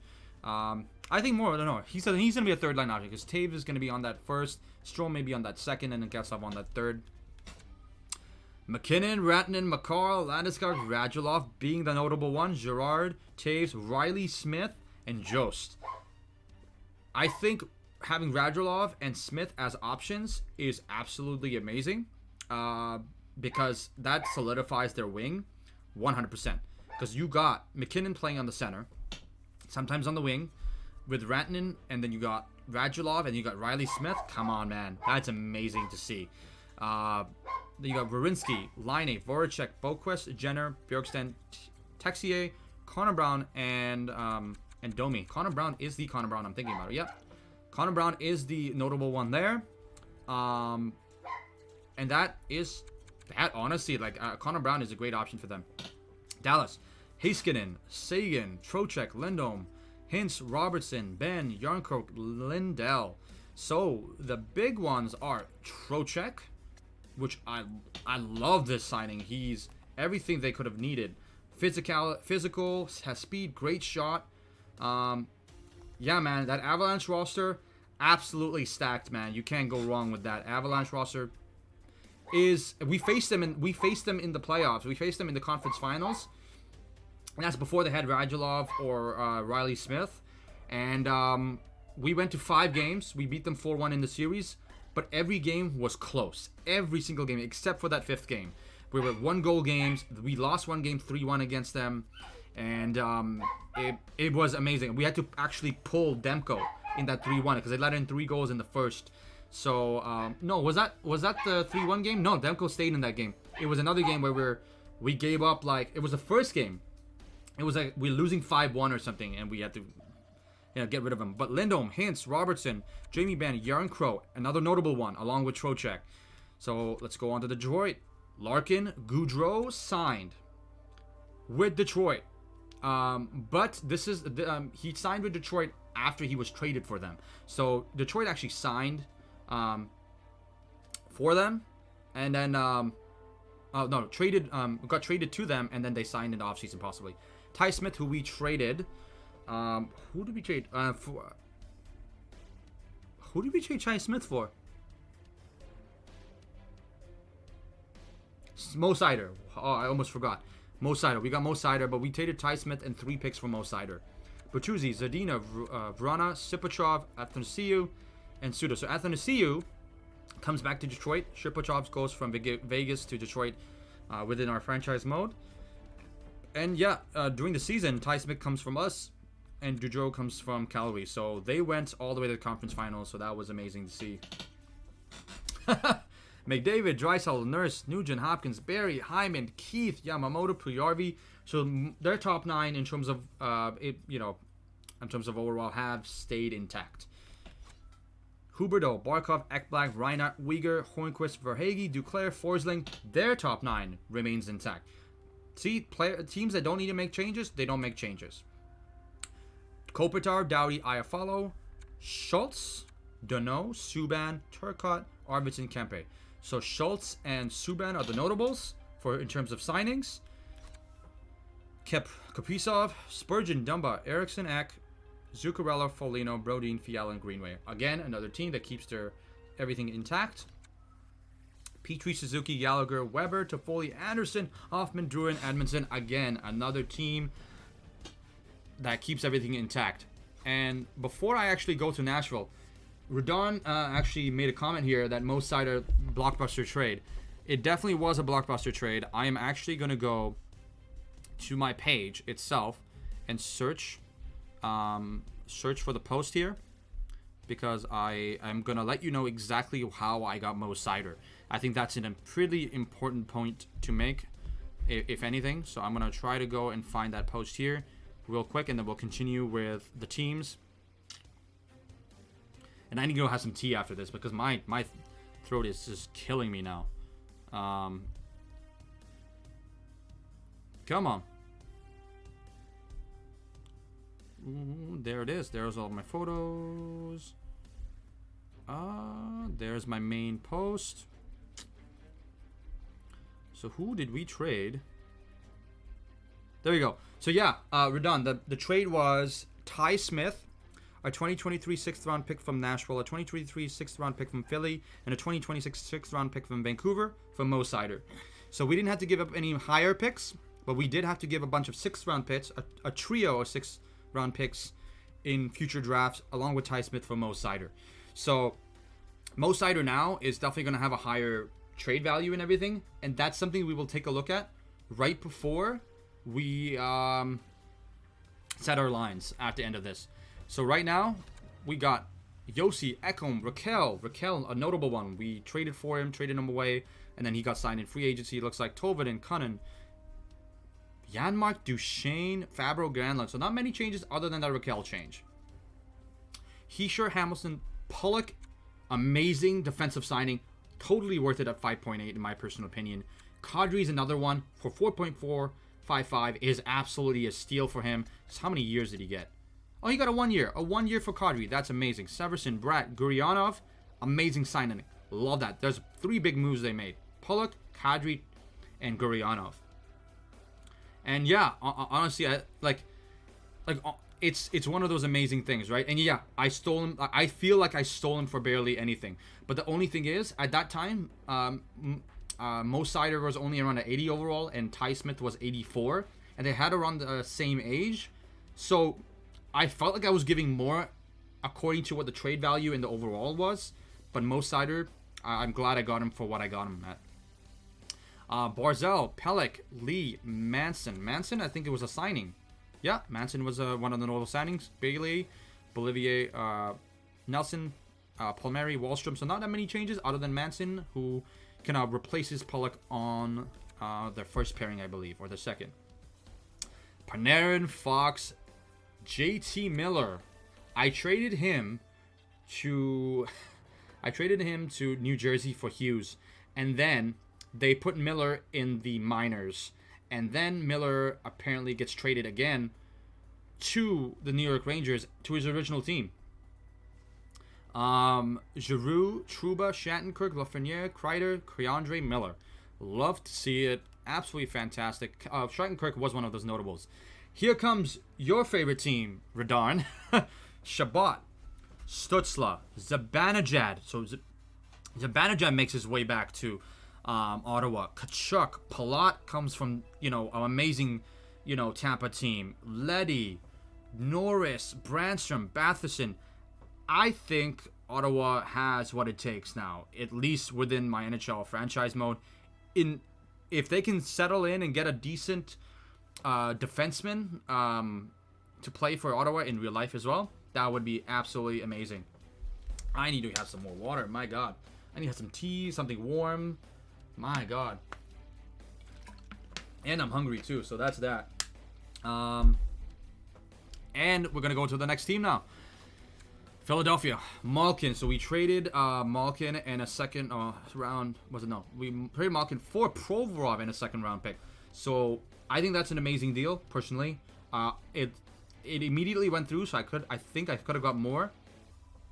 But Philly, we got Malkin, Couturier, Ellis, Atkinson, Saad, Farabee, Van Riemsdyk, Lawton, and Hayes. So the notables being Malkin from us and Saad from, I believe, Colorado.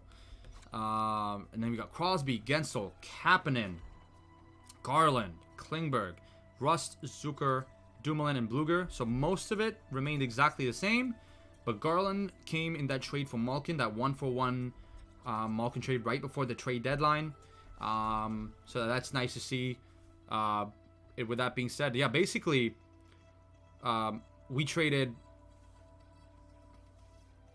Oh, wow.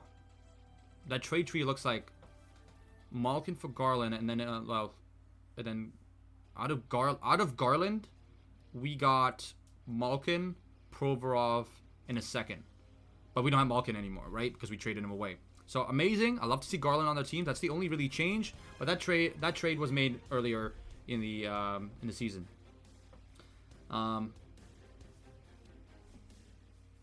Yeah, like. I want some youth in my team, and I don't want to have to worry about the players later, especially if a lot of these younger guys are signed already and they have 3-4 years signed. That's great in my opinion, right? Like, I think that you're gonna get something absolutely fantastic there. I'm gonna have to write down so many notes, and my post for my franchise special is gonna be insane. I don't know how, that's going to take at least another 2 hours after this. So, with that being said, let's go with next team, San Jose. Carlson, Burns, Hurdle, Meyer, Evander Kane's still on there. I know a lot of people don't like Evander Kane, but he's great for fantasy hockey. Hopefully that investigation's done, but that's besides the point. Logan Couture, Bonino, LeBanc, Vlasic. Same exact team as they had. No changes in top 9. Schwartz, Donskoy, Dunn, Gord, Larson, Eberle, Vetrano, McCann, Appleton. Again, the one team that I think that could have made a big splash, or a few big splashes, and caused the current, did not. But St. Louis, O'Reilly, Krug, Tarasenko, Buchnevich, Shen, Ristolainen, who we didn't trade Ristolainen. We didn't have Ristolainen, but signed in free agency, it seems like. Falk, Parayko, Kyrou. They're a stacked team too. So that's absolutely insane. And this comes down to Tampa. Hedman, Kucherov, Stamkos, Point, Sergachev, McDonough, Cernak, Sorelli, Killorn. They didn't make any changes, and they don't have to make any changes. Toronto Maple Leafs, Matthews, Marner, Tavares, Nylander, Ritchie, Muzzin, Yandel, Simmons, Kasha. So the big change is Yandel. They not replace Yandel, but Morgan Riley, they get him just as a temporary, maybe. It's a temporary option. But the thing is, look at that. They had 3.14. There's no way they're going to sign Morgan Riley for $10 million. Morgan Riley, yes, ladies and gentlemen, has left to the Calgary Flames.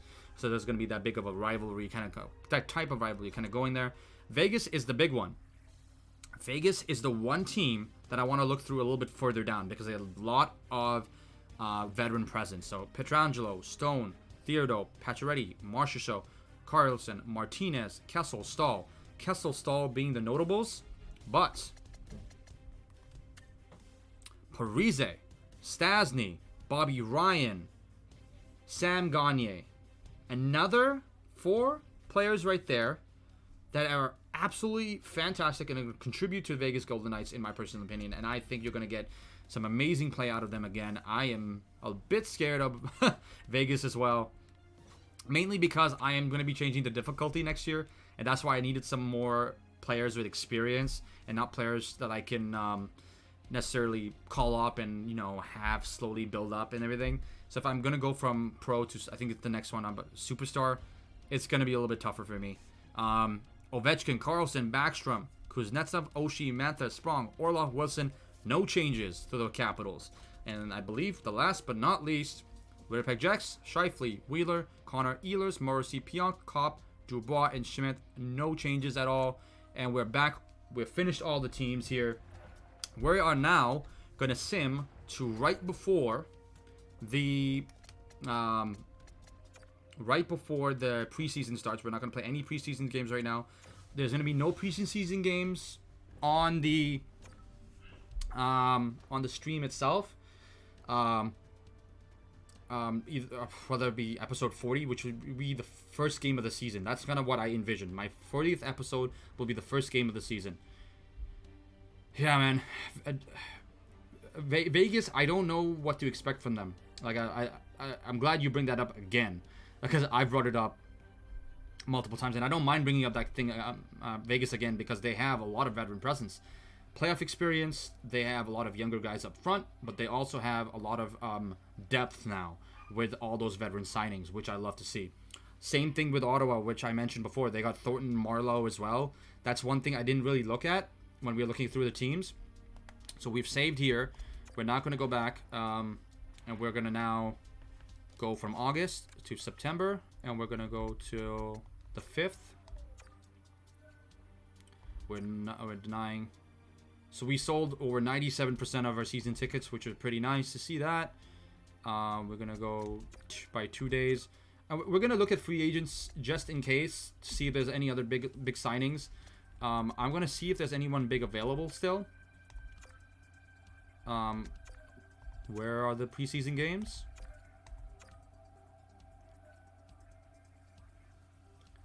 You're just going to give me 1.56 to available funds? Yeah, right. What am I going to do with that? View owner goals? Yeah, let's see owner goals. 141 sellouts? Hey, doable. You want to win the whole season opener? Hey, we got a strong team. We want to beat the Calgary Flames in our regular season meeting. So it doesn't say win the Stanley Cup, which I'm kind of surprised. Usually that is the main thing. Set captains. You're right. Let's set captains.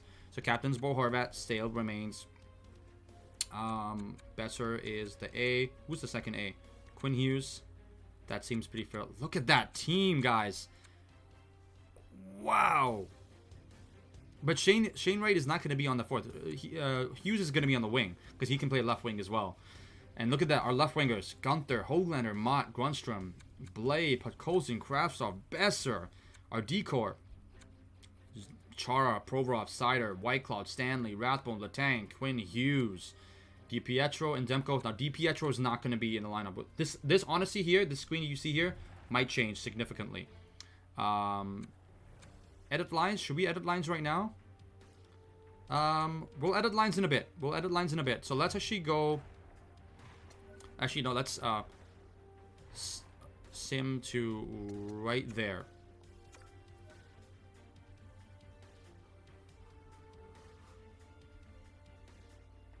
Nine-game trial warranted. What's your thoughts on playing, and what's the plan for this year? I think NHL. 9-game trial? Yeah, well, we are going to give a 9-game trial. Let's, yeah.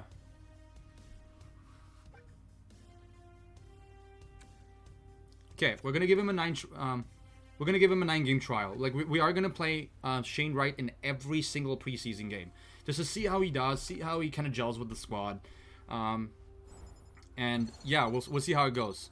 So our head coach, we gained some morale with him, so he likes what the organization is doing at large. Love to see that he's happy with us.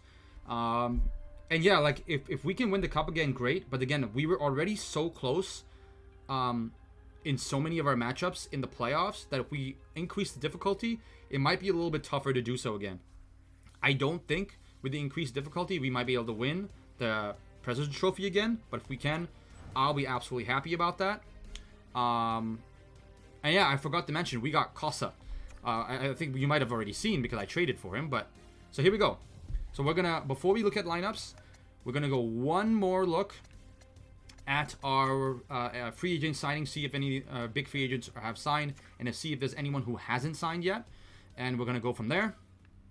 God, ladies and gentlemen, we're at 4 hours and 40 minutes. I thought it was gonna be done by 6 o'clock, but we're gonna be finished for another 20 minutes at least. All right, let's take a look at signings. Let's go all the way down to the bottom, and I'll kind of be able to tell who hasn't and hasn't signed. Hofer, Furk, yeah, that was before. Yannick Weber, Casey, Yutman, Enwell, DeLune, Cedric Patet, Saad Atkinson, Nolan Burke. We're just going to look at big ones. Oh, Trevor Lewis. That's not the big one. That's a centerman. That's the winger. Clendening. Any big... Migo Koskinen signs with Carolina. Okay. So that means Nedeljkovic is not going to get time? Maybe. We'll see. Anisimov signs with Winnipeg. Okay, that's a big one. On Sakara, that's a nice one for Ottawa. So that's another one. We're done. You got another play going. Ottawa, look at how much veteran presence. Bowie to Jersey. Luff. Oh, I like that. And Christopher Gibson. Love that. Love those two signings for Boston. Doomnick Wells and Lyon. Oh, okay. We signed Lyon. I like that. I like that. Any trades? No big trades. Injuries? No injuries. Nice to see that. I don't have waivers on, so that makes it a little bit easier. I want to have a bit of fun. Look at that. Player morale has been insane. Gunstrom's happy about Letang. Everyone's happy about Letang. Look how everyone is happy about Letang. Everyone. Wow.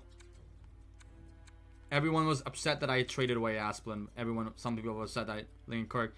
Some people were upset that I traded away Jeremy Swayman, Bastion, Obe Kubel. But we needed to move the lineup. And look, everyone's happy that Chara's in, like Letang's in. They're all so happy about them. I offered Aspen an extension and I traded him. I'm sorry, but you know, it is what it is. No one's happy that Vesalainen's in, but that'll happen. For a quality player, everyone's happy to everyone's happy that the defensemen here, Chara, Provorov, and Letang, everyone's happy that we brought those guys in, and I love to see that. So, ladies and gentlemen, now since we took a look at free agent signings until right before the first game of preseason, we're gonna take a look at our lines. Our lineups are gonna look so off, but we're gonna have to move things around. So this is not how it's gonna look. It's gonna be Petey there, Jack Hughes on there, Crafts up, Pods goes there. Our chemistry looks insane. So this is gonna be our lineup right now. This is how it's gonna look like. Everyone, I'm gonna do special teams later.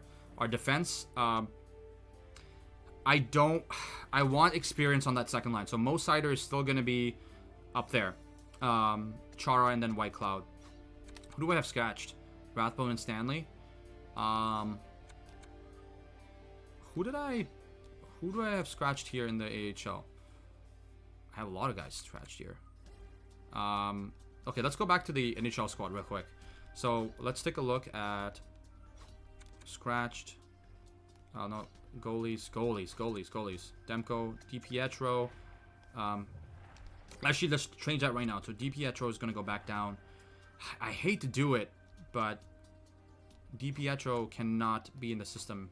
It has to be in the system. Like Wallstead, I think is probably the smarter play. DiPietro is higher though. Oh man, that's tough.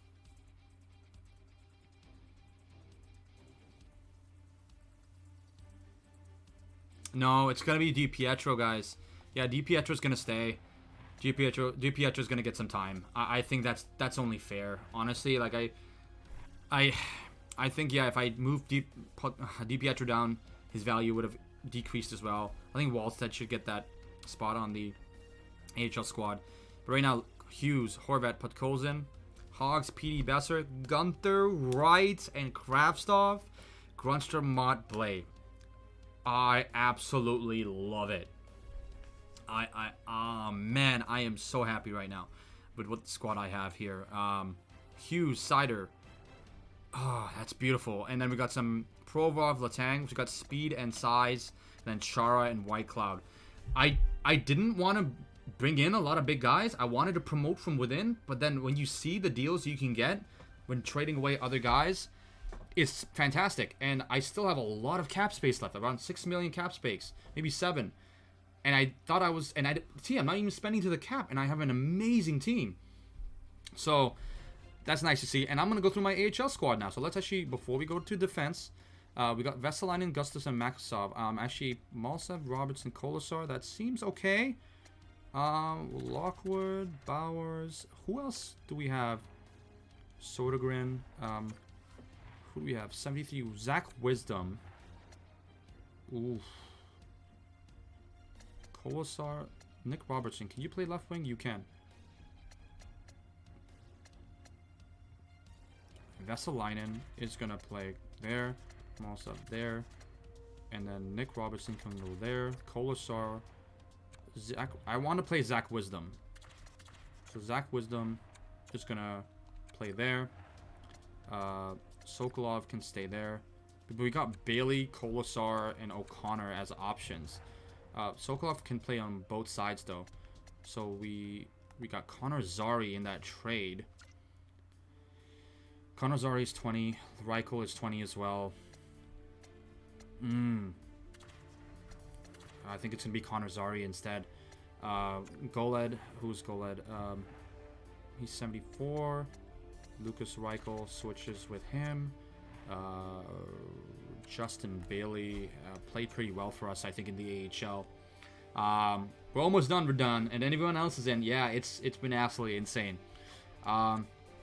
Season stats, 36 points in 62 games. He was on the first line and he did that. But we do have a better squad now. So, and he might get bumped down, and I don't want to bump him down too far. Will Lockwood's 24. Lucas Reichel. Let's actually put Bailey in there. And let's put O'Connor. Kolasar is going to be a healthy scratch on the main squad, in my personal opinion. But who's here? Scratched. Oh, they're both goalie. Logan Stanley and Rathbone. No, let's go back to offense. Go back to the options here. So Sodergren. Focht, Reichel. Okay, those are our scratches. And then Kolasar will get called up. That seems fair. And then our defense. Ladies and gentlemen, our defense is going to be insane. Cale Addison, still 77 overall. Sebastian Aho. Sean Dursey. Wu. I was going to bring Wu up, but... And Zach Jones. Alright, let's go to roster moves. And let's bring Rathbone and Logan Stanley. Yeah. Oh, I missed Stanley. There's Stanley. And Rathbone. In... I hate to do it, but it's necessary. And then, who's going to be that left winger? They're both 79s.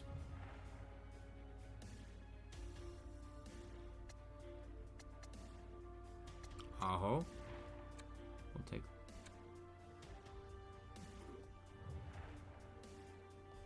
Stanley. Keep that pairing together.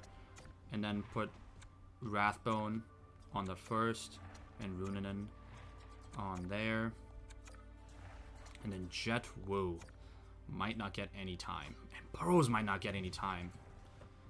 I have a good AHL squad now, and that's what I'm happy about, because we did so bad last year. Zach Jones, can he play right ED as well? He cannot play right D. Can Runinen play right D? He can, so we're going to move him there. We're going to put Wu there, and then we're going to put Zach Jones back in the lineup. So who's So it's Aho. And then right defense is Burrows and Wu. So we're going to bring Burrows, Wu. No, Burrows and Aho up. Along with other scratch. What's the other scratch players? Burrows. Yeah, it's going to be Kolosar. Burrows. Kolosar, Burrows, and Aho up to the main squad. As healthy scratches. So let's do that. Okay, we're almost done, guys. We almost set our squads. Almost. Burrows. Kolosar. And where is he? Where is he? Oh, who did we say we're going to get in? We're going to bring up? Who was it? I totally forgot who we were going to... Oh, Aho. There we go. Okay. So let's look at view contracts real quick. Let's see where we're at in terms of overall cap space. We got 8.1 cap space. We have a stacked team. I can't believe it still, but we're in a good spot, it looks like. We're in a really, really, really, really good spot.